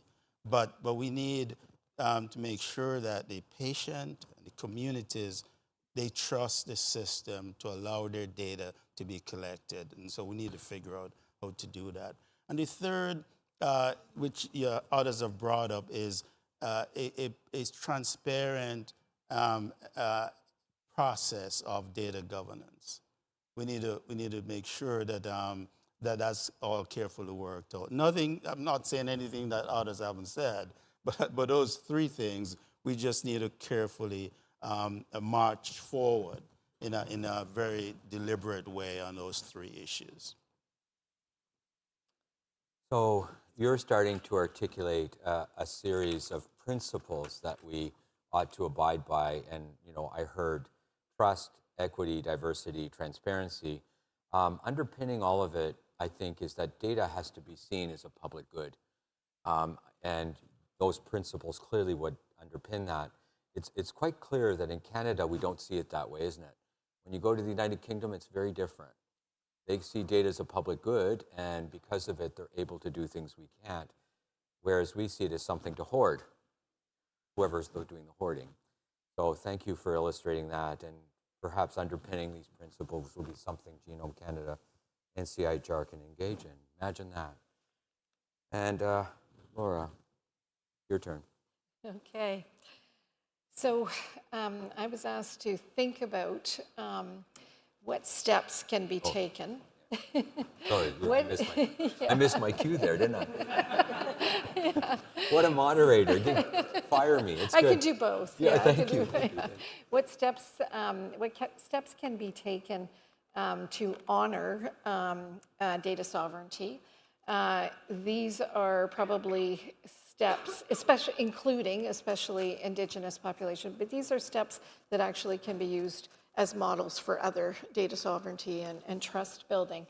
So I would say the steps that have already been started here is with the CIHR, with Genome Canada, with the genome centers in the understanding that Indigenous data sovereignty is important and is something that has to be followed through on. I was very impressed by the call for applications for the Canadian Precision Health Initiative that stated clearly that every applicant had to provide their plan for Indigenous data sovereignty. And so why is that? So in 2021, the United Nations Declarations for the Rights of Indigenous People were enacted into Canadian law. So this becomes a rights-based argument. So this rights-based argument is very important, that Indigenous people have the right to govern and understand where their data is, how it's being used, and where it's going. And this includes genomic data. Article 31 of UNDRIP is genetic and genomic resources. So that is all under the rights space. So how do you do that? How do you actually kind of manage that balance of open data and governed data and, Indigenous rights and all of that? And that is the challenge. And that's what we've been working on with the Silent Genomes Project in the last 7 years, to really understand, can we do that? What are the solutions that do that? And I would say with a ton of hard work and a whole lot of people that are of like minds, that you can actually do this. You can see how it can fit.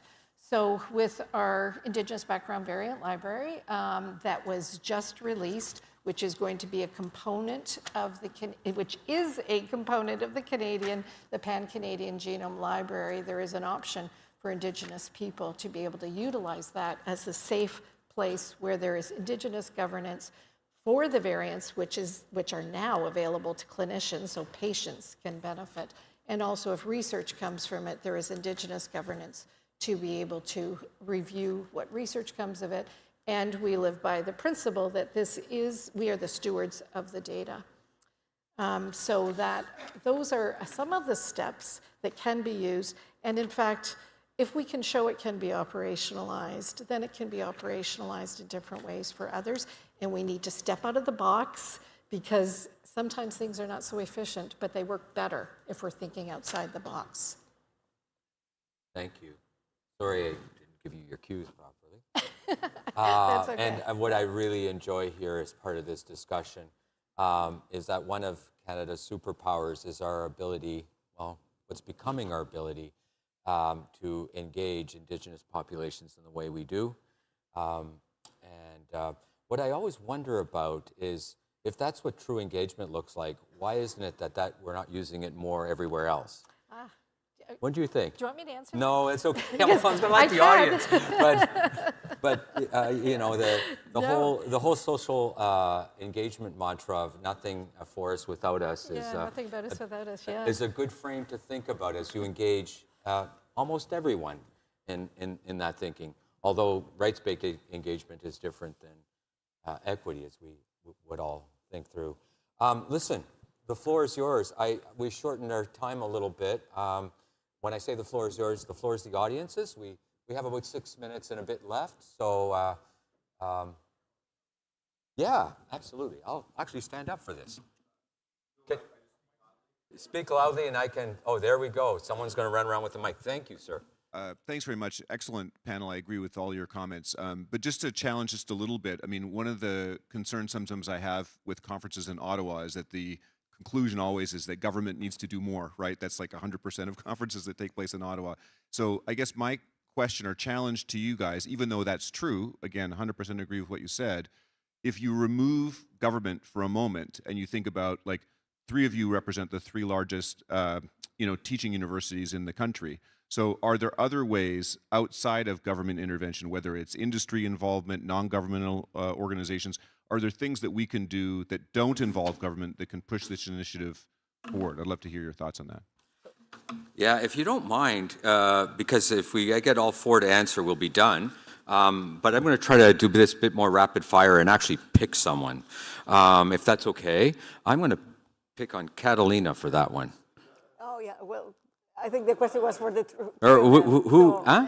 for the 3 of them. Or you want to pick someone else? Or nada? Nada. But Nada. one Nada person. was ready. One person Nada gets was it. ready for that. Okay. And then we're going to try to do a few more. But we'll try to pick one. If not the right one, just... Yes, no, nada, go for it. You need governments to make rules go away or kind of have, so governments are really at the core of a lot of the discussion to share data, to break boundaries, to kind of go. Getting funding, getting other monies, we always do that. I think it's part of, I'm not all the time looking, if I was all the time looking for Genome Canada or CIHR funding, I would not be where I am, and we wouldn't, and a lot of us are like that. It's partnership with industry. We are, when you have an idea and you want it, we are good. But the government are very much needed because you want research to be not only oriented to what industry wants, but also to break barriers and make rules for things to be shared. There was one thing that was said, is that in the UK, they consider data as a common good. We need the government to understand that this is true and to share it, and we need to share it with the population. Well, yeah, that's not just government's issue. No, but that's they scientist have to issues, no, that's institutional issues, that's government issues, that's everything. Create rules right? to again, if you want to hide data, if you want to, it's a lot of time under their umbrella. So what I would say to that is that's true, but it's a social value. So it's actually transforming the way we think of how we hoard our own information across a whole system. Governments have a huge role to play. Actually, so do institutions, it turns out, isn't it? Everyone. So I couldn't agree with you more. Great question, wonderful answer. Oui. And I can't keep order, so just raise your hands, we'll do our best. I don't know who the question is directed to, but so Genome Canada, 25 years, it took 25 years to go from sequencing the human genome to today, through what we heard here, seeing clinical application of genomics in terms of treating patients. So there is a 25-year lead time, if not more, which leads to the sustainability of the investment in that. The question I have is, once we're going to layer in AI and quantum, which we're already doing, which is, these are complex sciences, are we going to increase or decrease the lead time to application? And the reason I ask it is, we're looking for sustained investment because it takes time. It's not an overnight thing. Accelera was an overnight success, apparently, and as was, the whole enterprise here.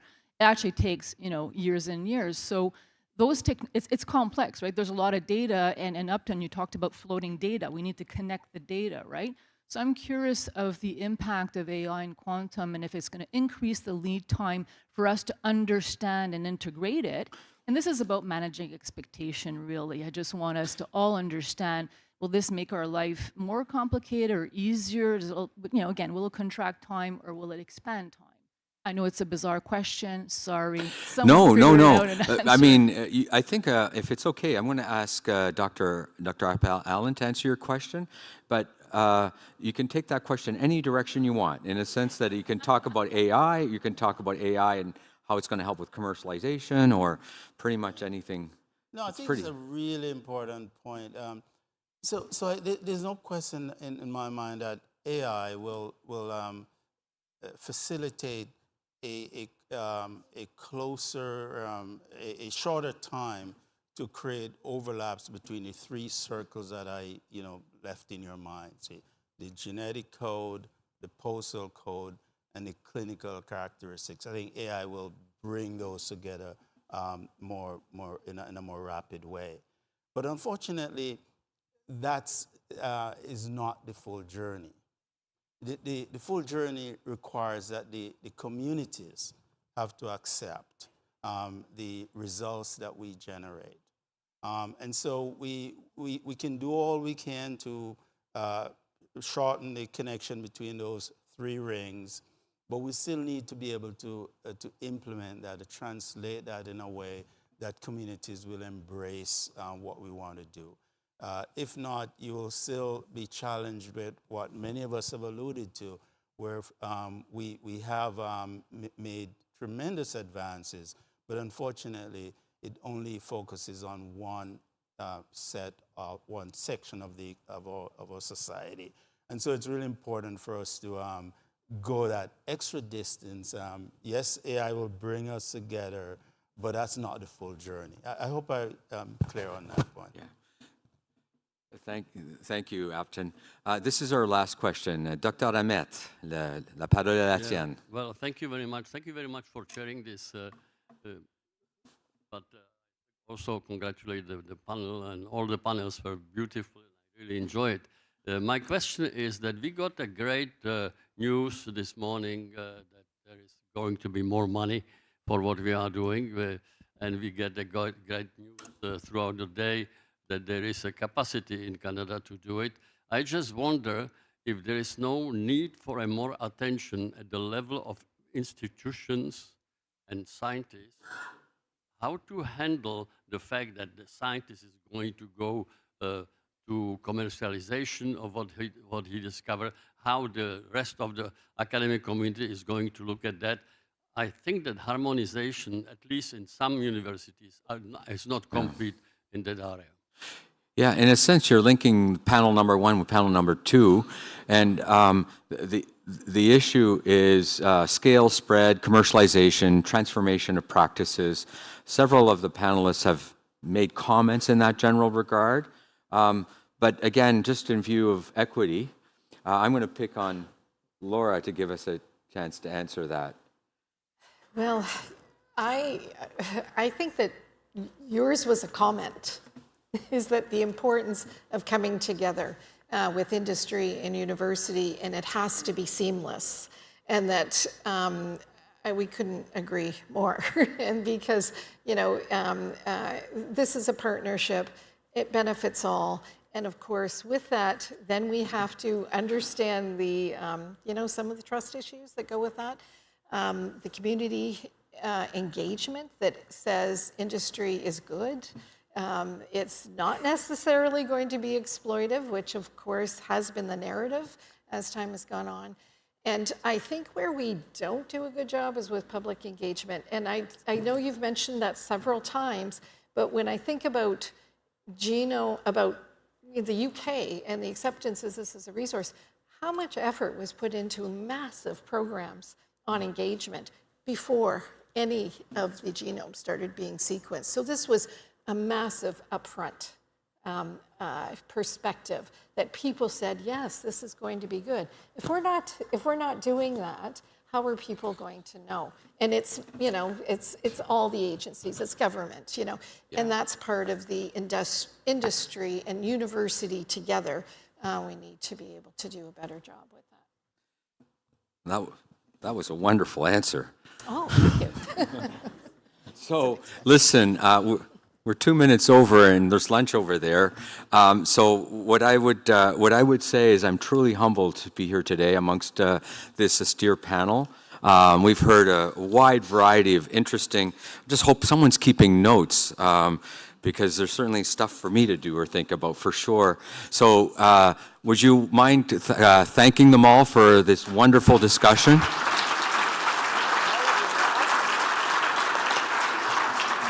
And again, like I said, truly an honor for me to be here amongst this wonderful panelists. So it's now lunch. Is it still 1 hour, or maybe 1 hour less 3 minutes? We're getting back together. You are getting back together at 1:45 sharp. And the next session is entitled Cultivating Canadian resilience. Bon appétit tout le monde.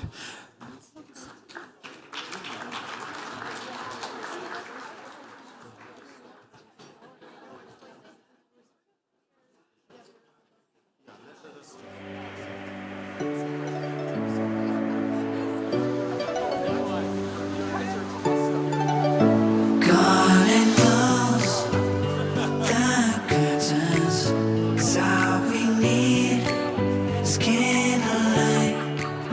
You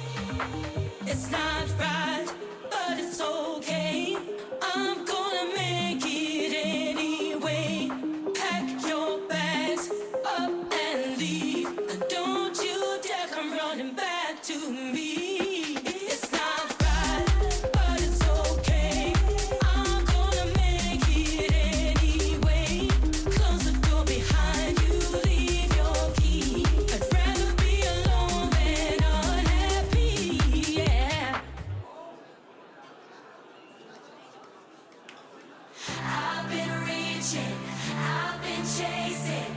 Let me love you while we're young. You say you wanna be fearless with a wild, wild heart. So we can dance on the ceiling and ignite that spark.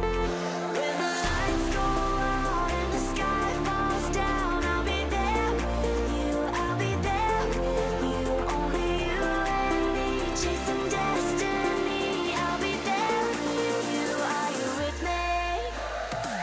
I've been reaching, I've been chasing, running for this fire. So no more thinking, no more waiting. Let me love you while we're young. We've got a taste of the feeling we've been dreaming of. There's nothing sweeter than freedom, doing what we want.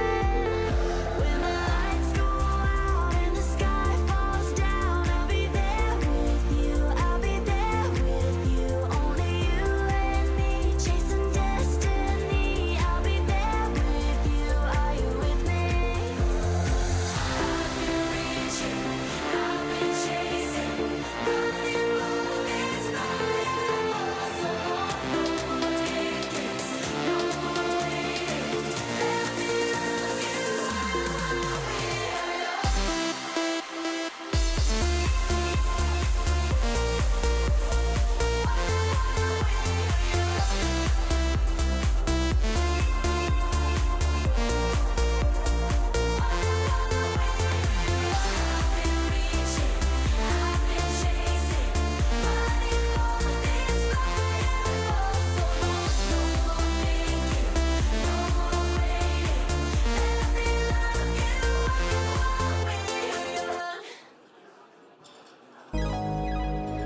we're riding down the boulevard.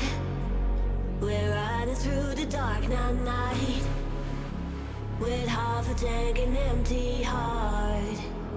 Pretending we're in love, but it's never enough. As the sirens fill the lonely air. Oh, how did we get here? Nah, babe. We see a storm is closing in.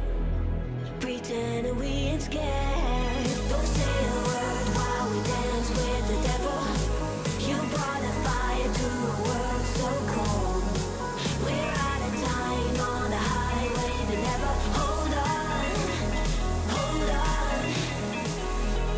Don't say a word while we dance with the devil. You brought a fire to a world so cold.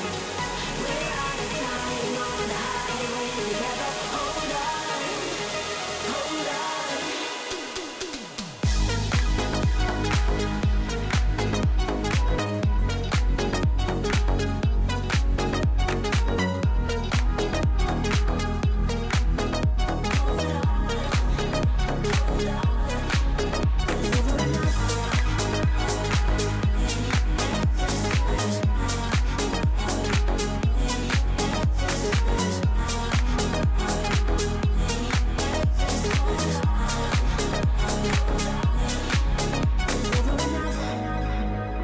We're riding down the boulevard. We're riding through the dark night with half a tank and empty heart. Pretending we're in love, but it's never enough. As the sirens fill the lonely air. Oh, how did we get here? Nah, babe. We see a storm is closing in. Pretending we ain't scared. Don't say a word while we dance with the devil. You brought a fire to a world so cold. We're out of time on the highway that never. Hold on, hold on. Don't say a word while we dance with the devil. You brought a fire to a world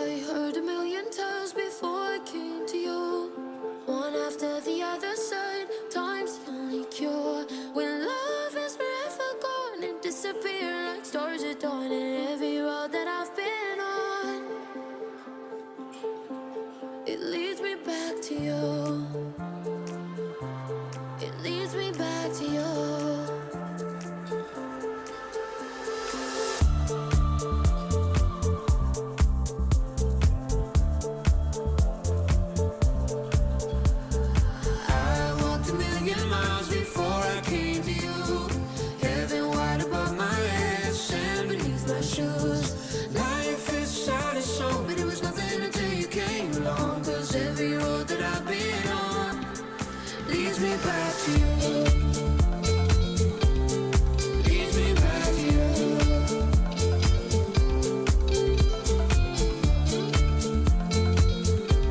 It leads me back to you.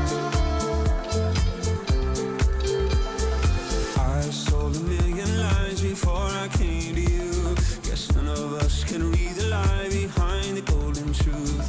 Trust can't be counted on, it's as crooked as the Amazon. 'Cause every road that I've been on leads me back to you. Leads me back to you. I've been looking for trouble, trouble. I've been looking for trouble, trouble. I've been looking for trouble, trouble. I'm looking for you. I walked a million miles before I came to you. Heaven wide above my head, sand beneath my shoes. Life is the saddest song, but it was nothing until you came along. 'Cause every road that I've been on leads me back to you. Leads me back to you. Leads me back to you. Every road that I've been on leads me back to you.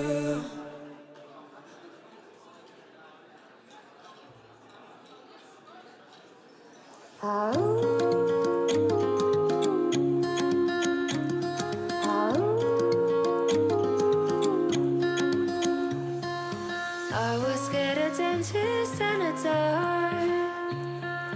I was scared of pretty cars and starting conversations. Oh, all my friends are turning green. You're the magician's assistant in our dreams.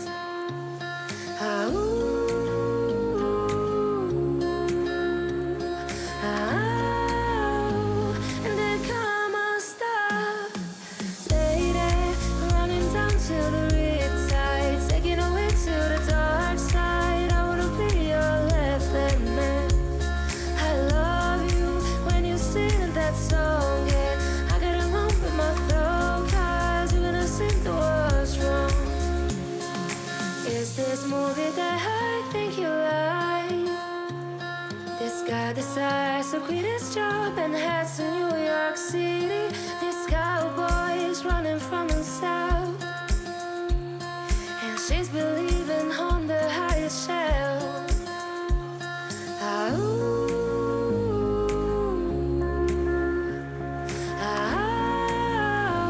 And they come unstuck.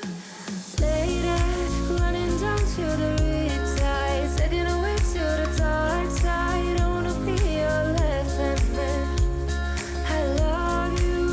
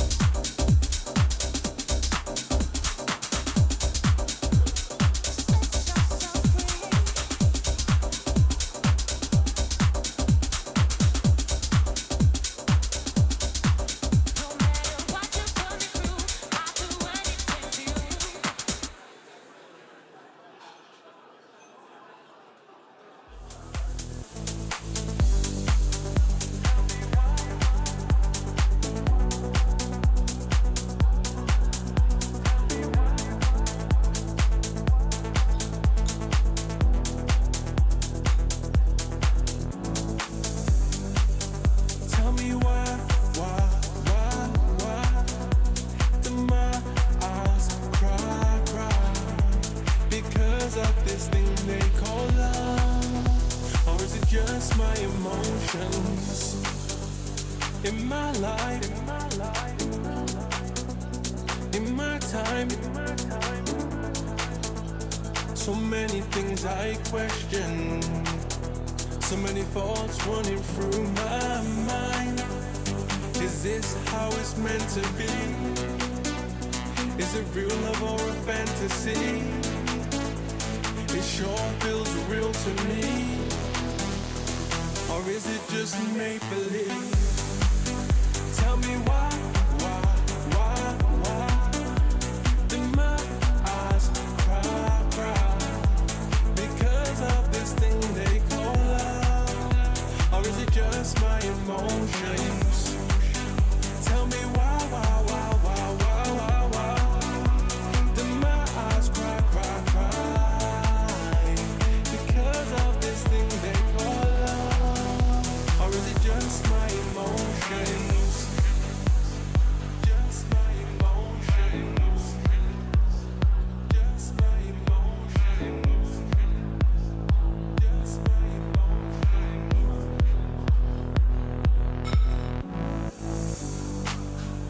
I just can't stop thinking of us. Again, I wanna feel your touch.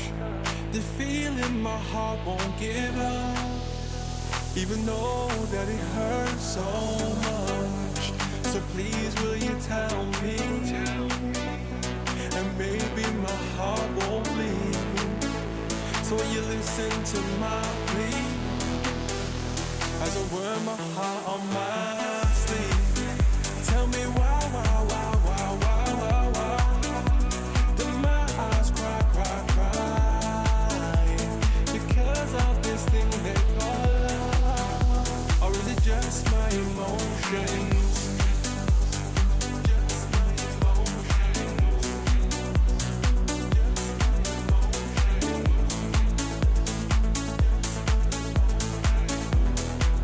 Or is it just my emotions?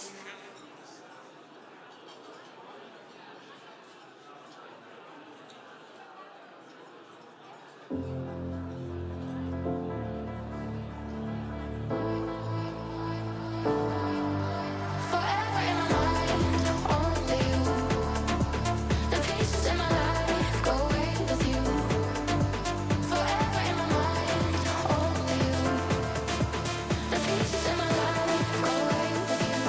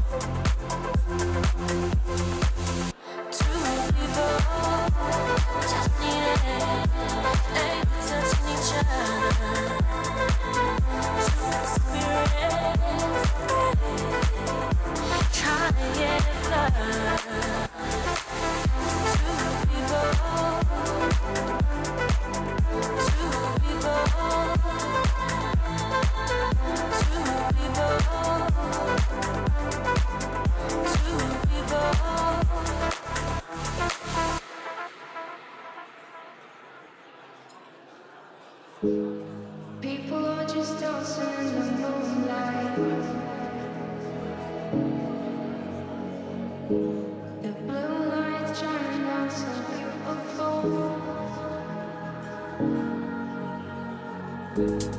Girls when they dress us in their sunrise.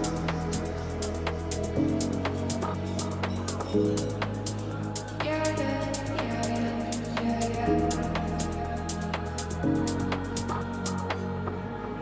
People are just dancing in the moonlight. The blue lights shining down so beautiful. Girls when they dress us in their sunrise. Yeah, yeah, yeah, yeah, yeah, yeah.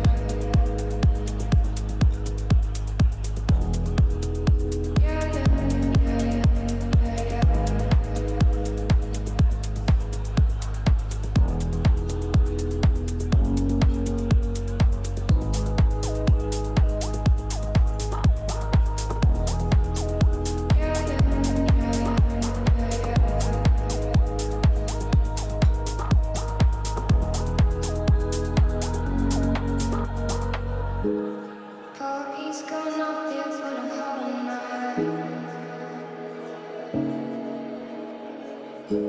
The room is filled with joy and it's beautiful. The mood is wonderful, so it's alright.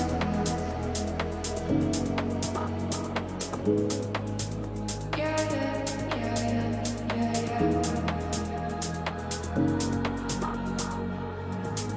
People are just dancing in the moonlight. The blue light shining down so beautiful. Girls when they dress us in their sunrise. Yeah, yeah, yeah, yeah, yeah.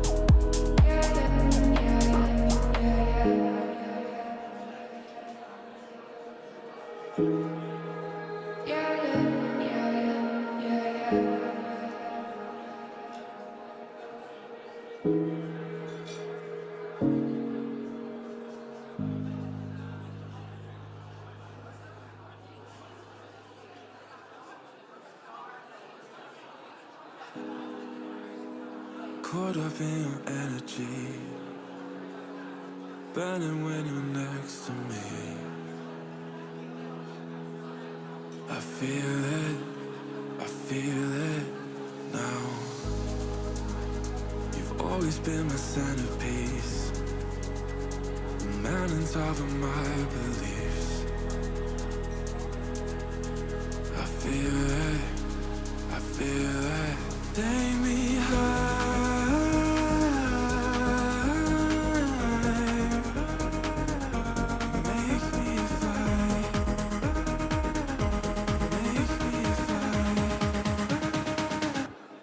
Take me high.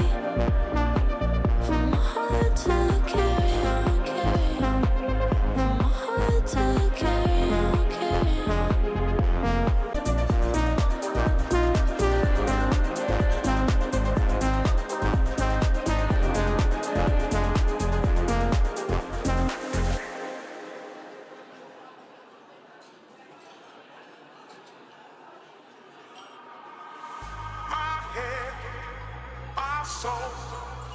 Let the music take control. Oh, touch my soul. Let the music take control.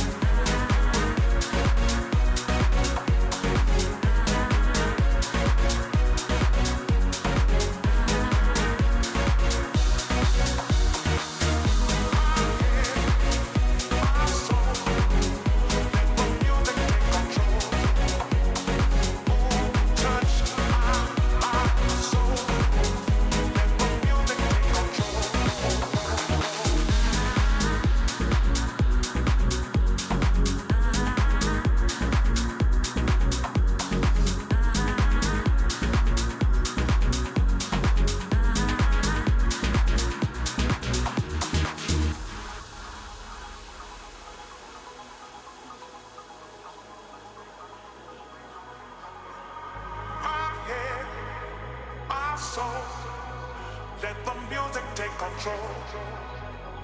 Oh, touch my soul. Let the music take control.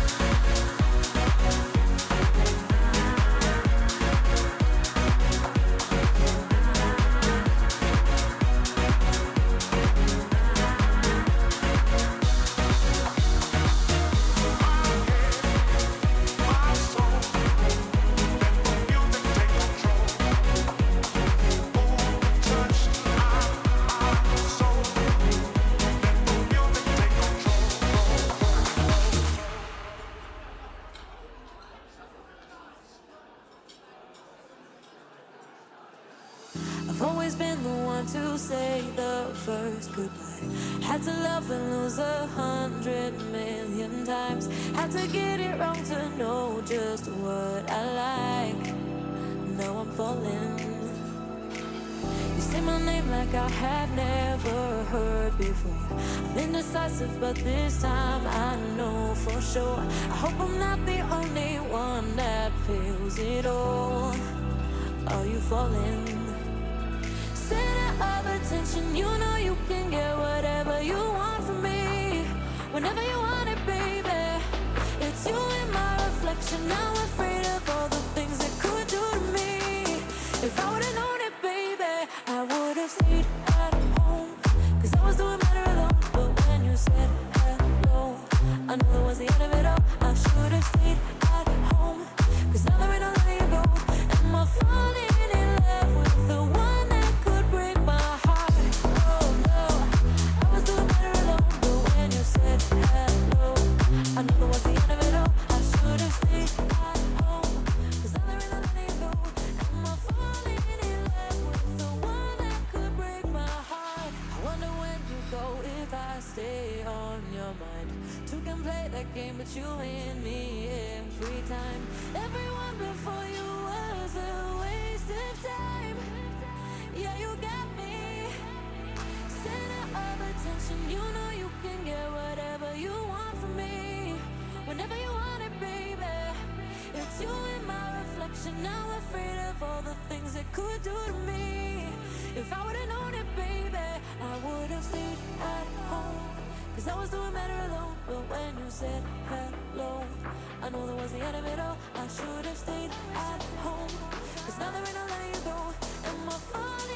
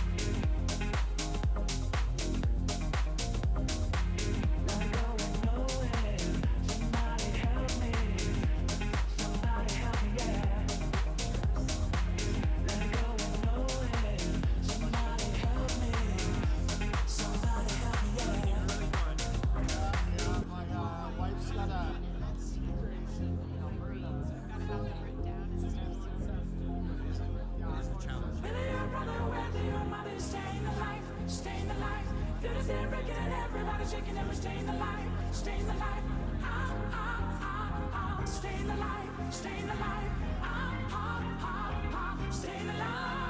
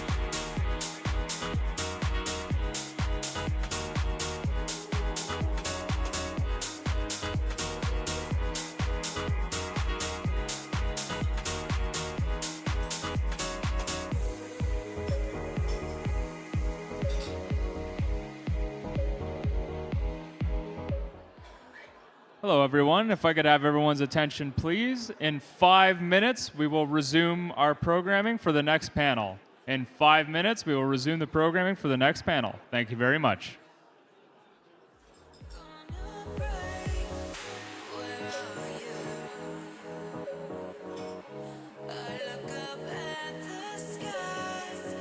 I'm searching for someone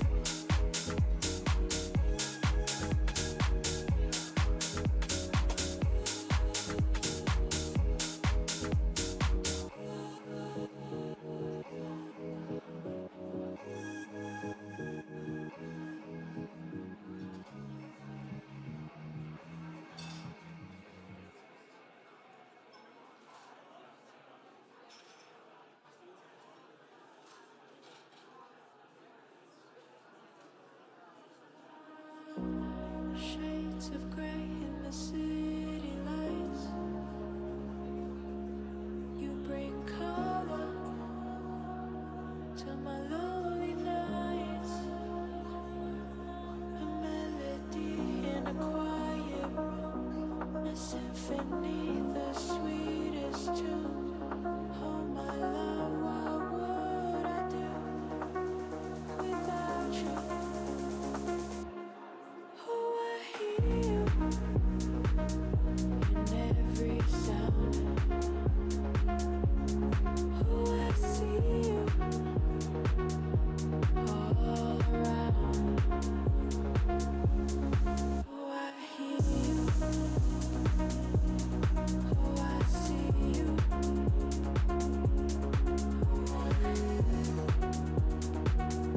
In every sound. Oh, the warmth of the sunlight, the glow of the moon. Every star in my sky, the one I can't lose. A melody in a quiet room, a symphony, the sweetest tune. Oh my love, what would I do without you? A melody in a quiet room, a symphony, the sweetest tune. Oh my love, what would I do without you? Oh, I hear you in every sound. Oh, I see you all around. Oh, I hear you. Oh, I see you.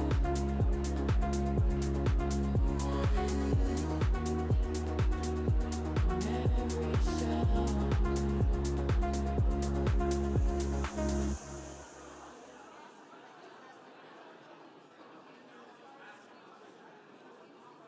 Make me swim, make me harder, make me lose my breath, make me water, make me swim, make me harder, make me lose my breath, make me water. Normally, I could keep my cool, but tonight I'm whining. I'ma be in a dangerous mood, can you match my timing? Telling me that you really about it, what you're hiding. Talk is cheap, so show me that you understand. Good afternoon. If you wouldn't mind taking your seats, we'll get started right away. Thank you.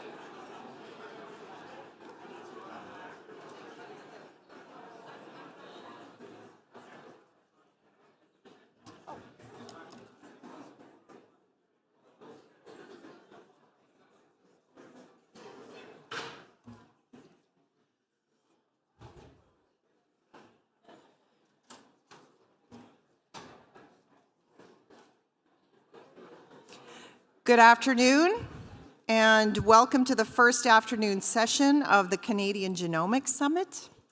I hope you had a wonderful lunch. My name is Cami Ryan, and I am Senior Business Partner for Industry Affairs and Sustainability for Bear Crop Science here in Canada. I'm also a member of Genome Canada's Board of Directors and am Chair of the Science and Industry Advisory Committee. I'm really delighted to introduce this panel to you today. How we explore genomics and can enhance the resilience of Canada's agri-food, environmental, and climate change systems. I just took a bit of time today to go to Webster's or Oxford or whatever and get the definition of resilience. And in the dictionary, it's defined as the capacity to withstand or recover quickly from difficulties. And I guess in this context, in Canada, it means a little bit of toughness. And it is also the ability to bounce back into shape. So we're navigating a period full of complexities and challenges. The landscape we face today includes various factors from trade dynamics yeah, exactly, to weather patterns and biodiversity shifts. And all of this really shapes the world we live in, the world we work in, and the world we interact with 24/7. In Canada, we're experiencing weather events like droughts, heat waves, and flooding that impact our safety, our agricultural health, and of course, food security. Additionally, biodiversity loss is of concern, and this affects ecosystems across the country and all over the world. But if we refer back to what resilience means, how it's defined, we need to more than just bounce back from these challenges. We need to seek out, support, engage in opportunities that enable us to not only bounce back, but grow and innovate. We need to think and do beyond the notion of just resiliency. We need to make the pie bigger. Genomics, as we all know, offers promising solutions to many of these pressing issues we face. For instance, genomic surveillance has become a vital tool for detecting and managing emerging plant diseases. And by monitoring pathogen genomes, researchers can effectively alert us to potential threats. And that helps us to manage these diseases and safeguard our crops. Genomics research is also paving the way for the development of climate-smart crops. At the University of Saskatchewan, for example, scientists are working on creating resilient crop varieties that require less synthetic nitrogen. This innovation not only helps farmers save on their costs, their input costs, but also reduces fertilizer-related emissions. And moreover, the impact of wildfires, as we've seen both in Canada and most recently in California, highlights the importance of resilience in our ecosystems. Research at the University of Alberta is uncovering why some trees are more resilient to wildfires, drought, and disease. This knowledge can enable us to breed trees that are better equipped for local conditions. These are just a few examples of how genomics is contributing to our resilience in Canada. Genomics is our path for navigating these many challenges, and genomics is a path forward for Canada to bounce back and go beyond. Over the next hour, we'll delve into even more examples of ways genomic research enhances Canada's food security and productivity, and how that also influences the rest of the world, and how genomics strengthens our supply chains, protecting biodiversity, and helping us to address the issues associated with climate change. To lead this discussion, I invite Dana McCauley, CEO of Canadian Food Innovation Network, to the stage, and I also invite our panelists to take their seats.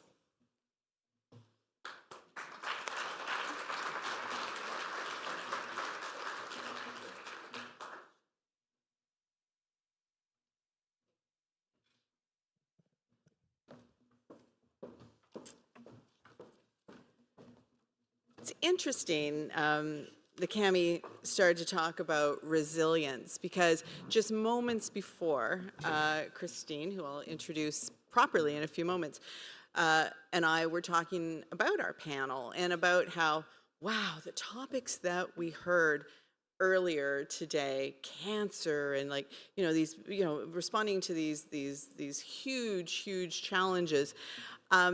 When you think about food and agriculture, it's hard for that, we felt our topic to be as relevant and as emotionally impactful. But when you think about resilience, you can't rise to those amazingly difficult challenges and solve those very complex science problems unless Maslow's hierarchy of needs has basically been taken care of. You've had a warm, safe, dry place to sleep. You have a full stomach. You're not worried about where your next meal is coming from. So I think when we move into our panel, I'd love for you to just keep that in mind, that contextually, looking after the environment, biodiversity, food systems, and food supplies is really, it's just so foundational that I think sometimes we all take it for granted. I've segued way off my notes, and but thank you, Cami, because that was a really inspiring way to start. So as Cami mentioned, I run the Canadian Food Innovation Network. I am not a scientist in any way, but I do spend a lot of time listening to scientists and trying to understand what is possible in the realm of technology and IP-driven solutions, because the purpose of CFIN, we're an economic development group, we want to help every food and beverage business in Canada thrive, help us to grow our GDP, create great jobs, and most often they can do that by adopting technologies or using new ingredients or new techniques to deal with their waste in ways that will help them to grow their business and often as well have a really positive impact on societal problems.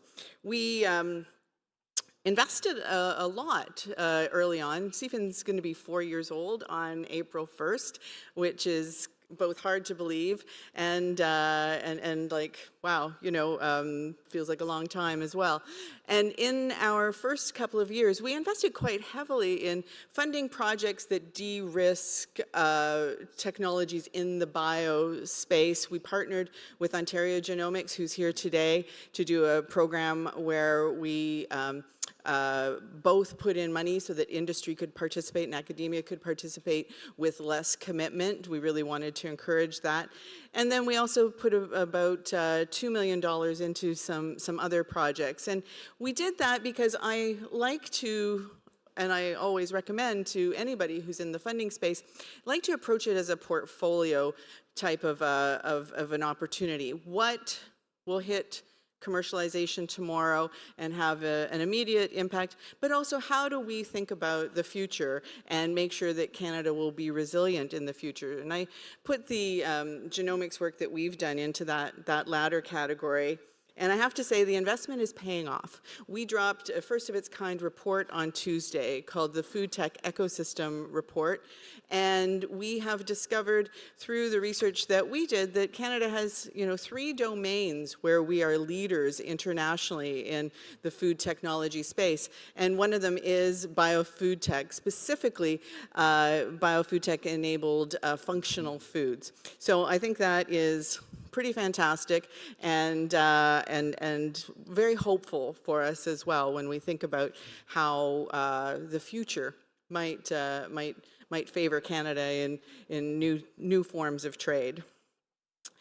I should have started out by thanking Genome Canada for having me here today. I'm expecting to learn a lot as your moderator, and I want to just kind of take some of the things that they told me when we first started to talk about this panel and just get you a little bit excited about some of the things that Genome Canada is already invested in. So creating more nutritional value for our food sources, crops that are more resilient, and taking measures to protect biodiversity are, of course, all things in the realm of Genome Canada and their various partners across the country.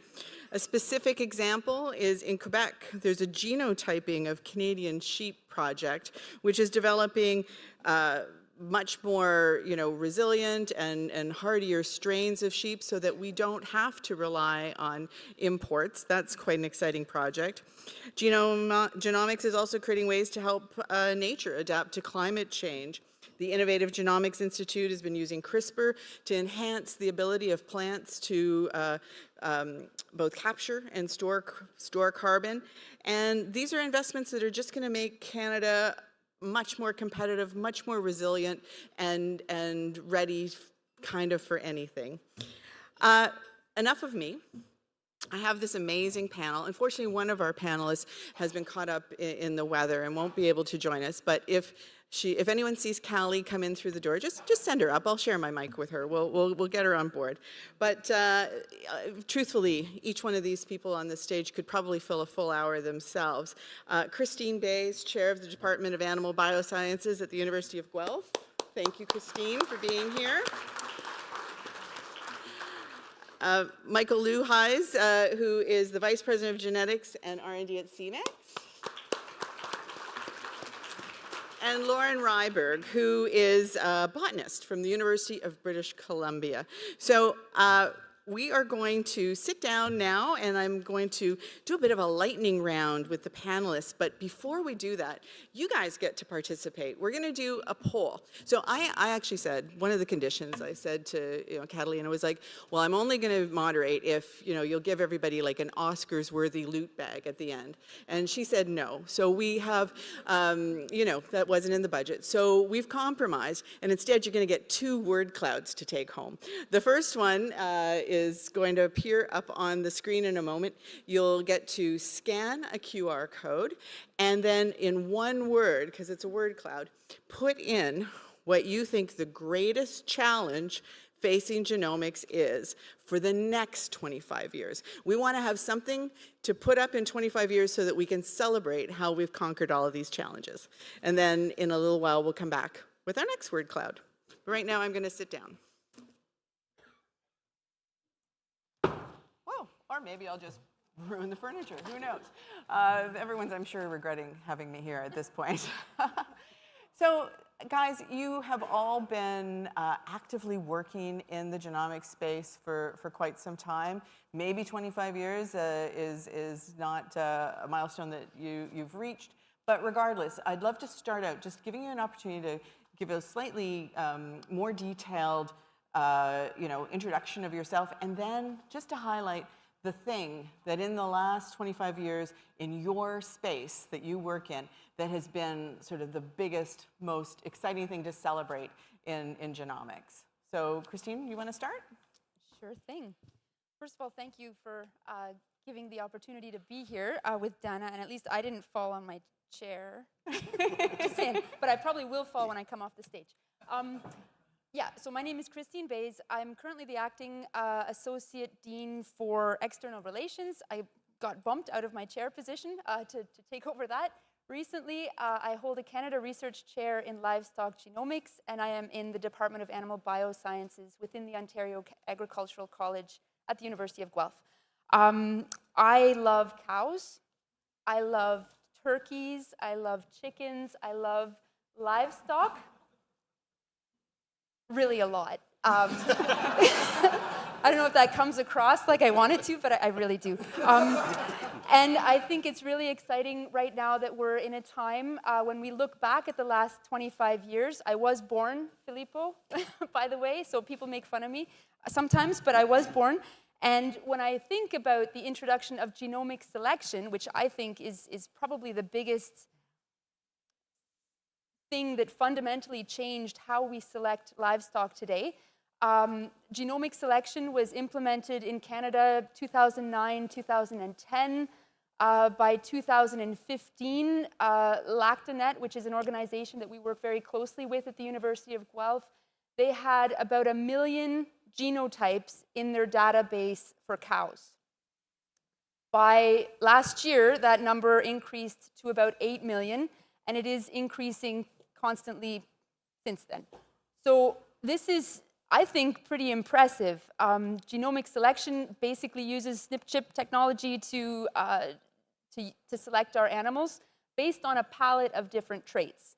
And the best thing about it is that whereas 25 years ago, our focus was almost exclusively on production traits, things like milk production in cows or breast meat yield in birds, we can now improve the health and the welfare of our livestock unimaginably. We are now able to select for traits that are expensive, that are really difficult to measure, and I think that's probably the most fantastic thing that could happen for the welfare and the health of a really important source of high-quality protein for Canadian diets. That's awesome. I'm going to ask you to stop Sure, there. I'm done. That is pretty I'm really amazing. excited. We'll expand in other answers. Michael, what's been like? What are you celebrating? Well, I'll start there, and I'll tag team a little with Christine. Christine mentioned genomic selection, and when I was asked that question of what was the biggest accomplishment in the last 25 years, to me it was simple. It was the advent of the SNP chip. So genotyping on microarrays changed my world. one of the things that, and just maybe a little background on me. Yeah, I'll just pause too. Does everybody know what a SNP chip is? Is that a common? A SNP is a single nucleotide polymorphism. It's kind of a low-grade marker, but there's a lot of them. Okay. And what really helped was being able to put tens of thousands of these SNP markers on a single chip. So you can run a single sample of DNA across this microarray and come up with 50,000, 100,000 data points. Why I say that changed my world is because 25 years ago, I was working for a company, a Fortune 500 ag company in the States based in St. Louis, you might be able to guess. And we were genotyping, we thought we were cutting edge. A big part of my budget went to microsatellite marker genotyping. You might remember the LICOR machines. These are gel-based electrophoresis, very slow. A big accomplishment was getting the cost down to $1 per data point. And now, I think it's more than 3,000-fold cheaper. So we can get 50 to 100,000 data points from one chip for $20 to $25.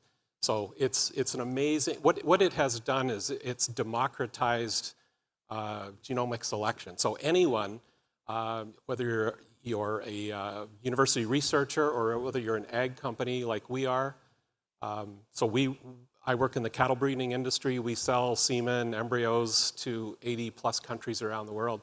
And what this has allowed us to do is to be a leader in a very competitive world. So we'll talk more about that later. That's awesome. Thank you. That's really interesting. Now, Lauren, I did a horrible job. I just said he's a botanist. So, please take a moment. I know it's way deeper than that. Tell us a little bit about your work and then what you would love to celebrate. I am a botanist. Yes, but it was very, very high level intro. I apologize. I'm a plant evolutionary biologist. And so, Christine, I love sunflowers and cannabis and carrots. But I think cows are friendly. I just don't want to eat them. So I study though the wild relatives of crops, and I also run a small breeding program for vegetables for the organic growing sector. And so I kind of span two research areas, biodiversity and agriculture. And so I thought of what was an innovation that kind of spanned both areas, and I decided to focus on one called landscape genomics. And this is an area that's really been pioneered in Canada by Sally Aitken, who's here in the audience, with the AdaptTree projects. And the way it works is that, and this was invented by evolutionary biologists, that you can identify genetic variants in natural populations that adapt those natural populations to their local environments. And the way this is done is simply by looking for associations between features of the landscape, such as temperature, precipitation, soil fertility, and genetic variants. And this has been a remarkably powerful approach. In biodiversity, for example, it's been used to predict the responses of natural populations to climate change. It's also been used to identify maladapted populations to current or future climates and suggest solutions. In the sort of plant breeding sector, by doing landscape genomics with crop wild relatives and with land races, it's a very simple way of identifying alleles under extremely complex traits. It can be very hard to phenotype, like Christine was saying, some of these physiological traits, but you don't have to phenotype them. You can just use landscape genomics to find alleles associated, let's say, with with fertility stress, low nutrient soils, or with high temperatures, or with drought. And then you can move these into breeding populations and create climate resilient varieties with very little phenotyping and very little expensive phenotyping. So On the crop side, it hasn't been used that much yet, but it is the future, I think, and will really play a big role in adapting agriculture to climate change. That's awesome. Thank you. I learned a lot there. So I just want to dig in a little deeper with each of you, give you a little more time to explore some ideas. Christine, really interested in your thoughts on the role of genomics in addressing climate change, specifically, adaptation strategies and just the things that I know in your work are really trying to be proactive and mitigate what could happen in the future. So, floor is yours for a few minutes. Absolutely. I think there's two ways of looking at this. We have adaptation and mitigation. As many of you know, livestock do contribute to the greenhouse gas emissions produced in Canada. Dairy cattle in particular are about 1.2% of our greenhouse gas emissions. If you add beef cattle to that, we're probably at about 4.6%. Canada is the first country in the world to have developed a national genomic evaluation for methane emissions of dairy cattle. That's amazing. I don't know last night someone talked about celebration, and this morning celebration as well. I think we should celebrate that. We're a leader, and companies like Cemex can use that for export, etc. It's really important that we contribute to mitigation of the impacts and the footprint of livestock. That was allowed, or that was made possible through probably 10 years of really intense collaboration between industry partners, other stakeholders, farmers, universities, and funding from organizations like Genome Canada. It wouldn't be possible without that. And I feel honored to sit here amongst doctors and people who work at sick kids, and it's always a little intimidating, but I feel like it's very important too. We've got a wicked problem with climate change. Our next large-scale project aims to reduce the CO2 equivalents of dairy cattle by 55% before 2050. That's a reduction of 6.5 megatons of CO2, which is a lot. And it might only be 1.2%, and half of that is only 0.6%. But that's a big contribution, and we have to all do exactly the things that we can do. Now, with regards to mitigation, that's kind of mitigating, but what about adaptation? Our cows and our livestock still have to live in a warming climate. We're breeding across the board. We have the capabilities now of collecting more than 100 traits are being currently collected on dairy cattle. We're working on beef cattle. Plants and animals together are being selected for resiliency traits. Cattle are being selected for heat tolerance. We have identified a gene, the royal we, not me, just to be clear. There's a slick gene that's been identified that is prominent in heat-tolerant cattle. This becomes incredibly important if you think about food security, not only within our borders, but outside of our borders as well. Drought-tolerant crops, et cetera, the list goes on, and the applications of genomic technologies in agriculture they've been interwoven into the practices that are used every day. And that's so interesting, and you did mention working with industry to accomplish some of these successes. But I know from being somebody who's always sort of bridged, industry and academia, as a broker of sorts, both when I worked at University of Guelph and now in this role, that sometimes industry still has some frustrations and doesn't necessarily know kind of how to engage, et cetera. And so, Michael, you obviously are very successful at working with academics and knowing how to translate this foundational science into commercial value propositions. What can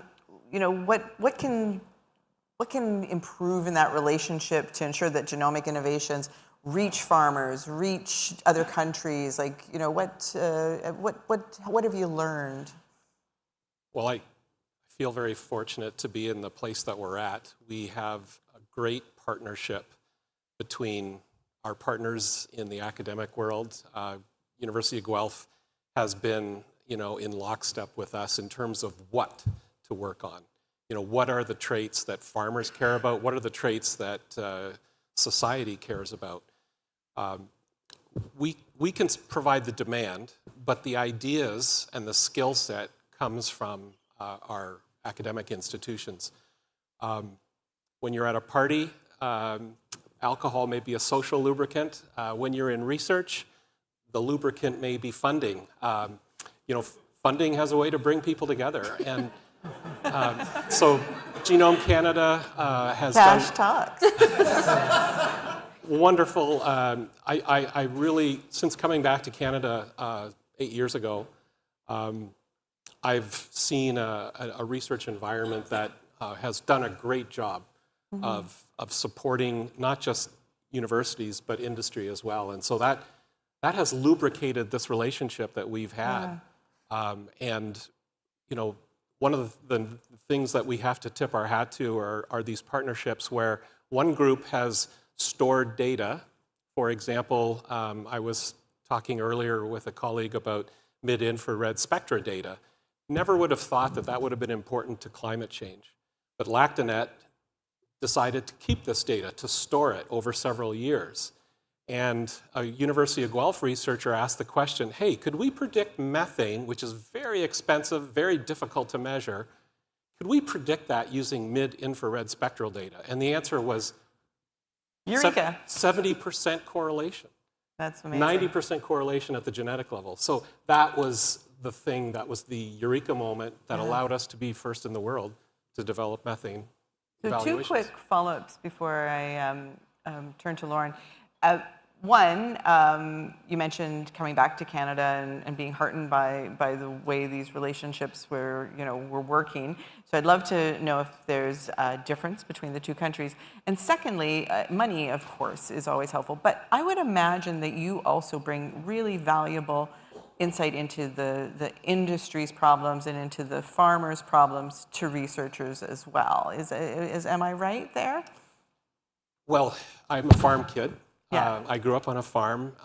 My first job was in the cattle industry, and I always felt when I went back to academia that I had an unfair advantage knowing what the problems were, what were farmers talking about. Farmers are logical, cogent decision makers, and they will vote with their pocketbooks. They're making big financial decisions every day. So things like health of their animals was really important to them.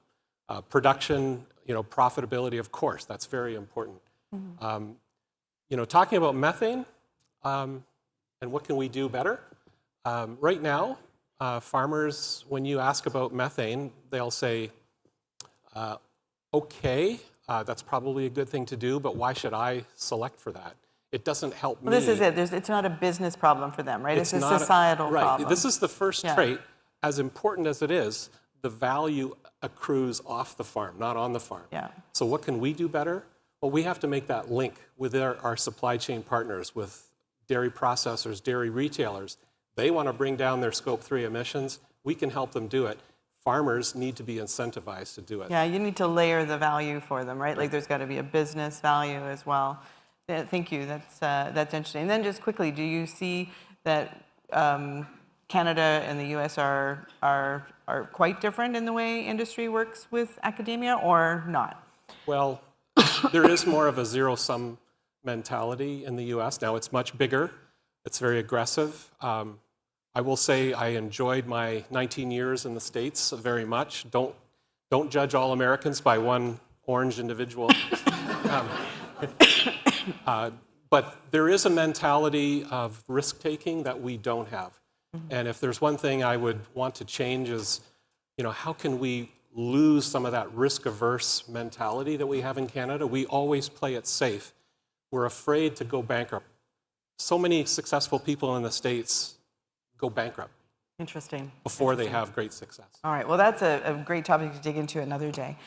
Lauren, you talked about, this landscape approach, and you touched on the value to supporting biodiversity, of that approach, and of course climate change and conserving the land and forests and oceans and all those things are so interconnected.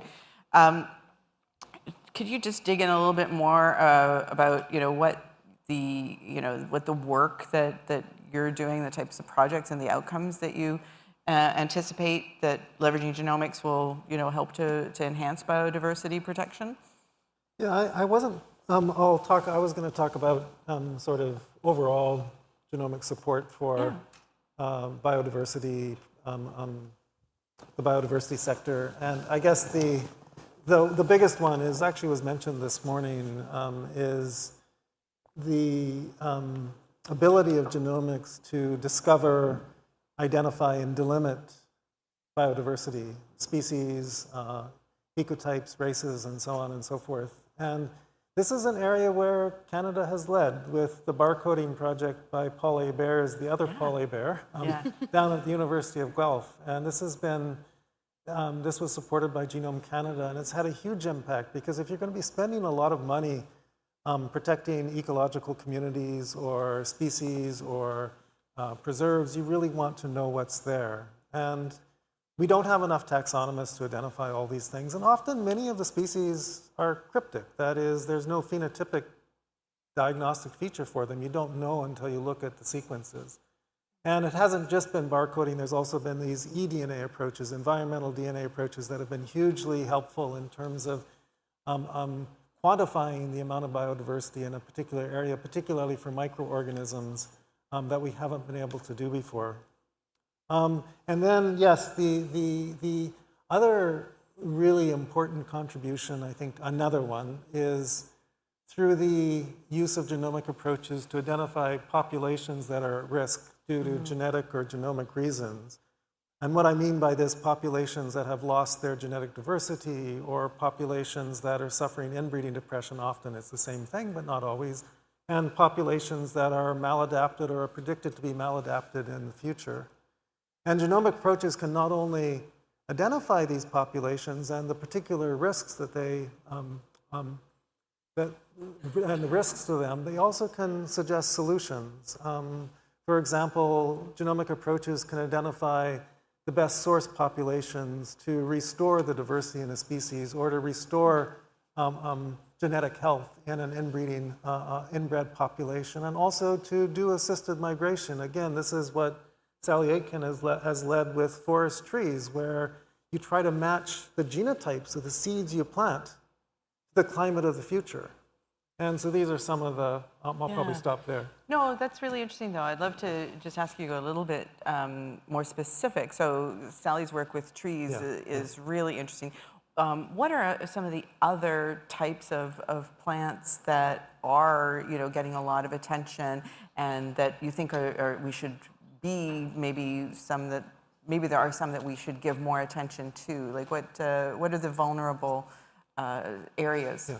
So, well, I'm involved in a project funded by Genome BC to Greg Owens at UVic, who works on kelp. And one of the things that we discovered is that, so the thought is that kelp is suffering mainly because of anthropogenic activities. This could be warmer water, and it is, and also because sea otters aren't around to eat the sea urchins that are eating the kelp. But what we found in that project was that in some cases, particularly in some of the in the Puget Sound and some of the interior waterways, these kelp were incredibly inbred, and the reason that they weren't healthy is because they had all these long strings of of the genome that had no genetic variation, and so they suffered very strongly from genetic load. So there's a pretty easy solution there. Just go from bay to bay with some kelp, right? Yeah, you bring some sea kelp, you bring some kelp in and from another location, hopefully fairly close by, and you promote some they shouldn't be mating with themselves or with their close relatives. This is a PG panel. Okay, but yeah, no, that's a really interesting example. Thank you for that. That is something that plants can do, is they can do it with themselves many cases. And so that's worse than mating with your brother or sister, your cousin, okay? Don't do it with yourself. No. Okay, you heard it here. Maybe we'll get T-shirts, I'm not sure. Let's pause for a moment to put up the next poll. So we asked you about challenges, and I think there's some really interesting things there. I'm not surprised that funding is right in the middle, big blue word there. But now, you've heard some great stuff on this panel. Earlier today, you heard other amazing things, and each of you, I'm sure, is well suited to identify opportunities in your own fields and in your own communities. What, in one word, is the greatest opportunity for genomics when it comes to supporting our agriculture and natural science sectors? And let's see what we come up with there. And maybe this word cloud will be something that some of you will tack up on your whiteboards in your office and use to muse upon when you're thinking about what's next for your lab or your company. All right. So that, everyone gets an opportunity to have one word, but I'd love to give each of you 2 minutes to think about, in your field and what you're doing, what is the big opportunity that you would like policymakers, you'd like funding bodies, you'd like journalists to be talking about? And I want you to have a moment to have a really great answer, so I won't pick on anyone. I'll let you guys volunteer for who'd like to go first. Christine, you look ready. I talk too much. I'm sorry. No, you don't. No, I'm excited. There's so many things to be excited about, and there's so many opportunities right now. The implication and integration of artificial intelligence, artificial machine learning technologies is going to be fantastic. Precision agriculture is going to be fantastic. Microbiomics is going to be fantastic, but none of those things are fantastic unless you have the people trained to be able to integrate them and weave them into application. So I'm excited about the ability to do that, and I would be excited about education if I felt like that was going to be really well funded in the future, but we're struggling there a little bit in Ontario and in Canada generally. But I do think that this is a very, very exciting time because Genome Canada, all of the people here have worked so hard to bring us this far. We have reference genomes. We have the ability to work with them. We have technologies that we're waiting to be integrated. I spoke earlier and we talked a little bit about collaboration earlier this morning. The ability of industry partners, funding agencies, academics, and even farmers to work together is going to bring us into the future of food production. Genome Canada has a scientific and industry advisory committee.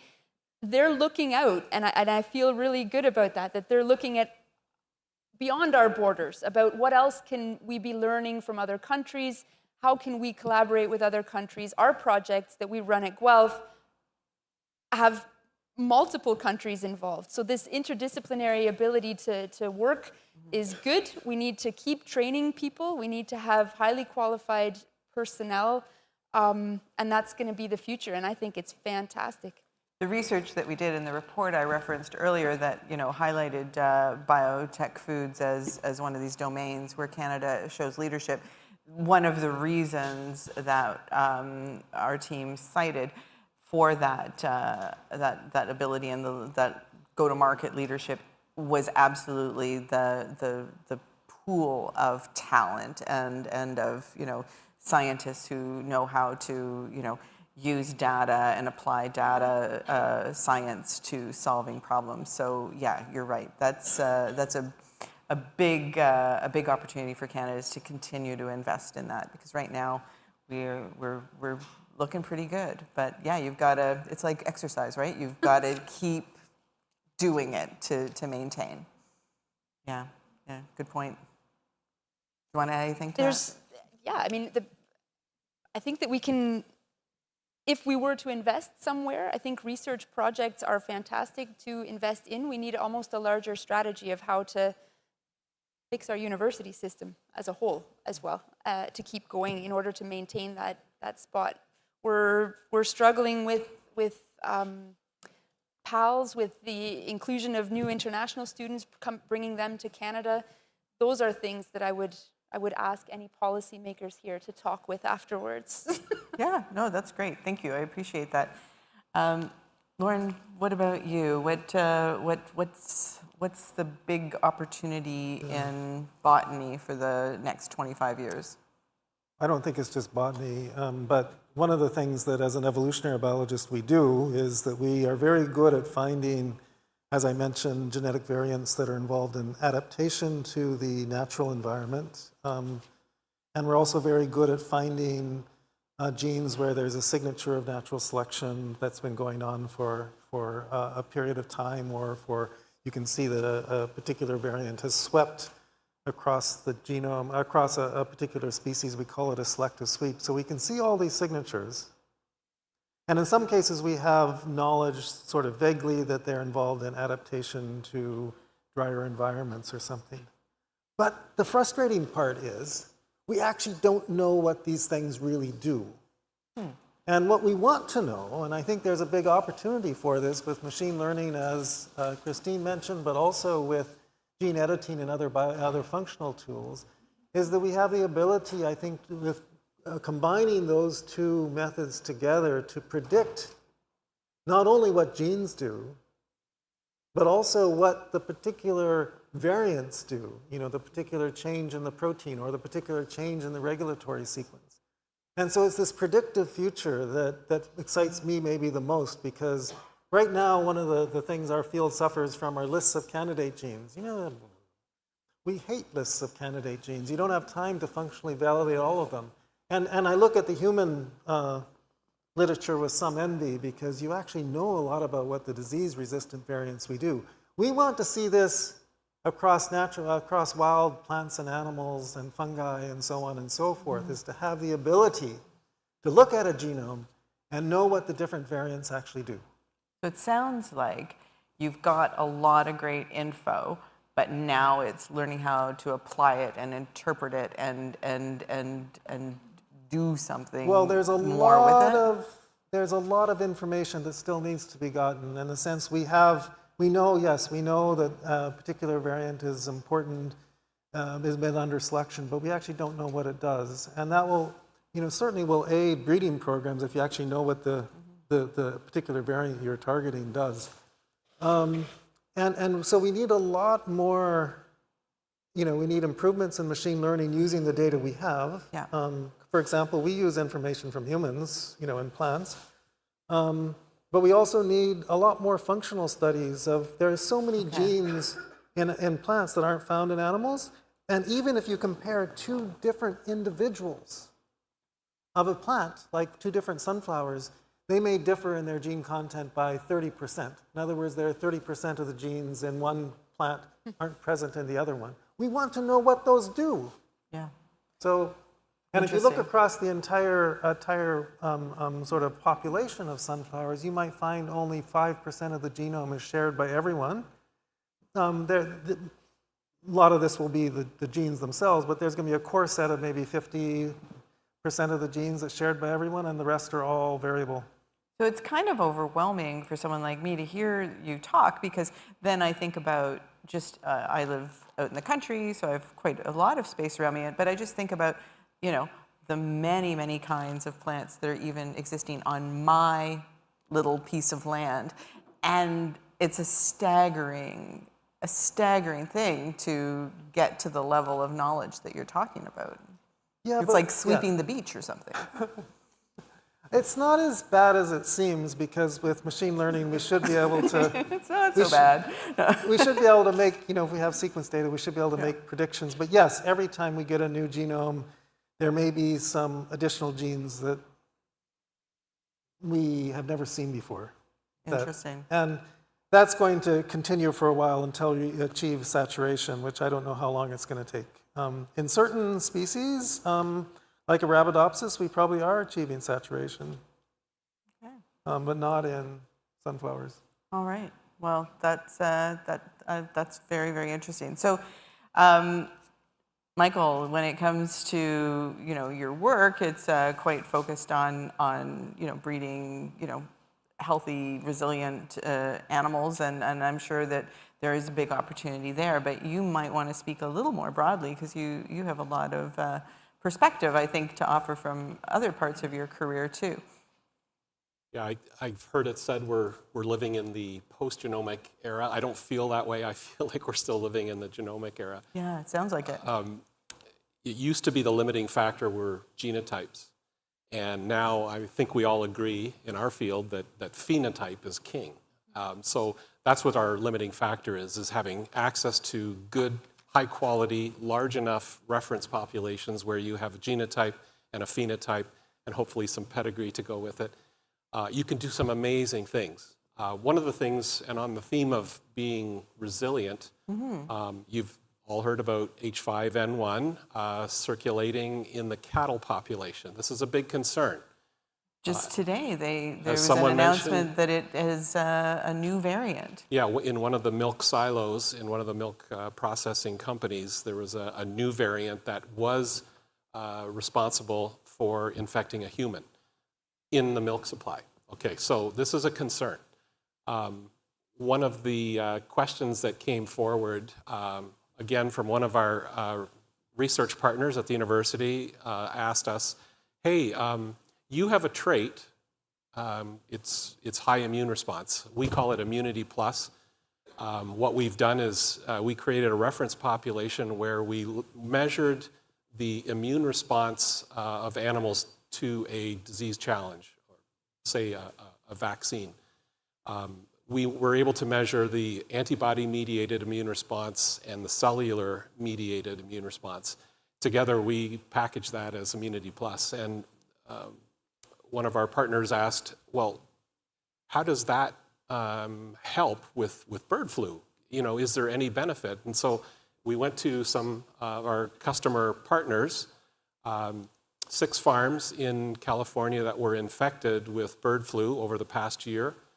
They also happen to be genotyping partners, so we offer a genotyping service. So we already had their genotypes.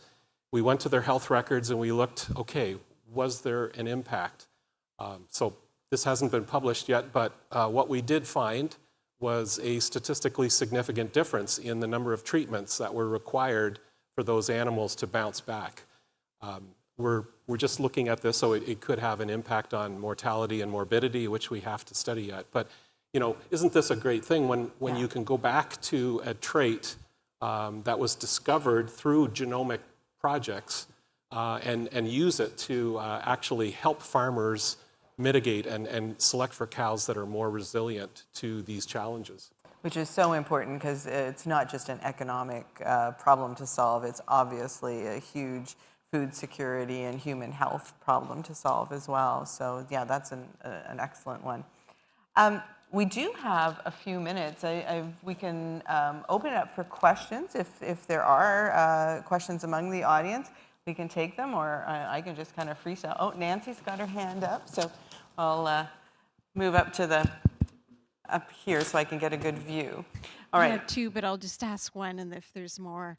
I feel like, Dana, you touched on the relationship, but I feel like there's more to say on there. So I just wanted to see if there's anything more in the relationship between industry and academia. How did you handle IP as an example and things like that too? So I think you were very gentle in your responses, but I wonder if you can just be a little bit more on some of the stickier areas, how that relationship made it work, because it's beyond money.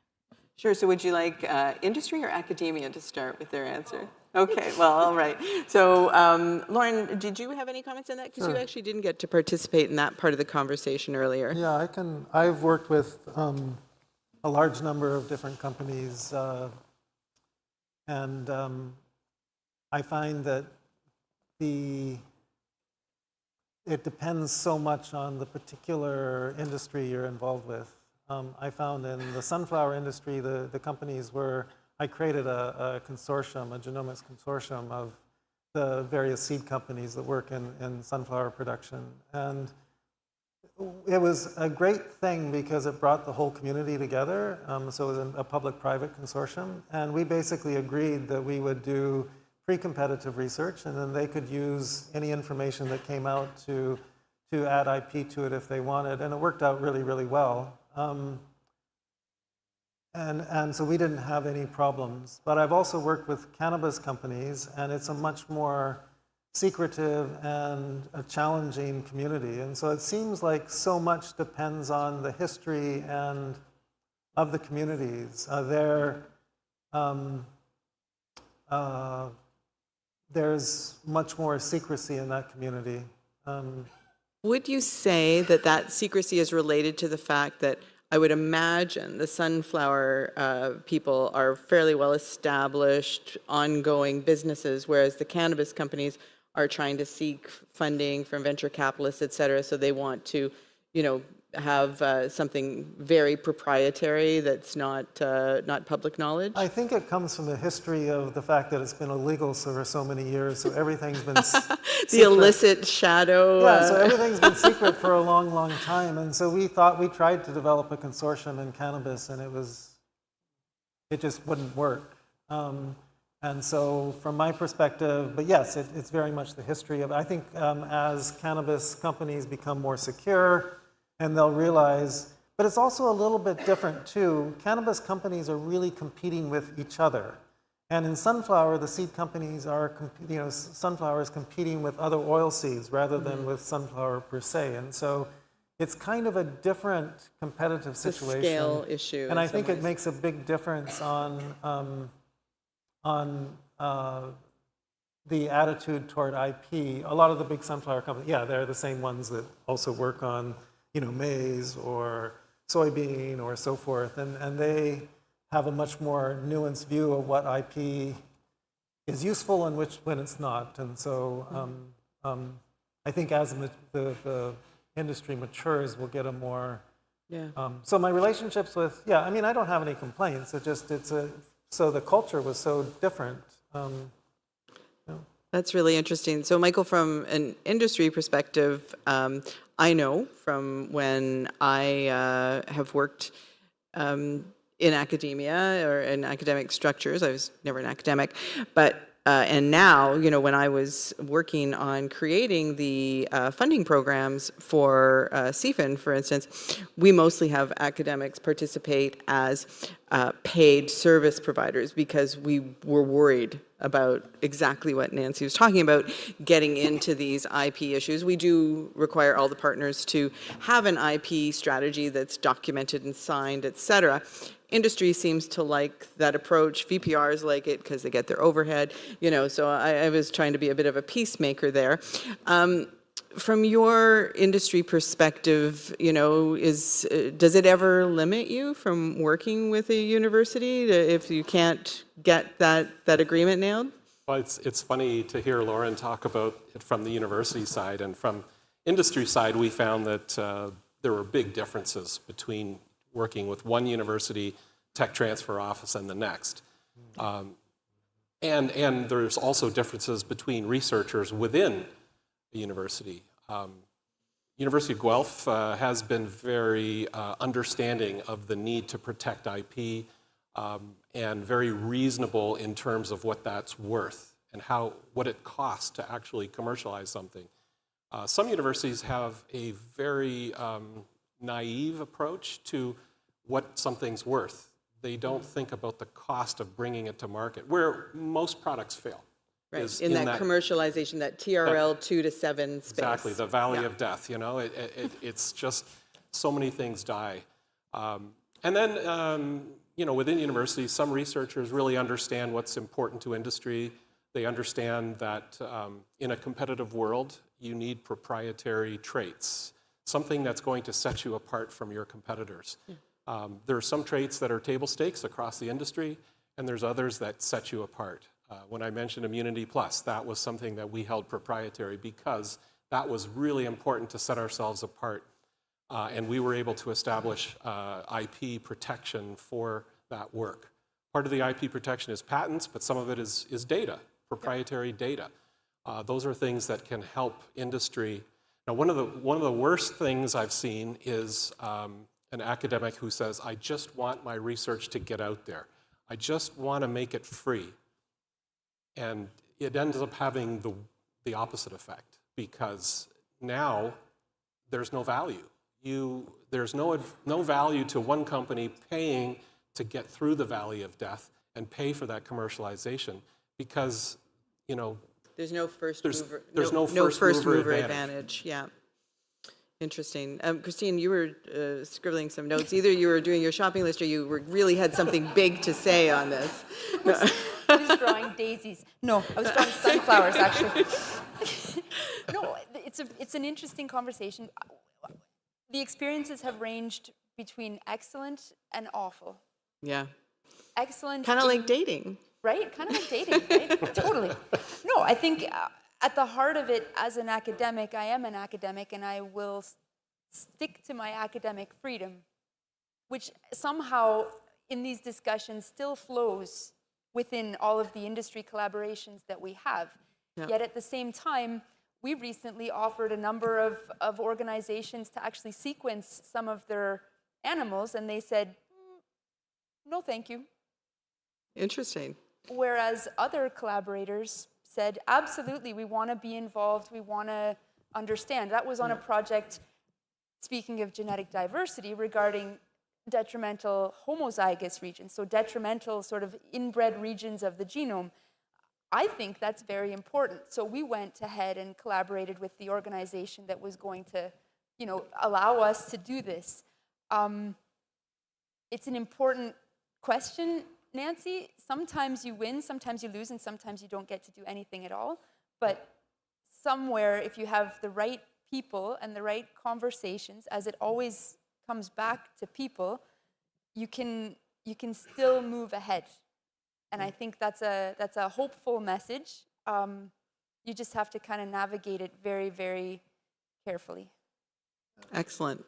Well, we are almost at time. It's, for me, been a really great conversation. I think takeaways that I will be musing on over the coming days are just the staggering, you know, breadth and depth of what needs to be done to be in a post-genomic phase, as well as, you know, just feeling really hopeful that there are people who are so engaged and curious and passionate about helping to ensure that we have a resilient food system and a resilient response to climate change, and you know, ensuring biodiversity. We've really crammed an awful lot of scope into a very short amount of time, and I would encourage those of you who are you know, foodies and curious to watch this lane, because we didn't even get into talking about everything that's happening in cellular food and the creation of new ingredients. There's a massive conversation to have there as well.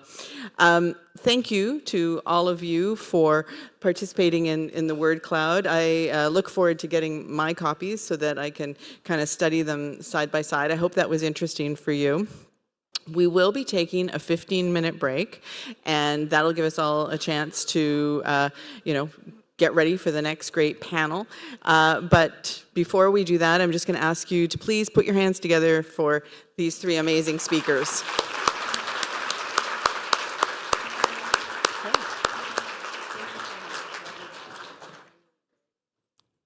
Good job. Good job.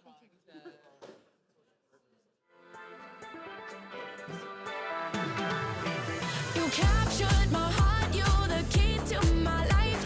A vision of our love that made me survive. Regaining the mood that we're in is so real. It's time to move up and face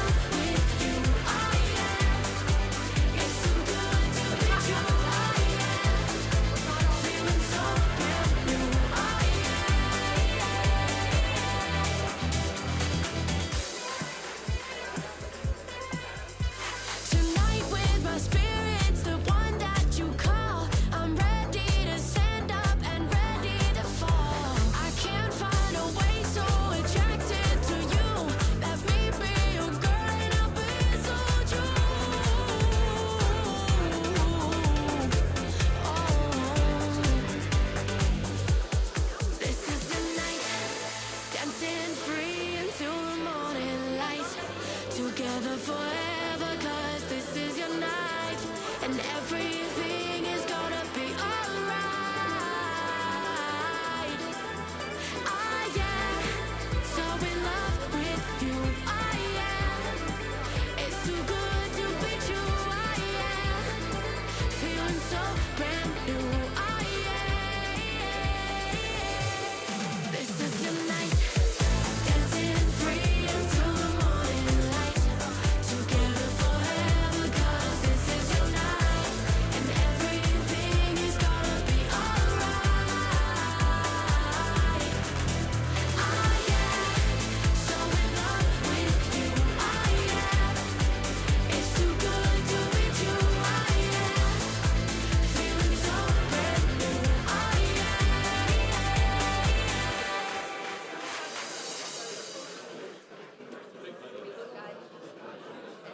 Every breath you take, every move you make, every bound you break, every step you take, I'll be watching you.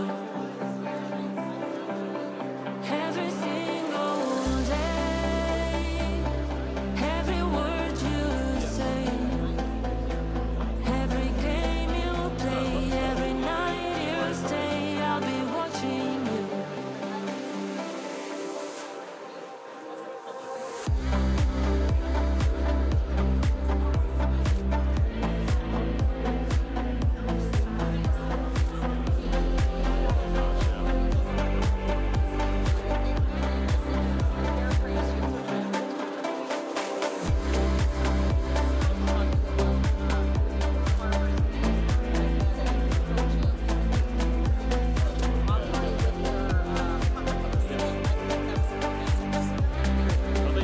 Yes, they do.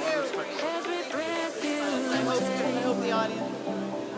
every move you make, every bound you break, every step you take, I'll be watching you. Every single day, every word you say, every game you play, every night you stay, I'll be watching you. I'll be watching you.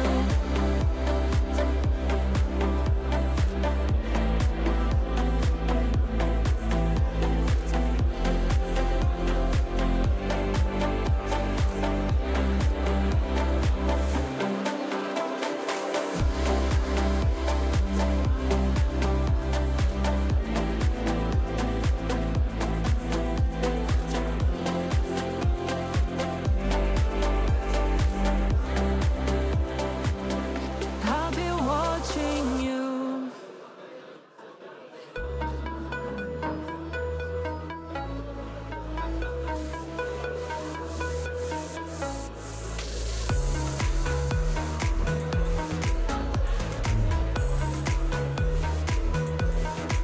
You with your sad eyes. Don't be discouraged, oh, I realize it's hard to take courage in a world full of people. You can lose sight of it all, and the darkness inside you can make you feel small. But I see your true colors shining through. I see your true colors. That's why I love you, so don't be afraid to let them show your true colors. True colors are beautiful like a rainbow.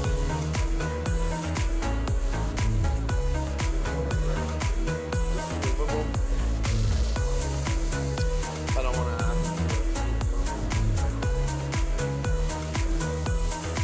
Show me a smile there. Don't be unhappy, can't remember when I last saw you laughing. If this world makes you crazy, and you've taken all you can bear, you call me up because you know I'll be there. And I see your true colors shining through. I see your true colors. That's why I love you, so don't be afraid to let it show your true colors. Oh, you just want it to over the Colors are beautiful like a rainbow.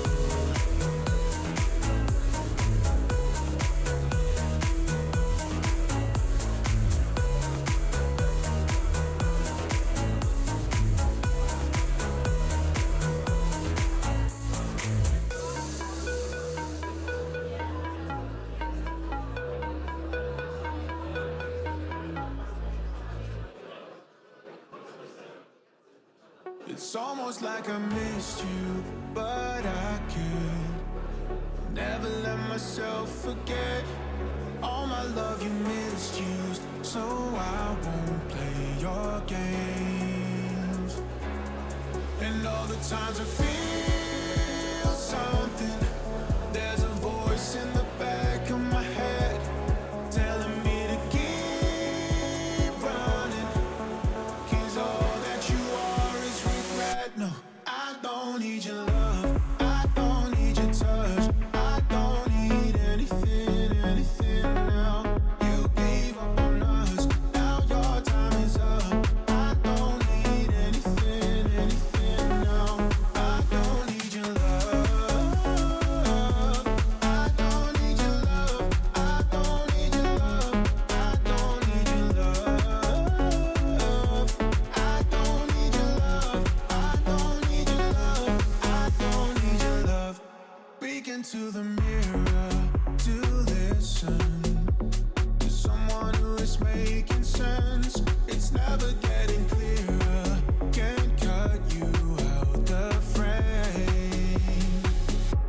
And all the times I feel something, there's a voice in the back of my head telling me to keep running, 'cause all that you are is regret. No, I don't need your love, I don't need your touch, I don't need anything, anything now.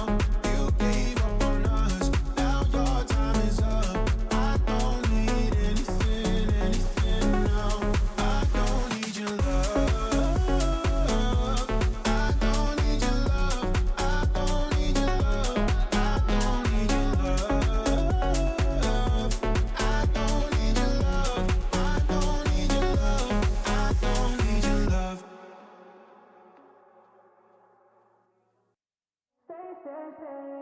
You don't wanna call me back, but baby, that is alright. I know that you can comprehend that I have all these feelings I carry by my side. Oh, you don't know that I've been thinking about you. I've been thinking for so long. Now tell me why you didn't treat me right, yeah, when I gave you everything you want. Oh, you should tell me why you only calling when you happy, feeling lonely. Do you even know what you have done? 'Cause now I'm up all night, I'm rethinking life. 'Cause girl, you threw my heart away every time you wanted me to stay, stay, stay, stay, yeah. Stay, stay, stay, stay, yeah. Falling for promises, I'm pretty sure if I'm honest. Oh, even when I'm under pressure, I'm fighting for attention, no. Oh, you don't know that I've been thinking about you. I've been thinking for so long. Now tell me why you didn't treat me right, yeah, when I gave you everything you want. Oh, you should tell me why you only calling when you happy, feeling lonely. Do you even know what you have done? 'Cause now I'm up all night, got me thinking about the times. So if you tell me why you have been acting like you're not the one that owns me, do you even know what you have done? 'Cause now I'm up all night, I'm rethinking life. 'Cause girl, you threw my heart away every time you wanted me to stay, stay, stay, stay, yeah. Stay, stay, stay, stay, yeah. Oh, you should tell me why you only calling when you happy, feeling lonely. Do you even know what you have done? 'Cause now I'm up all night, I'm rethinking life. 'Cause girl, you threw my heart away every time you wanted me to stay, stay, stay, stay, yeah.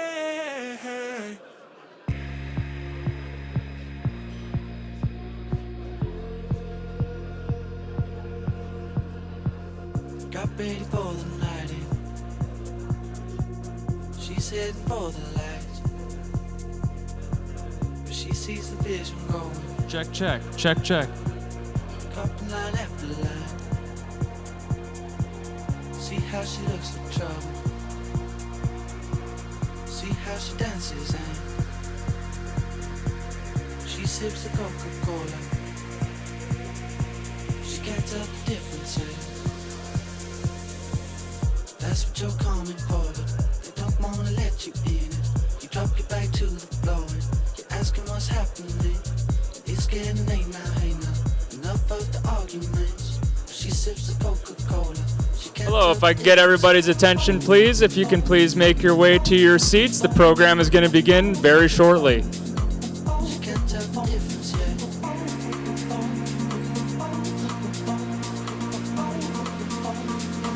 She can't tell the difference yet.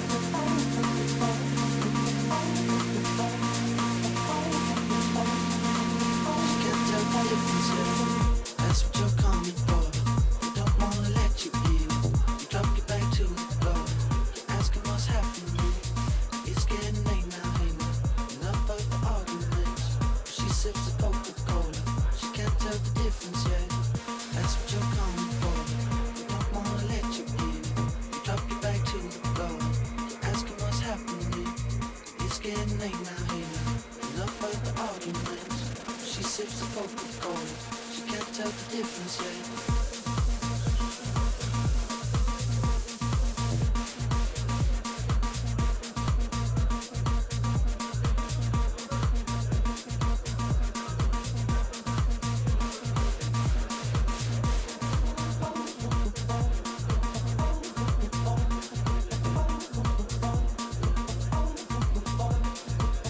Got ready for the night.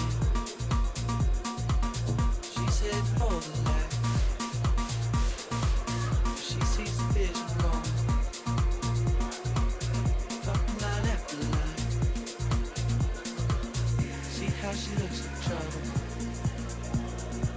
See how she dances and she sips the Coca-Cola. She can't tell the difference yet. She can't tell the difference yet.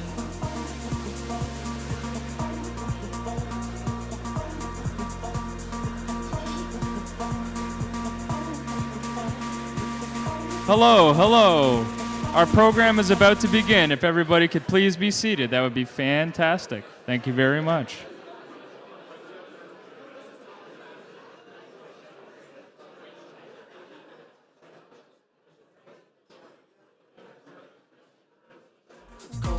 She can't tell the difference yet. That's what you're coming for, but they don't wanna let you in. Okay, ladies and gentlemen, this is it. The final panel. Please take your seats. Thank you. All right. Okay, we're almost there, nearing the finish line. What a day this has been. I'm going to welcome you now to the last panel of this most excellent day, the first ever Canadian Genomics Summit. I've been up here already, so you probably know who I am in case you got here late. My name is Rob Annan. I am President and CEO of Genome Canada. And a big thanks to all of you for coming here today, taking part in all of this. This last panel is slightly different from what we've done so far. I'm really excited to be participating in this. As I said off the top, this is the 25th anniversary for Genome Canada. But it's not just the 25th anniversary for Genome Canada. It's also the 25th anniversary for 6 regional genome centers who are our key partners in the delivery of national programs. Technically, actually, it's the 25th anniversary of 5 of the centers. Genome Alberta is only 20 years old, but that's a long story that we can talk about at the bar later. Regardless, it's a big day for all of them, just as it is for us. And it really does, most of you in the room are aware of how we work, but I do just want to point out that, this is a unique model that we have here. It's a federated model that in many ways reflects the nature of the country. We have, kind of a shared national identity, but really Canada is a nation of regions. And I think one of the key reasons for our success is that we work closely with teams of amazing, amazing dedicated people who have deep knowledge of their local ecosystems, the universities, the companies, and also the provincial governments and realities in each of those regions. And it's really the push and pull tension between the regions and between the federal government and those regional priorities that leads to a true national approach. And I think about the very thoughtful observations from Elder Commanda this morning. You know, she talked about 7 CEOs, 7 grandfather teachings. I can say that this group really does, in many ways, embody many of those teachings. Thinking here about things like trust, wisdom, bravery, usually love. But I am fortunate to work with this group of really thoughtful leaders and their respective teams. So I'm going to invite them up to the stage right now to please join me in the seats that we see up here. I'll just introduce them by name, and then we're going to take a second to sort of do introductions once we're seated. So I welcome Suzanne Gill from Genome BC, Steve Armstrong from Genome Atlantic, David Bailey from Genome Alberta, Mike Say from Genome Prairie, Stephen Cummings from Ontario Genomics, and Josette Landry from Genome Quebec. So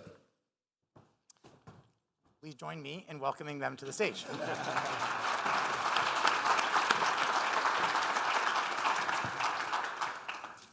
Okay, so why don't we start off, as I said, rather than give introductions that speak at length to your illustrious careers, I thought instead we would just take 2 minutes each, to provide just a brief set of comments about yourself, about kind of the journey that led you to the role that you're in today, and maybe kind of what inspired you to take on the role you have. And Suzanne, why don't we start at your end, and you can kick us off. All right, 2 minutes and counting. So I'm 3rd generation Canadian. I have a passion for science. I am a failed attempt at being a vet. And somewhere during my journey of becoming, I did my master's in science at UBC and my MBA in Toronto. I was employee number 3 in Toronto in 2002. And that was an incredible beginning of a journey of my career, where there was incredible excitement around these $25 million large-scale sequencing projects that were going to change the game for Canada. And that just, for a young person beginning their journey in real life, was incredibly inspirational. Spent a couple of years there, did a decade or so at Genome BC, left for 4 years to do industrial R&D for the tech sector with the supercluster program, and then came back as CEO in 2022. But one of the parts of my journey at Genome BC was I was there in 2007 when Genome BC was able to design and make strategic design programs and make strategic investments for the province of BC in areas of strength that would benefit BC, and we've had the support of the province in order to do that. And that was game-changing for the organization and also our research community in British Columbia. Awesome. Thanks, Suzanne. Steve? So thank you. A pleasure to be here. And for the record, I don't love any of my colleagues. They're all right. A pleasure to be here. And in terms of the journey, I was actually involved with the Genome Canada enterprise before there was a Genome Canada enterprise. And there were a lot of very influential folks across the country that were coming up with a vision for something that would be called Genome Canada.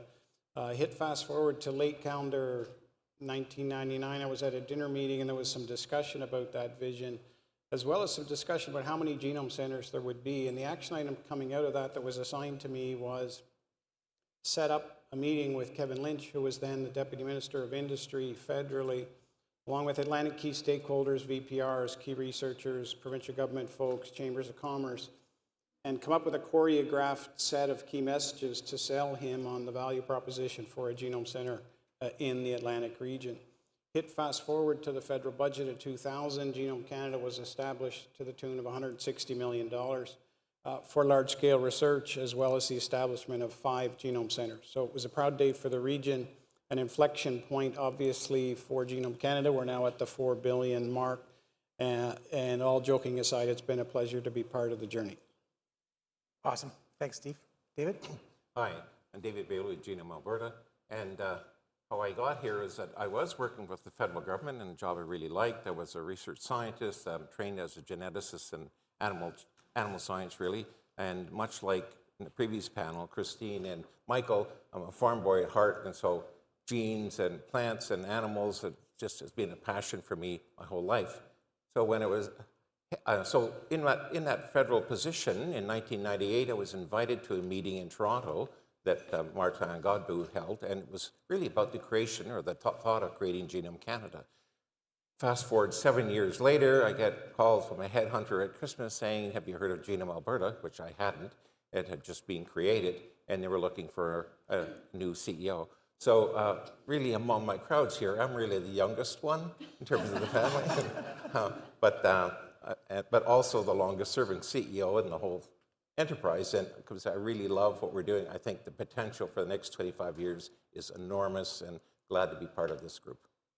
Awesome. Thanks, David. All right, from the youngest to the most handsome, Mike. Thank you, Rob. Might say Genome Prairie, and we cover Saskatchewan and Manitoba from there.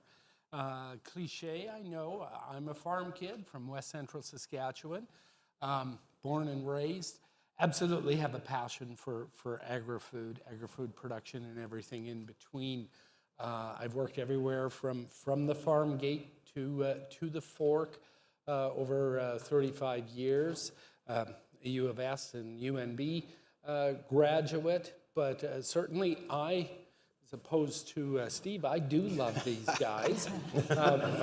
And it certainly is, it's a passion and a curiosity I have. I came to the enterprise, I guess now about 6 years ago, and it's an absolutely glorious and challenging journey to be a part of. The things that we do together are truly extraordinary, and I too am looking forward to the next 25 years. Awesome, thanks. Steve? My name's Steve Cummings. I'm the interim CEO of Ontario Genomics. So pleased to be here. I served on the board at Ontario Genomics for over 10 years, primarily in the chair of the audit committee. Steve, sorry, your mic's not working, and it looks like they're coming with a microphone here for you. He's just talking about how much he appreciates Genome Canada. To translate for him while we get things set up, that's okay. Would you like me to go? Yeah, why don't we go then to Josette, and we'll come back to Steve. Thanks. Perfect. So hi, everyone. I'm Josette Landry. Like some of my colleagues, I've loved science from a young age, and I'm a farm girl. But I've always been teased that I'm not really good at geography. So I would like to point out that we had agreed to go in geographical order, and that some of my colleagues, that I won't name, decided to maybe not sit at the right spot. So I have a PhD in genetics, and I got my degree at UBC at a time when a lot of new up-and-coming researchers, some of whom are here today, were just starting. Mark O'Mara, Steve Jones, Wyeth Wasserman. So it was a really exciting time to be doing genetics and genomics. First human genome was being sequenced, and along the years I've had the chance to put those skills into an applied setting. I've run a startup in genomics. I've run a sequencing facility. I've been able to work at a funding agency. So all of these, what seem like disparate, very diverse elements of my career just seemed to actually make sense when I saw the role for the CEO of Genome Quebec being advertised. And I thought, that's what I've been working towards, all these different pieces. This was the role where my technology background, my entrepreneurial spirit, my love of science could come together. And the reason why I'm so excited that I'm now in this role for now my 3rd year is the camaraderie with all of these lovely people who've really accepted me as a newest addition to the enterprise. Awesome. Steve, back to you. Back to me? Yeah. Can you hear me now? Yeah. Not yet. Okay. Steve Cummings. I'm the interim CEO at Ontario Genomics. How I got there is I'd been on the board of Ontario Genomics for over 10 years, primarily in the with the finance specialty, chair of the audit committee, and so on. And my lead into the board was that I've spent many years in Ontario's venture capital system, with MDS Capital, Lumira Capital, investing in biotechnology from seed stage all the way up to NASDAQ-listed companies. So I've seen commercialization firsthand from that point of view. I'm passionate about the opportunity that the genomics innovation ecosystem represents for Ontario. From my perspective, this is an inflection point. After 25 years of investing in this technology, I see the seeds of future GDP growth for Ontario. What I also see is, a lot of the initial investment was in healthcare. The maturing of genomic innovation and the application broadening over the last 10 years really does speak to huge opportunity for the food and ag sector in Canada, where globally we punch above our weight. Obviously, natural resources, the application for waste, and so on. So I do really see the bio-revolution as something akin to the Industrial Revolution many years ago, and this is an inflection point. So I'm delighted to serve and happy to work with everybody on this stage for sure. Awesome, thank you. So obviously a diversity of backgrounds, which is super interesting, and is reflected as well in the diversity of sort of activities that the respective centers are engaged in. And there's a lot of obviously biologists, evolutionary biologists in the crowd here, and as you know, right? We were all created at the same moment and at that time, with very similar conditions. But over the last 25 years, there has been an adaptation to diverse local conditions. And because of that, each center has its own flavor. It adds, much like Canada, right? It adds up to something really powerful and interesting and successful. But there is a lot of variability across the board. And now I actually feel like I'm doing cross-country checkup here. It's like, okay, so why don't we, again, coast to coast. What I'd like to ask is perhaps to give a bit of a flavor of the way that your center is engaging with your communities by perhaps sharing like a success story, something that you can point to that talks about how genomics is being applied in your regions, something that demonstrates that sort of tangible impact that you and your colleagues at your own center are proud of. Let's just go down the line again, Suzanne. Down the line, okay. Yeah, simple. So I'll just pick, carrying on from one of the panels this morning, in the area of cancer. So we have as Genome BC, about $900 million in the human health portfolio. And cancer is really where you're seeing impacts in terms of genomics applications in the clinic. And really there is a story, the Michael Smith Genome Sciences Center, and Steve Jones is in the room here today, was actually embedded in the BC Cancer Agency in '99. It was the first in the world event where you had a sequencing center embedded in a cancer care center. And that dream of being able to change medicine for cancer patients and care and treatment was really a foundation of the inspiration around investing in genomics in cancer. So our chair of the board, Dr. Don Ricks of Genome BC, was the founder of Life Labs, and he had cancer. He had his genome sequenced, and he looked around the world who could do it. He came to Vancouver and did it at the Genome Sciences Center. That was in 2010. There's probably lots of references to that paper. That was 2010, 2011. The Personalized Oncogenomics program started in 2012 with 30 patients. It is now over 3,000 patients, but it's still not standard of care. It is still on the research side. So the vision of, if we can accelerate the adoption and translation of genomic into the clinic in cancer, you can imagine a future where anyone walking through the door of a cancer agency, maybe before, I heard lots of stories this morning, of you could have basically game-changing care and treatment as soon as you walk in through the door. And I think that's the vision and part of the impact we have. I'll just give a shout out to the hereditary cancer program. We have Addie, who received an incredible award, sitting in the back there around her work with the Genome Sciences Center, and Intan Schrader, game-changing work around being able to do cascade testing and identify the parent of origins or variations from where your cancer may come from. Will just change the game in order to be able to very efficient testing for cancer care. Anyway, I'll just leave it at there. Yeah, awesome. I know we could have a whole talk about any one of these subjects, so thanks, Suzanne. Steve? So Genome Atlantic has a very private sector driven portfolio. The vast majority of our projects have a private sector leader, and we're trying to de-risk business expenditure in R&D. But when we're asked to come up with one success story from the past, the one that I reach back to is an oldie but a goodie, and it's entitled, What If We Could Fix Hearts Before They Were Broken? And the story goes like this. For quite some time, imagine a scenario where you were losing members of your family over time, one or more members that would just suddenly drop dead of a fatal arrhythmia. The first warning sign that there was a problem was they dropped dead. It was like a breaker tripped, the lights went off, and the lights sadly would never come back on. This was going on for decades and decades and decades with a number of families in Newfoundland and Labrador, all linked to ARVC. Enter Genome Canada funding in 2005. It allowed the group at Eastern Health and Memorial to accelerate understanding the genetic predisposition for the disease.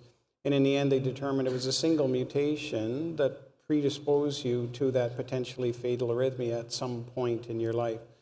And in the male population, 80% would be dead by age 50 unless you intervened. So those that tested positive, if you will, for having that mutation were given the opportunity to have an ICD or a defibrillator proactively put into their chest. There's more than 300 that have been installed to date. All 300 had their lives extended significantly as a result of that. And while it's impossible to put a price tag on the value of those lives saved, as an organization, it allowed us to tell a story that any funder can obviously relate to. And by extension, it helped us sell the power and promise of genomics from a more global fundraising perspective. Yeah, that is such a great story. Thanks, Steve. David? That's a great example because one of my close friends actually benefited from that technology, Steve, so that's a great addition. For Genome Alberta, what I think we would term success is the creation of these large databases that really have become very, very functional and applied to by many companies. I'll give you a couple of examples. One is the Human Metabolome database and the food database, which are both created at the University of Alberta under the guidance, I guess, of Dr. David Wishart. Those are constantly being in use by companies all around the world, so great resource right there. It's Canadian technology. The Resistome database, a comprehensive multi-omics database of more than 38,000 bloodstream infections. That's led by Ian Lewis at the University of Calgary. And then very applied pig database, a database of pig genome data to compare traits and solve health challenges. That's led by Michael Dick at the University of Alberta. So to me, those are huge applications that industry can get behind and look into see for breeding programs, et cetera. So, or food safety, food security, ingredients, allergies. These are the databases to look at. So I'd have to say they're really good. And our mandate is slightly changing. All of us here are getting more emphasis from our government funders to do more in commercialization. Having access to these databases gives us access to other international databases, so we even have more data to look at together when you can share. So I think it's a really bright future ahead for us to kind of monopolize some of these data sets and benefit Canada. Awesome, thanks. Mike? Thanks, David. I thought long and hard about what to talk about in terms of where has genomics made the greatest contribution. And it should come as no surprise. I'll limit my comments primarily to agri-food and agri-food production.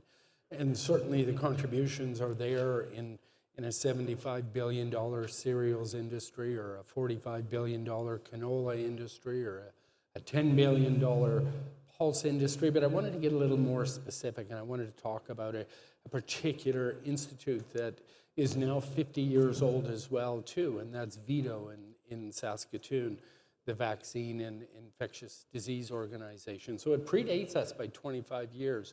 But that being said, over the years we've been in existence, there's been numerous projects and well over $50 million of investment in genomics projects vis-a-vis VITO. Quite frankly, VITO would not be the institution it is today without the support of the genomics enterprise.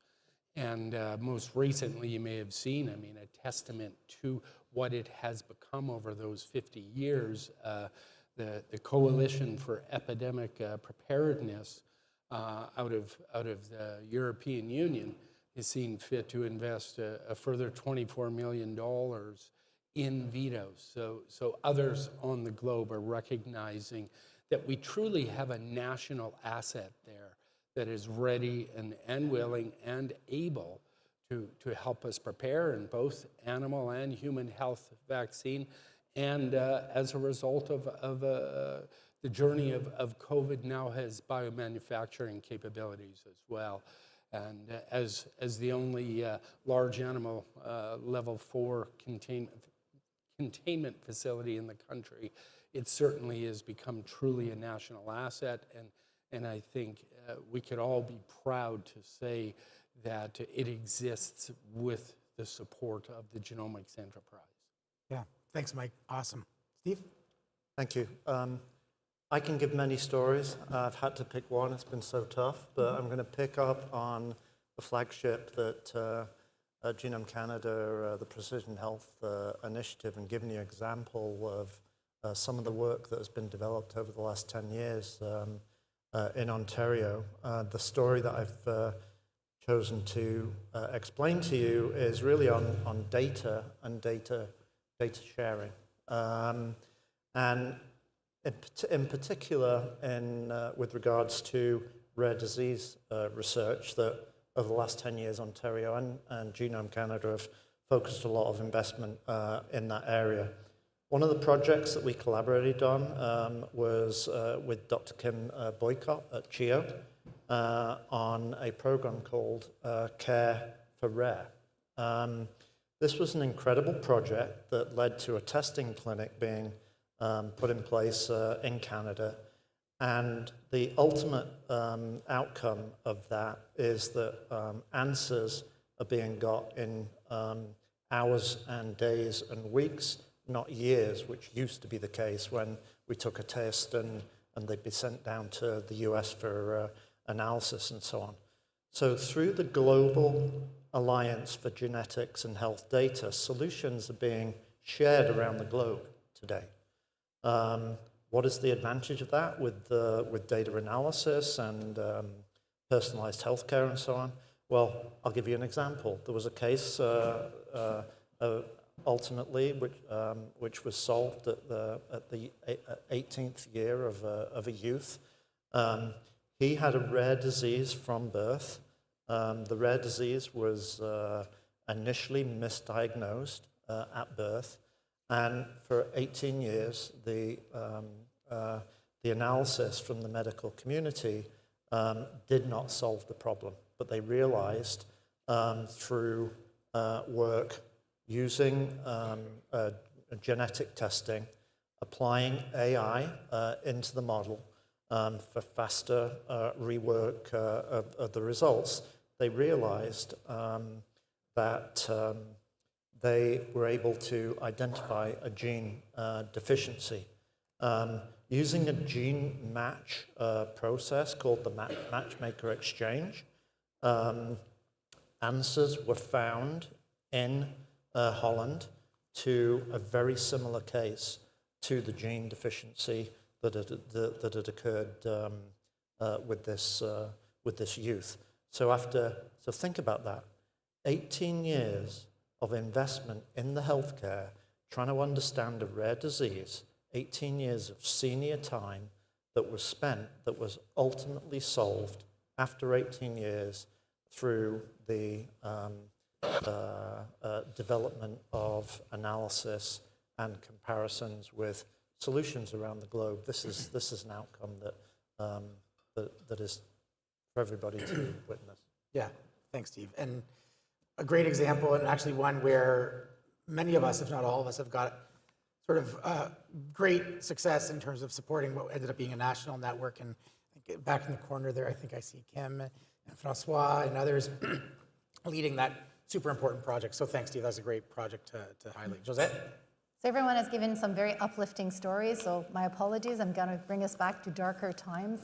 The example that I wanted to highlight was one that brought us a really great ordeals, but at the same time, really great opportunities, and that's the start of COVID. So if we think back on those days, many of the public health labs were struggling with the sudden surge in demand for sequencing. And that was the case in Quebec. And they reached out to us. And with our CIS, our Center for Excellence and Services, in other words, our sequencing center, we're able to really help them and be part of the variant monitoring program. So that was the start of a relationship because there was a crisis. But over the years, it evolved into a really tight partnership where we've continued to be involved in many projects, whether it now be for antimicrobial resistance, or we're talking about H5N1 earlier today. So it's interesting how relationships like that can evolve.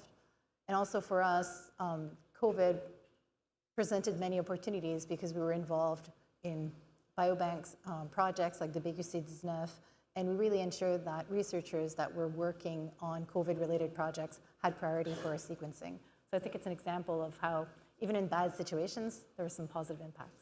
Yep, awesome, love it. Okay, so Josette took us to dark places, so let's lean into that. These are challenging times. We're all navigating, as we've heard already today, including from Yasser Nakti this morning. There's a lot of political turmoil. We see that globally. We certainly see that here in Ottawa at the federal level, and I know many of you are navigating challenging conditions with your provinces and your regions and so on. But it's not just political, right? It's not just government things. There's lots of other challenges that you're facing. So I wouldn't mind, again, just to take a couple minutes each to talk a little bit about, kind of what keeps you up at night, effectively. What are the things that you're thinking about? Because again, I've heard, sort of people in Ottawa being accused of living in a bubble, right, when it comes to the country. And I do think it's really valuable to sort of, get a scope of kind of what's out there and how that's sort of translating into the realities in all of your respective regions. So, Suzanne, why don't you... I thought you were going to reverse the order. No? Thought about it. I did think about it. Okay. Yeah, well, I think we heard a bit yesterday in the closed-door session as well as today. One of the biggest things with this bleeding edge of research is that you become, as you said, you're in a bubble, you're an elitist. It's not accessible. So equitable access to participate in the research and ensure that you have access to benefit from the tools and everything else that's going to come out of it is probably job number one. So very fortunate Genome BC's had the support of the province, and we've been able to invest in communication and outreach from day one. And we do that through lots of different vehicles, but one of our flagship vehicles is the Gene School program. And it supports basically teens and the teachers that teach teens, science teachers, around what is genomics, how does it impact your daily lives. We reach 4,000, 5,000 students all across the province, rural, remote communities, including the Yukon. And that tool has been invaluable for us to get in front of the next generation of scientists. And we even have alumni from that program actually teaching the next generation. Very powerful. The second place we've made a concerted investment in is ensuring that we have access to the right folks to involve Indigenous participants in our research and First Nations. And so we've actually just put together an Indigenous Peoples Engagement Framework. That was in 2023. We hired Candice Loring, the first Director of Indigenous Initiatives and Relations. We've put together an action plan, resourced it with $5 million, part of which will support an expansion of silent genomes. But we are looking at things like, can we support Warren McTeague, who's actually in the UBC Forestry Program, with Sally Aiken there, and is going to take, as Dr. Kim Tallbear talked about yesterday, the Summer Internship for Indigenous Peoples Program.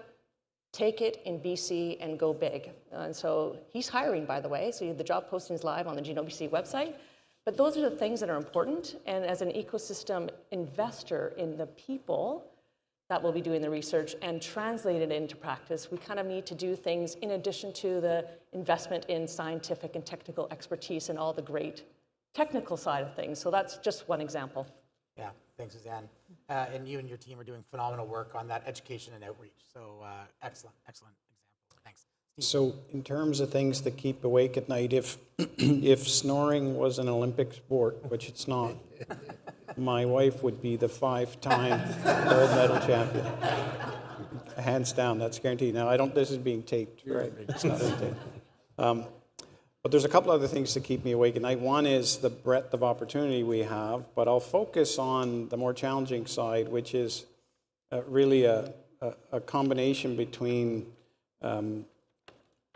limitations of regulatory policy and genomics literacy, or maybe I should say genomics illiteracy. And, you know, as many in the room knows, public policy has lagged behind the pace at which technology is developed for decades.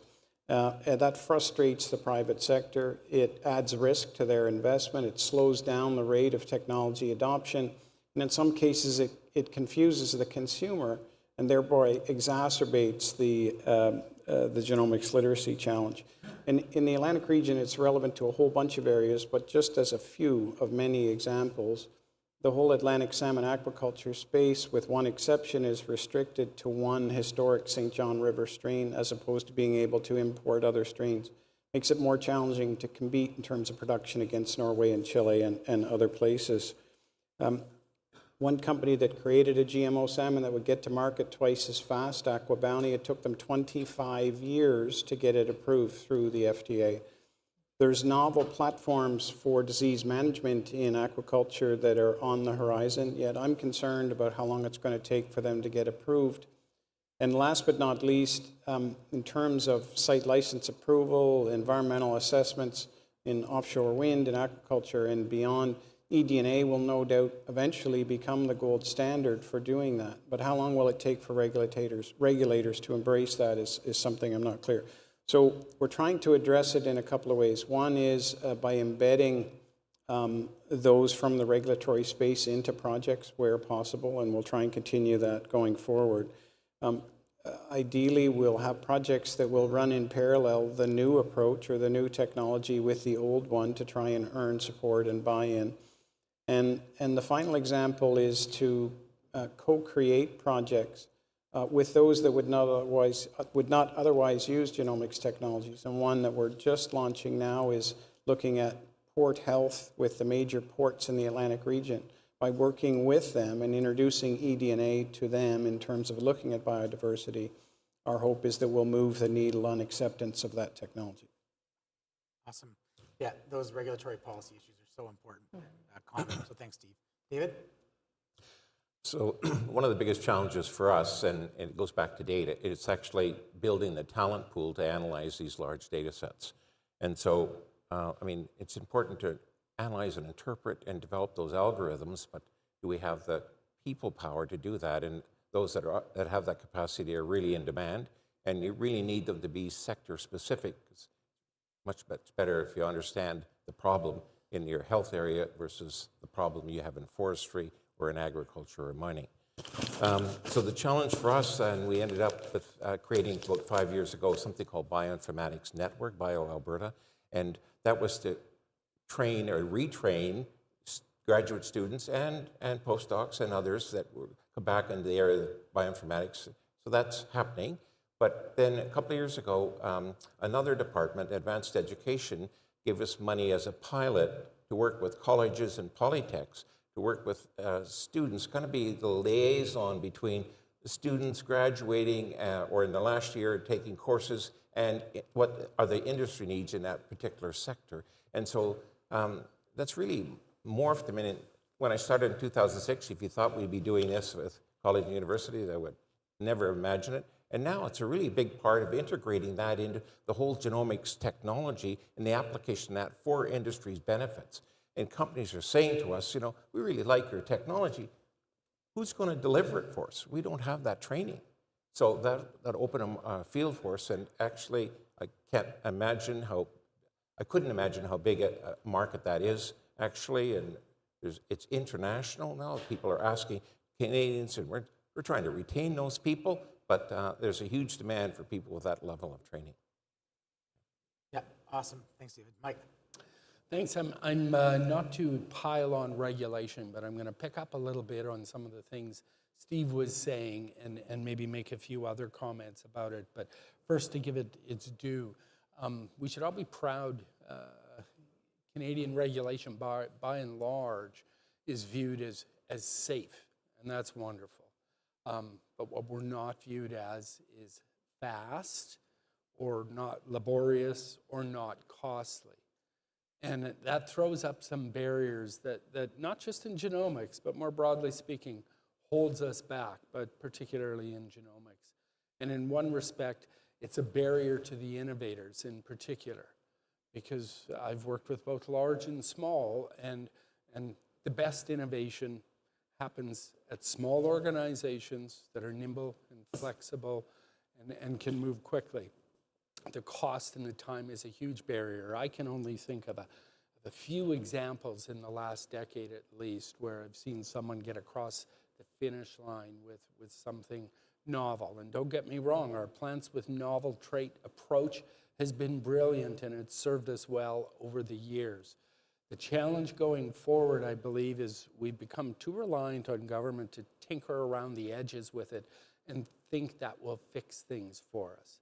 The opportunity lies in doing more than tinkering around the edges, and I think it's going to take a whole of society approach. It's going to take investments even beyond government, but it's a real opportunity if you think of it as painting a picture or a vision.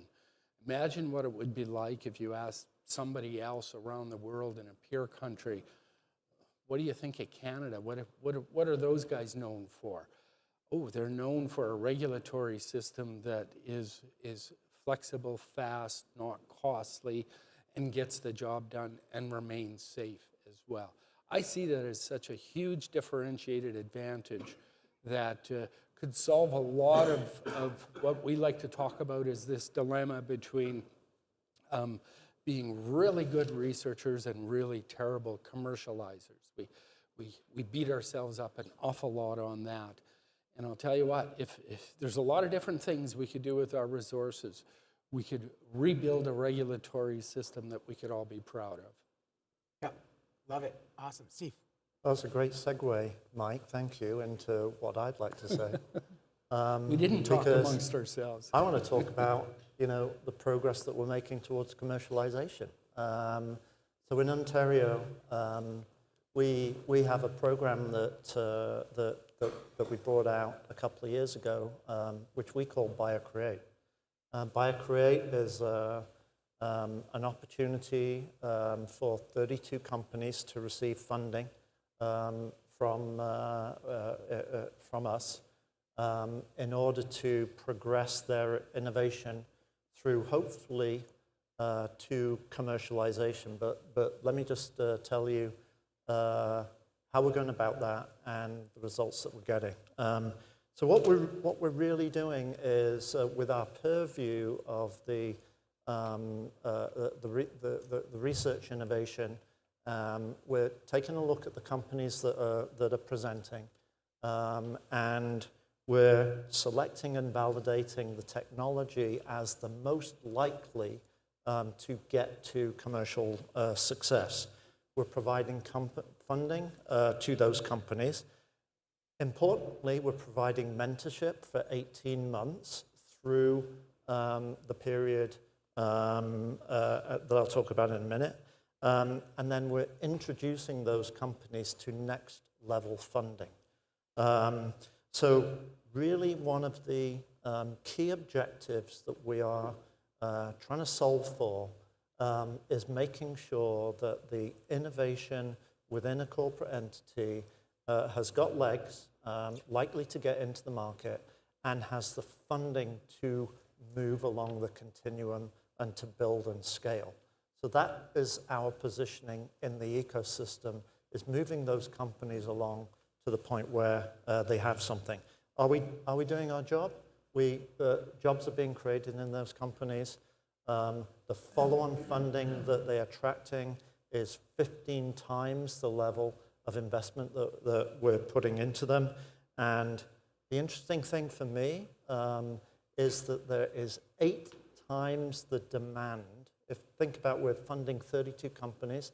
There's 8 times the demand with valid technology, which really showcases to me that the green shoots of an accelerating market are in place, but we're doing our job in moving that innovation along the spectrum. Hey, Josette, what keeps you up at night? Well, I don't think I need to convince this crowd of the importance of genomics. But one of the things that I worry about is whether or not non-experts can really truly benefit from everything that genomics has to offer. And I think some of my colleagues, actually quite a few of my colleagues, touch upon some of the barriers that might lead to that integration. So so I won't be able to that point. But what I wanted to talk about a bit today is one of the programs that we've created at Genome Quebec to try to help integrate different genomic technologies into different fields. So we have a program that was started a few years ago called Genomics Integration Program, where we offer some funding, small amount, for pilot projects, for proof of concepts, to really help the companies and the end users integrate genomics into a wide variety of different applications in different sectors. And really the goal is to then be able to scale up and bring those programs or those projects into larger programs. And we've seen huge success. We've already funded 77 projects over the last few years. And for those of you who are interested, we just launched a competition in health, I think yesterday. I'm looking for Stephanie's nod, but yes, yesterday. So I think it's a great opportunity to really look at other ways to integrate genomics. Awesome. What I love here is we obviously have a crew of serious problem solvers who, while lying awake at night worrying, are developing new programs to then attack those challenges. So that's awesome. Okay, so we're going to do one last question here, and maybe start looking ahead to the future, and ideally what you're optimistic about. We look back at the last 25 years, success stories. We've thought a little bit about some of the challenges we're all facing, but now let's think about kind of as we look to the next 25 years. What are you hopeful about? What are you excited about? What can we as a community sort of be doing to help realize that vision? And we'll just keep going in order here, Suzanne. Why don't you kick us off? Yeah, so this is really in my, how I frame it in my head is Act 2, right? It's like Act 2 for Canada in genomics, and as well as that you articulated, it's really about now, how do you translate this body work into real applications, real world use, and have use cases? And in some cases that would drive commercialization, or it may be public adoption. I'm very optimistic around public-private partnerships. And I think one thing I'm really keen on is taking everything we've learned in the human health area. We'll continue to do that investment. That is where a lot of the traction is being made. It takes a lot of funding. The adopters are generally the public health systems, which is challenging, and biotech will benefit as well. We have 5 of Canada's top 10 biotechs in Vancouver. It's the other areas as well that are still driving the economy. In BC, the top exports are coal, gas, copper. And then now lumber's number 4. Used to be number 1.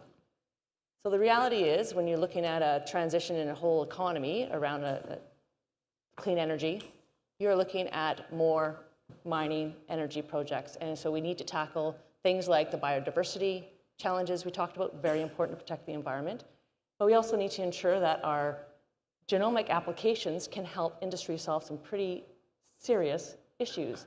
Things like, what are you going to do with all the mine waste when you're basically going to double production of copper in the world? And so I think it was Lauren that highlighted, this pre-competitive partnerships with industry does matter. And that's where we do see investment in BC, for example, from tech, Rio Tinto, working with software companies that are doing things like the mining microbiome analytical platform. It's like the database for all microbes on mine sites that they can then take and do functional genomics. Like, can you go hunt for your biomining solutions in the future? So BC in Canada leads in this area, and that's in our area of opportunity.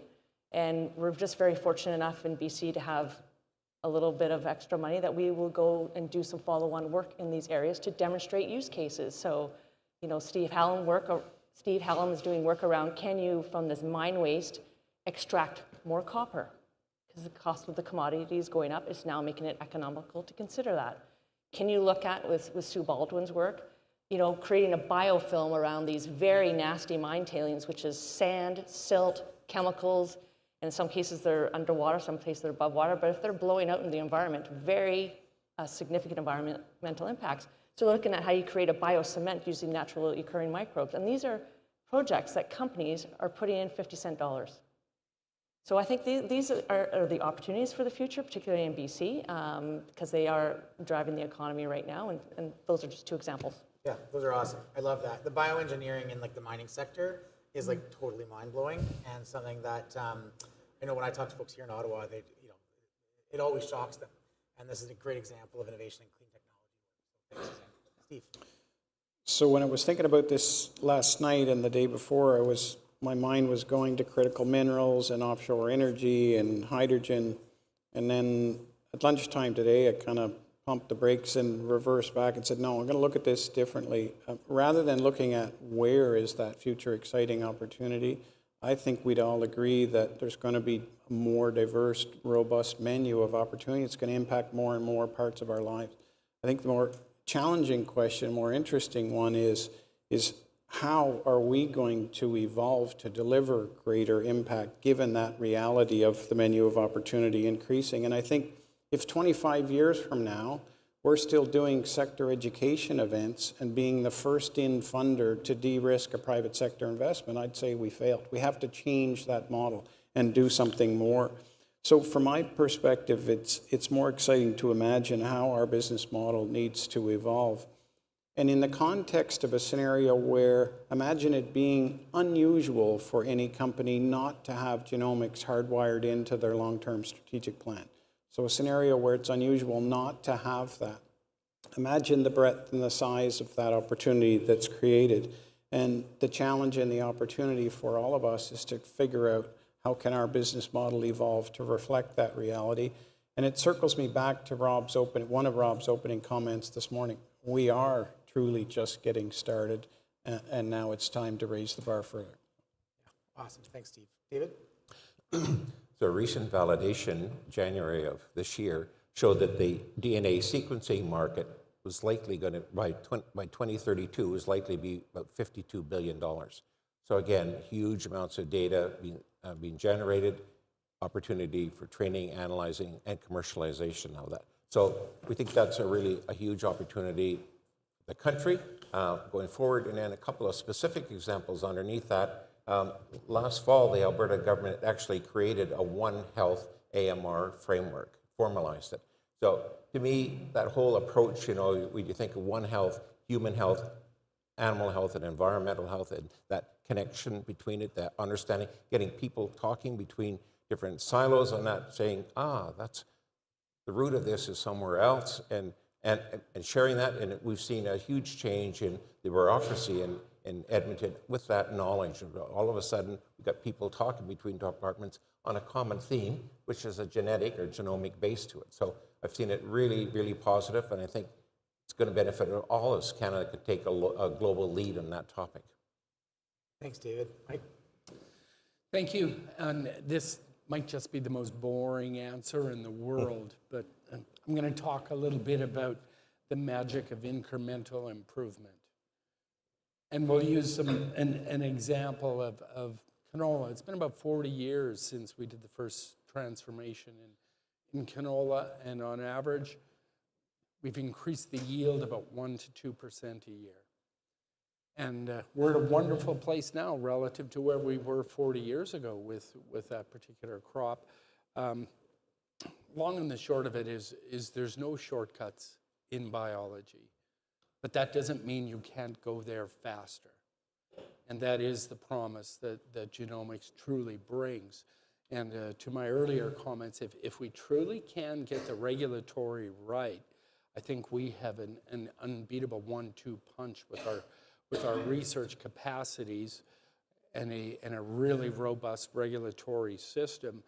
I would challenge any peer country in the world to meet what we are able to accomplish together. So incremental improvement is still going to be our pathway. There's few, with few exception, giant leaps forward that you can put your finger on and say, oh, remember when that happened? It's slow and steady dedication, and I think we are the right people to do it. We have just about the right personality to get this done properly. Love it. Thanks, Mike. Steve, what are you optimistic about? Yeah, so as I think about the next 25 years, Ontario has invested over $1.5 billion into genomic innovation up until this point. We've made a lot of progress over that period of time. We're seeing the application of genomic innovation broadening. I think that speaks to some of the strengths that Canada has in its economy. So I think there is huge economic opportunity for the country. 25 years is a long time. A lot can happen. The human genome was sequenced in that time. Since that's happened, we've done a lot with that innovation. So over 25 years, if we've invested $1.5 billion in Ontario, what should be the return on that? In my view, it should be minimum 10x in terms of a return to the country. That seems sizable, but I think that's totally doable in terms of the opportunity for us. I think we have an admired healthcare system in Canada. All of the evolution of technology within health is going to continue. I'm sure there'll be new developments from the research community in that area as well. I think probably the fastest growing segment is going to be the food and ag segment. At Ontario Genomics, we have a cellular agriculture report that's coming out in March that has some interesting data about market size by 2040 to support some of the numbers that I've just quoted. So take a look at that when it comes out. Terrific report, Canada-wide, and focuses on the broad opportunity with regard to cellular agriculture. And that's not even talking about natural resources, waste, and the applications there. So I think we have a huge opportunity in Canada to promote this research and bring GDP to the economy. Awesome. Josette, last words to you. Yes, so one of the areas where I see a lot of opportunities is with environmental DNA. It's been touched upon a little bit with this panel and also earlier today, but in Quebec we've developed a lot of expertise over the last 5 years working with the Ministry of Environment. I won't give the full name, it has too many letters.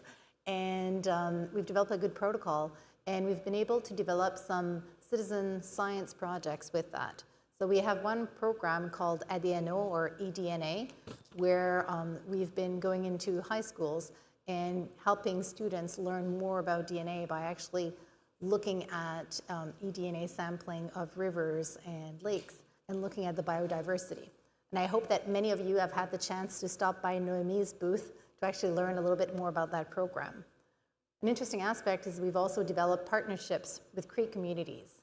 So we've extended that program in northern Quebec, and we've formed partnerships with First Nation, Métis, and we're hoping soon Inuit groups to look at how we can leverage that program in other communities. So I think there's a lot of opportunities of what we can develop in the coming years with eDNA. Yep, I love that. So this has been really great. I think many of you in the room obviously work very closely with your respective genome center on projects and so on. And so you perhaps have a sense of what's happening in your region. But when you get a chance to sort of get a survey like this from all the different centers and so on, you realize it really is a rich kind of broad set of activities across the country. And that is really in response to the changing conditions that exist in all of our respective provinces and regions. And it's not always easy to put it all together into a coherent whole. But that's true for Canada as a whole. And I am lucky to work with colleagues and their teams who are committed to both meeting those local needs while at the same time recognizing that national picture. And I'll also share that I've had on more than one occasion long-time employees in the federal civil service who have said, there are very, very few examples of successful federal provincial initiatives that have lasted for 25 years. So the federal funding is only 40% of the total pot that goes into the projects that are funded by Genome Canada. Never mind these independent things. And so, much like Canada itself, it sort of works better in practice than in theory. We are able to figure out how to get these pieces together. And it really is phenomenal to sort of see how the pieces fit together across the system. So what that means, of course, is that keep working with your centers. If you have any questions or especially complaints, don't hesitate to let them know about that, and then we collectively will try to work that out. But for now, please join me in thanking my colleagues for their...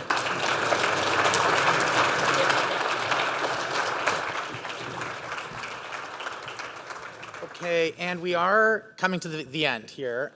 We're going to, as the As these panelists leave the stage, we're going to have one final short presentation here, and we just have to transfer some microphones. I might actually ask, oh, Nicola's got it here. Just to say, I really do get inspired by the work that's happening across the country, and I had actually suggested that, given the sort of the sense of patriotism and the Team Canada approach, I actually suggested that all the CEOs grab their respective flags at the end and that we wave them at the front like Les Miserables or whatever, but Nicola shot the idea down. So I'm afraid we're not going to do that, but we are in for a treat here in a second. While we get ready for that, let me just first sort of close with a series of thanks and acknowledgements. First, I want to thank everyone here in the room for your time and your energy today. It has been a really successful event, but as great as the panelists were, and they were great, it's been the energy at the reception last night and through the various breaks and so on. It's felt like a reunion of sorts, a bit of a family reunion, and it's a testament to the community of genomics research in Canada. So thank you all for the energy that you've brought. I want to thank Elder Commanda for her thoughtful and kind words that put us on a good path this morning. I want to thank all of the speakers and moderators who joined us and provided very thoughtful remarks. Yasser Naqvi for making the time, and of course the $170 million. But the making time to come out during what is obviously a very strange and difficult political time to come and really underline the commitment that this government has made to genomics in Canada. I want to recognize again the award winners who were recognized last night. Just a phenomenal set of researchers. Congratulate them again on our behalf for the work that they've done. Also want to thank Andre Picard for emceeing last night and doing such a phenomenal job. I want to thank everybody who's made the day itself possible. We've had great help from event planners, ASA Live. I want to thank the sound and AV folks who have kept this all going very smoothly. And of course, the Genome Canada staff, in particular, Nicola, Diana, Rosella, Sapna, Catalina, Wesley, and actually, frankly, everyone who's contributed to this. Really phenomenal work. And now I think we're ready for the last step. And this is a little bit... if I can just digress from my notes here to say on a personal note, I'm super excited for this because, of course, I am really jazzed by the science and technology that we have with genomics. But some of you might know, actually, though I trained in biochemistry and genomics and did my PhD in that space, my undergraduate degree is actually in English literature. And so I have my first love is in the arts. And we are in for a treat here. We are going to end on a high note. Our closing session is actually a performance by leading Black Canadian poet Greg Frankson. He's going to deliver some brand new poetry that he has been composing here, reflecting on the themes of this inaugural Canadian Genomics Summit and the path forward that we see as a genomics community. So Greg's been here, he's been listening in, he's been absorbing this, and he's been composing this poetry on the fly, which is super cool. He does a lot of sort of speaking engagements. He's a real advocate as well, and he has actually recently published a book called Alphabet Soup, which you should have in your conference tote bag. So enjoy that. It now gives me great pleasure to invite Greg up to the stage. Greg.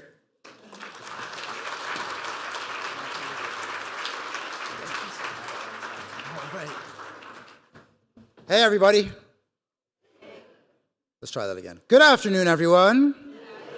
Hey, there you are. You're still with me. That's fantastic. Listen, the cold and the snow is happening outside. Let's try to stay warm inside here, shall we? There we go. So my name is Greg Frankson. I am an artist, a writer, and I am also the person who's been sitting here all day long writing poetry about genomics. I know that sounds a bit strange. It sounds a little bit out in left field. It is, and it doesn't matter. It happened anyway. I just want to take a quick moment to thank Genomics Canada and the team who put this thing together for inviting me to be part of this. I always like to engage in these kinds of events because it allows me to learn new things about things that I wouldn't necessarily be talking about in my day-to-day. And now I get the opportunity to go to people and say, listen, Genomics is the future, son. Like, let me show you exactly what we're talking about here. And I've got all of this poetry that helps to point that out. I have literally written down onto 13 pages the amount of poetry that I wrote today. 'Tis true. Proof. Yep, she saw it. She saw the number, it says 13 at the bottom. And so it's a mix of short poems, haiku, and then some longer poems that I was able to gather from the various panel discussions and presentations that went on through the day. So I like to start with some haiku. For those who don't know, a haiku is typically structured as 5 syllables, then 7 syllables, and then 5 syllables. So they're very, very short. So when I say them, they don't take long. So just be prepared for their brevity. Okay. So the first one that I got was from the very, very beginning this morning, and it's very simple. Across Canada, we celebrate genomics in every quarter. See what I did there? That's it. Like literally, that's it. I told you, they're brief. I think one that the parliamentary secretary would have really appreciated is this one, which goes, governments are delinquent students needing constant reteaching. But, you know, that's how we do. I have like 16 haikus, so I'm only going to read a few of them, okay? One that came from the panel, I think it was the first one, no, the second panel. In precision health, we can't afford to miss the genetic mark. Right? And then after lunch, you know, people were all excited and we're talking about how people haven't seen each other forever and whatever else. And so a haiku came to me, which goes, a science party. So many relationships regenerated.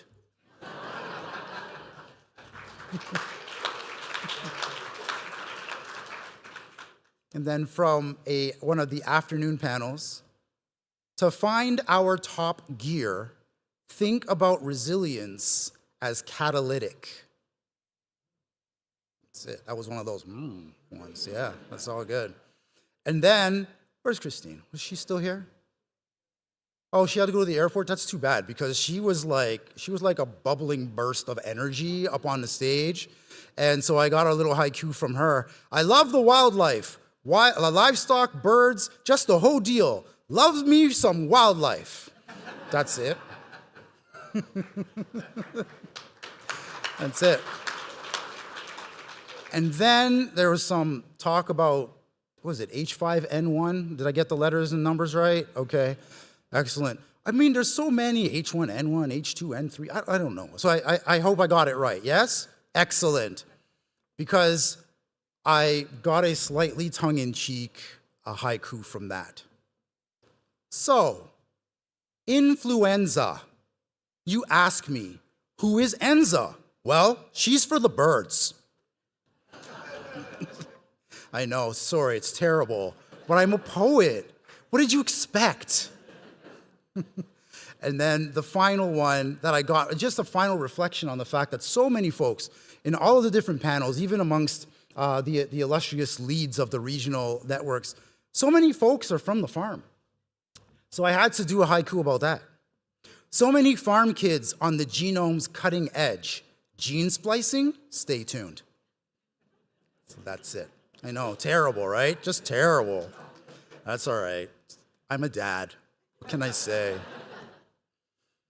And then I get into some of the longer pieces. So this one I wrote after listening to Elder Commanda at the very beginning of the day, and I've called it Neighborhood Medicine.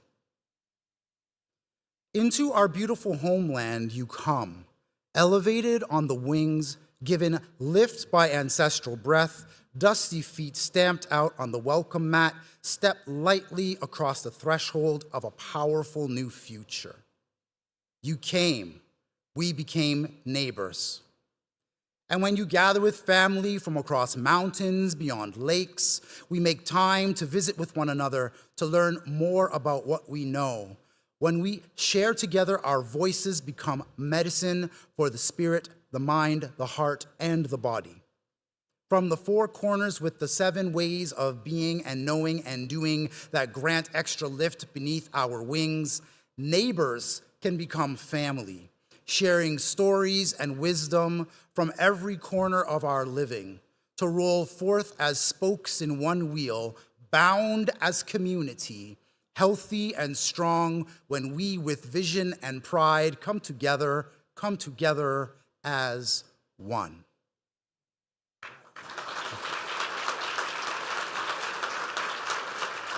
Thank you. Where's Rob at? Oh, he's over here. Okay. So then Rob got up and spoke very excitedly for a while. So I wrote a quick little poem about him. Ironically, it's called This Is Awesome. Envision bold advancement, convergence of opportunities with global reach and impact. Corral the wild horses galloping forward as the feeders of rapid progress. The change that fuels revolution is coming. Are you not excited? There you go. Did I capture that? All right. And then you had a chat about some kind of a strategy with several millions of dollars over a 7-year period or some such thing. And so during that announcement, I wrote this poem, which is called In Twisted Sequence. At the forefront is Canada, a strategic innovation to lead the way for all nations. 1.6 billion created a foundation when science meets the challenge the world raises for us every day. Twin entwined helixes of the people linked to the passions of our genomics leaders will uplift the future of our environment, our biomes, and our humanity. Become the basis of where we need to be to thrive in our future. Creates the fuel for an economy that honors the building blocks used to construct our context without damaging pretext to empowering suspects we know to be usual. With a forward-oriented mindset, think beyond the now to what we can essentially be. Leaders amongst the nations concerned with mutual improvement that grows national ambitions to achieve this mission globally.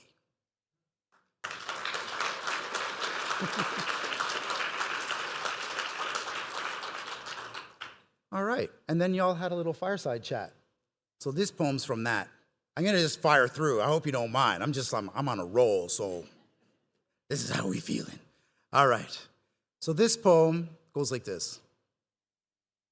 Living in an era where systems are breaking down, the crumbling of the walls requires vigilance to not be crushed by a cascade of cracked cinder, challenging the bricks we laid at the foundation of our national identity. We can be the place where the stability of our works lead not to disintegration of social contracts and altruistic focus, but rather a land open to the hunt for opportunity, for conquering the challenges worth wrestling. And when the world comes knocking, looking for a place to stay dry and stay inclined to work to move ahead, instead of quicksand ankle deep in a quagmire of brittle bricks with edges sharpened by societal fractures, we will invite them inside, close the solid maple door behind them, and greet a better future together.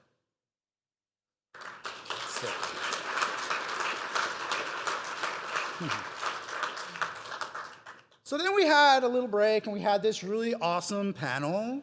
I'm going to use the word awesome throughout this. Thank you, Rob. I'm totally borrowing it for now. And the reason why I say that it was awesome, because this panel also talked about things that were boring. And so, as I gathered the thoughts and translated them, I came up with a title for this piece, which is called Boring Excitement Always Wins. Be aware that the next global pandemic, economically and ecologically devastating, does not care about unimpressive preparedness. Nor does climate change proceed in ways that are meant in any way imaginable to let us curl into comfortable sleep at night. Extratropical hurricanes in Atlantic Canada used to arrive on the coastline once in a blue moon, and now we feel them one by one with many more to come. It is more than the temperature that's going up. Perhaps it should be our level of alarm. And when innovation is no longer a team sport, we become a coterie of captaincies without any other skaters on the team. Though regulation of our overarching ethics to bring focus and fortune to our efforts permits prevention of pernicious interventions, we need to slice open the silos to elevate and cut across the grain to integrate cross-nationally and with global allies to harvest the journey's bounty. Let us get fired up about the boring bits that create the fundamental basis for the fun stuff. Huge potential for advancement often comes slowly. Take the big ideas that need time, energy, and treasure and nurture them in the face of conflictual dynamics to transform the opportunity into transformational realities. Fight through the biotic stresses to maximize and harness Fight through the biotic stresses to maximize and harness the power of the information at hand. Layer on the mortar that can weld together the walls that house the home for our future innovations instead of leaving them lying about uncoordinated, resources unconnected to the purpose of the project until they are integrated to form a whole function. Waste not what is about, lest another one finds the formula. We possess the skills and the knowledge to build, and clearly the time for action must be now. Increase probabilities for success. Because the priciest medicine is ineffectual, increase efficacy to explode possibility and save more lives in reality. Talent is necessary for those successes to occur. Wherever they may have started their expositions, break down barriers to their ability to forge new strategies, new goals, new missions. When ecosystems have diversity, strengths become more widely seen and evident. Spur independent thought and creative pathways that to date have not been explored or prevalent. Bring the spirit of aspirational striving and apply our rigor to the best of our hypotheses to promote stronger growth in our fields of business, agriculture, and in our apothecaries.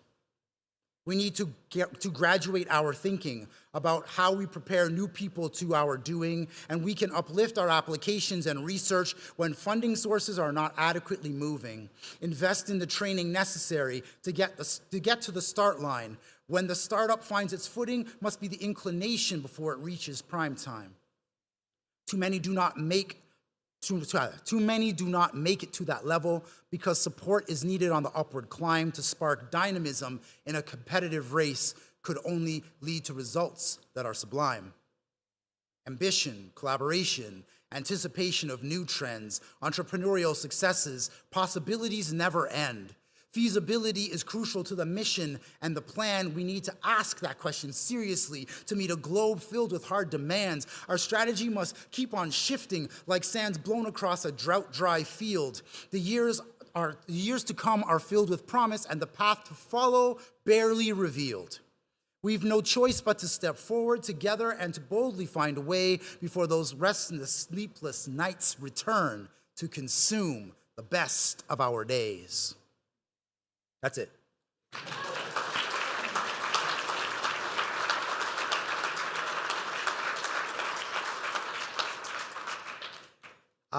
So the second panel got me thinking about rivers for some reason. I'm not sure what y'all were doing, Catalina, but y'all made me think about rivers. So this poem that I got from that is called The Vessel in Flow. Ours is a fundamental work of level setting to ensure our work cannot just revolutionize the mainstream, but also to view the so-called tributaries as simply mighty parts of a unified watershed that carry the biodiversity of the regions where the rivers find their genesis. To make our way together to a destination, we must begin by selecting the best vessel for the successful navigation of the waterway, and supplement it with the provision of a few life jackets to be placed inside the hull, differing shapes, designs, and sizes that can adapt more precisely to the needs of each occupant when initial interventions are needed. We bring along an emergency kit of supplies that has improved over time from simple bandages and ointments to the latest innovations that can account for whether the remedies are appropriate and helpful for the person who may require an acute intervention. And what of the flow of the river itself? With the influence of tides and heat or cold, erosion and terrains that surround the water, what are the influences that are deposited and not even noticed as affecting the quality, power, and clarity of the stream in progress that shape the way we can enjoy the benefits over the fullness of time yet to come? For all the dynamic power that the stream exerts upon the mud and stones, hills and grass, trees and shrubs, flowers and land animals, where any of the flora and fauna would perish without the life-giving hydrogen and oxygen splashing upon them all. The people who live along the shores make their own impacts on the waterways that can either ease or complicate the passage of anyone floating on the water. Is there space and access to those people through ports and docks where exchange of resources, ideas, and experiences can change the shape not just of the flow, but of the evolution of humanity's journeys around each bend along the way?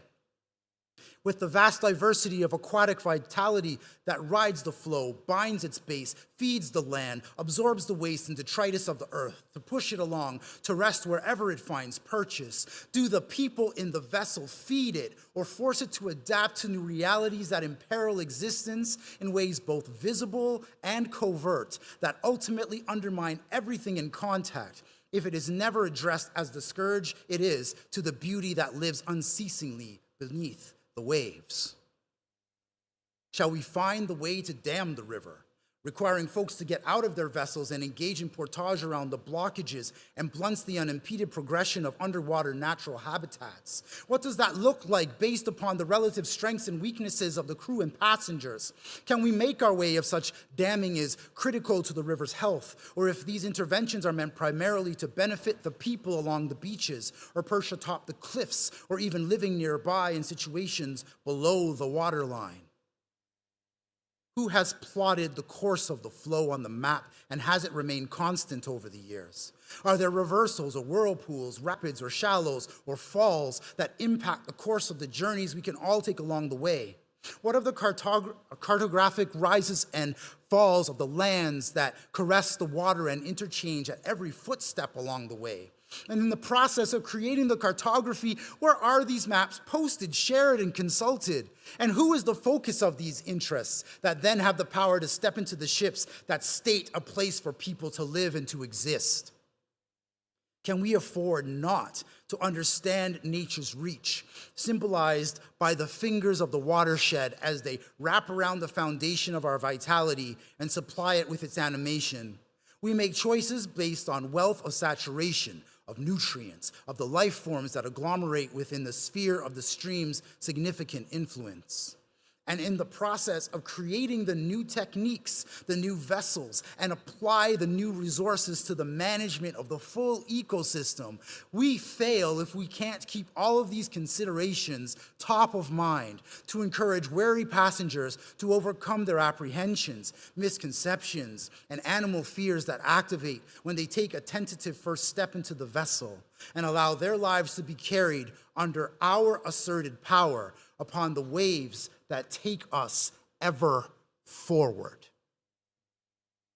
That's it.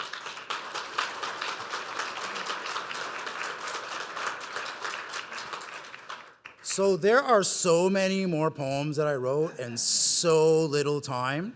So I'm just gonna jump right to the end because I believe that it's always the wise presenter who makes sure that whatever they've done that particularly talks about the leadership of an organization gets read aloud for everybody to hear. So I'm gonna talk about the poem that I wrote based on the final panel. And the rest of the poems I will be sharing with the organizers.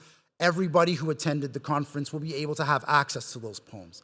I am in a process of knowledge translation. So what I have shared is essentially what you have granted to me. So I feel like we all own it. And so I encourage you all to use it in your work going forward. And so I will just end by reading Round the Regions, which is what this last poem is called. Thank you all so very much. I look forward to meeting you. I hope to see you all again at other future events around the country, hint, hint, nudge, nudge. And I'm very much grateful to Genome Canada for having me here.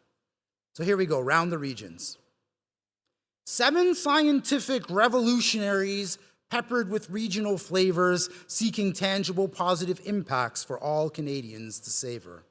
Whether making strides on cancer because we're jonesing for solutions, game-changing care, the objective with only necessary intrusions, fixing hearts before they're broken, get back into rhythm with thriving, dispositions in advance, predisposed when gene therapies were arriving, gather data on our bloodstreams to get to the root of our ambitions and give health back to populations of various cultural traditions. And in agri-food, our institutes at the heart of strategic investing is an asset that is world-leading with a reputation beyond contesting. For health delivered with precision, addressing the scourge of rare disease, reduce solution times from years to weeks and days. More of this, please. Then to reflect on surges in demand as a global pandemic took vicious hold, the relationships forged in the crucible inspire our researchers to remain bold. To sell the power of genomics, stories told with unabated breath, in service to fund and friend-raising continues with excellence and depth. When we reach out in remote communities through programs in education, engage Indigenous populations through action plans that respect the First of Nations. And aquaculture, innovation remains the gold standard of objectives. In the face of antiquated regulation, new approaches must be tested. Place focus on how people graduate to study approaches we must deliver, train them for the work and to retain, keep the sharpest arrows in our quiver. Once armed, we must stay nimble to come with novelty in our designs, holistic rework, not tinkering at the edge. Intriguing opportunities aren't tough to find. Support in company of mentorship to help them market up to scale and move towards accelerated success, reduce the number of firms that fail. With all these actions, there is a key to implement the best for public use, integrate advancements for us all based on innovations we produce. In 6 regions and the capital, the work simply abounds. The progress and investment glean results that shall resound. Commitments made from coast to coast inspire new ways to grow. The future bright in Canada, and we've got a long way to go. Thank you, everybody.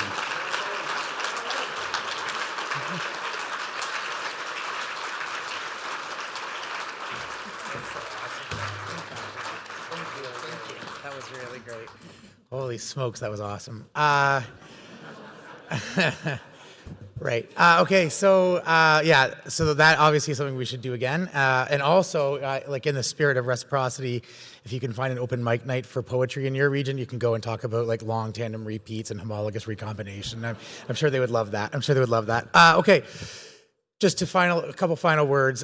First, I just want to say, honestly, I love this stuff. It's like Nerd Fest. It's so great. I really am like inspired and humbled to be able to be, so stood on the stage here today, and I'm equally humbled to be the CEO of Genome Canada. It's like a dream come true. I get to see the future being invented every day as projects come across my desk, and we get to hear about the people that are inventing that future here. The staff at Genome Canada, the staff at the centers who are dedicating themselves fully to the sort of helping support the invention of that future. And the work of all of you in the room here, researchers, clinicians, industry folks, our government friends, and so on. And what really strikes me after all of this is that this really truly is a community. And it does take a community really to make change happen. So I'm very, very proud to lead Genome Canada, but I am equally proud, if not more proud, to be a member of Genomics in Canada. And the strategy announced this morning is going to go a long way to helping push us forward, inventing that future. As we've heard, we're celebrating 25 years, but we really are just getting started. There is so much more to do, so let's get back to work. Okay? Awesome. Thank you all. Safe travels home.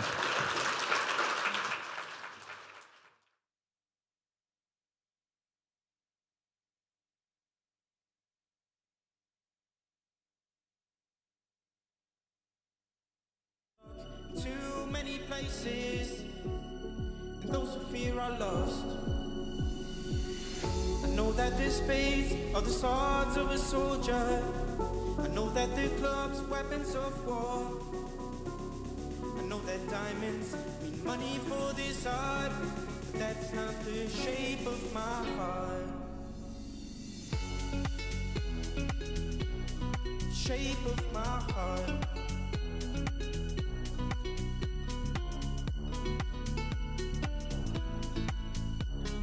That's not the shape of my heart. I know that the spades are the swords of a soldier. I know that the clubs are weapons of war. I know that diamonds mean money for this art. That's not the shape of my heart.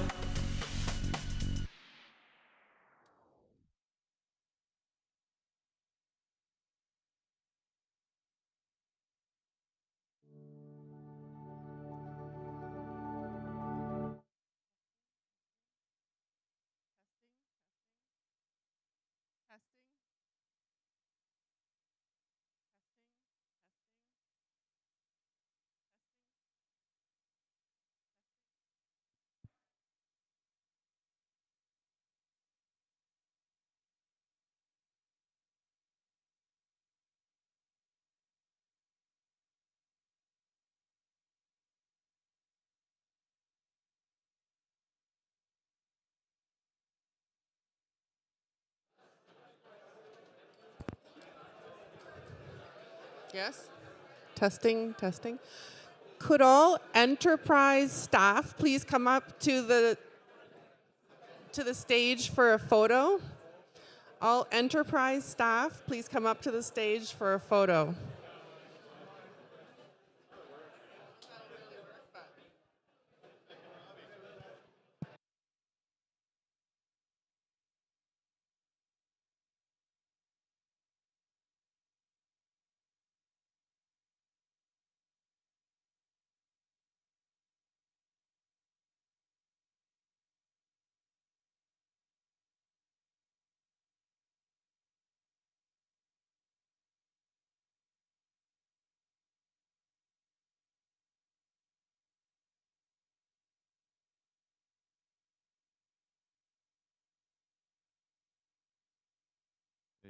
Hey, check, hey.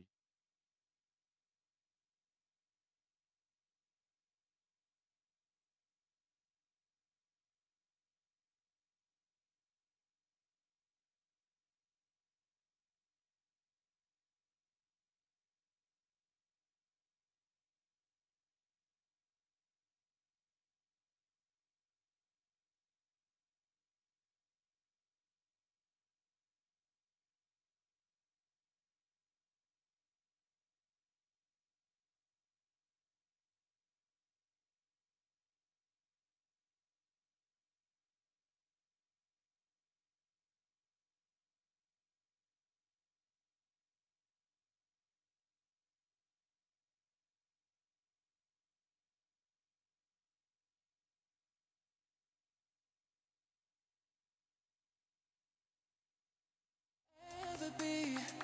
How will I know you'll set me free?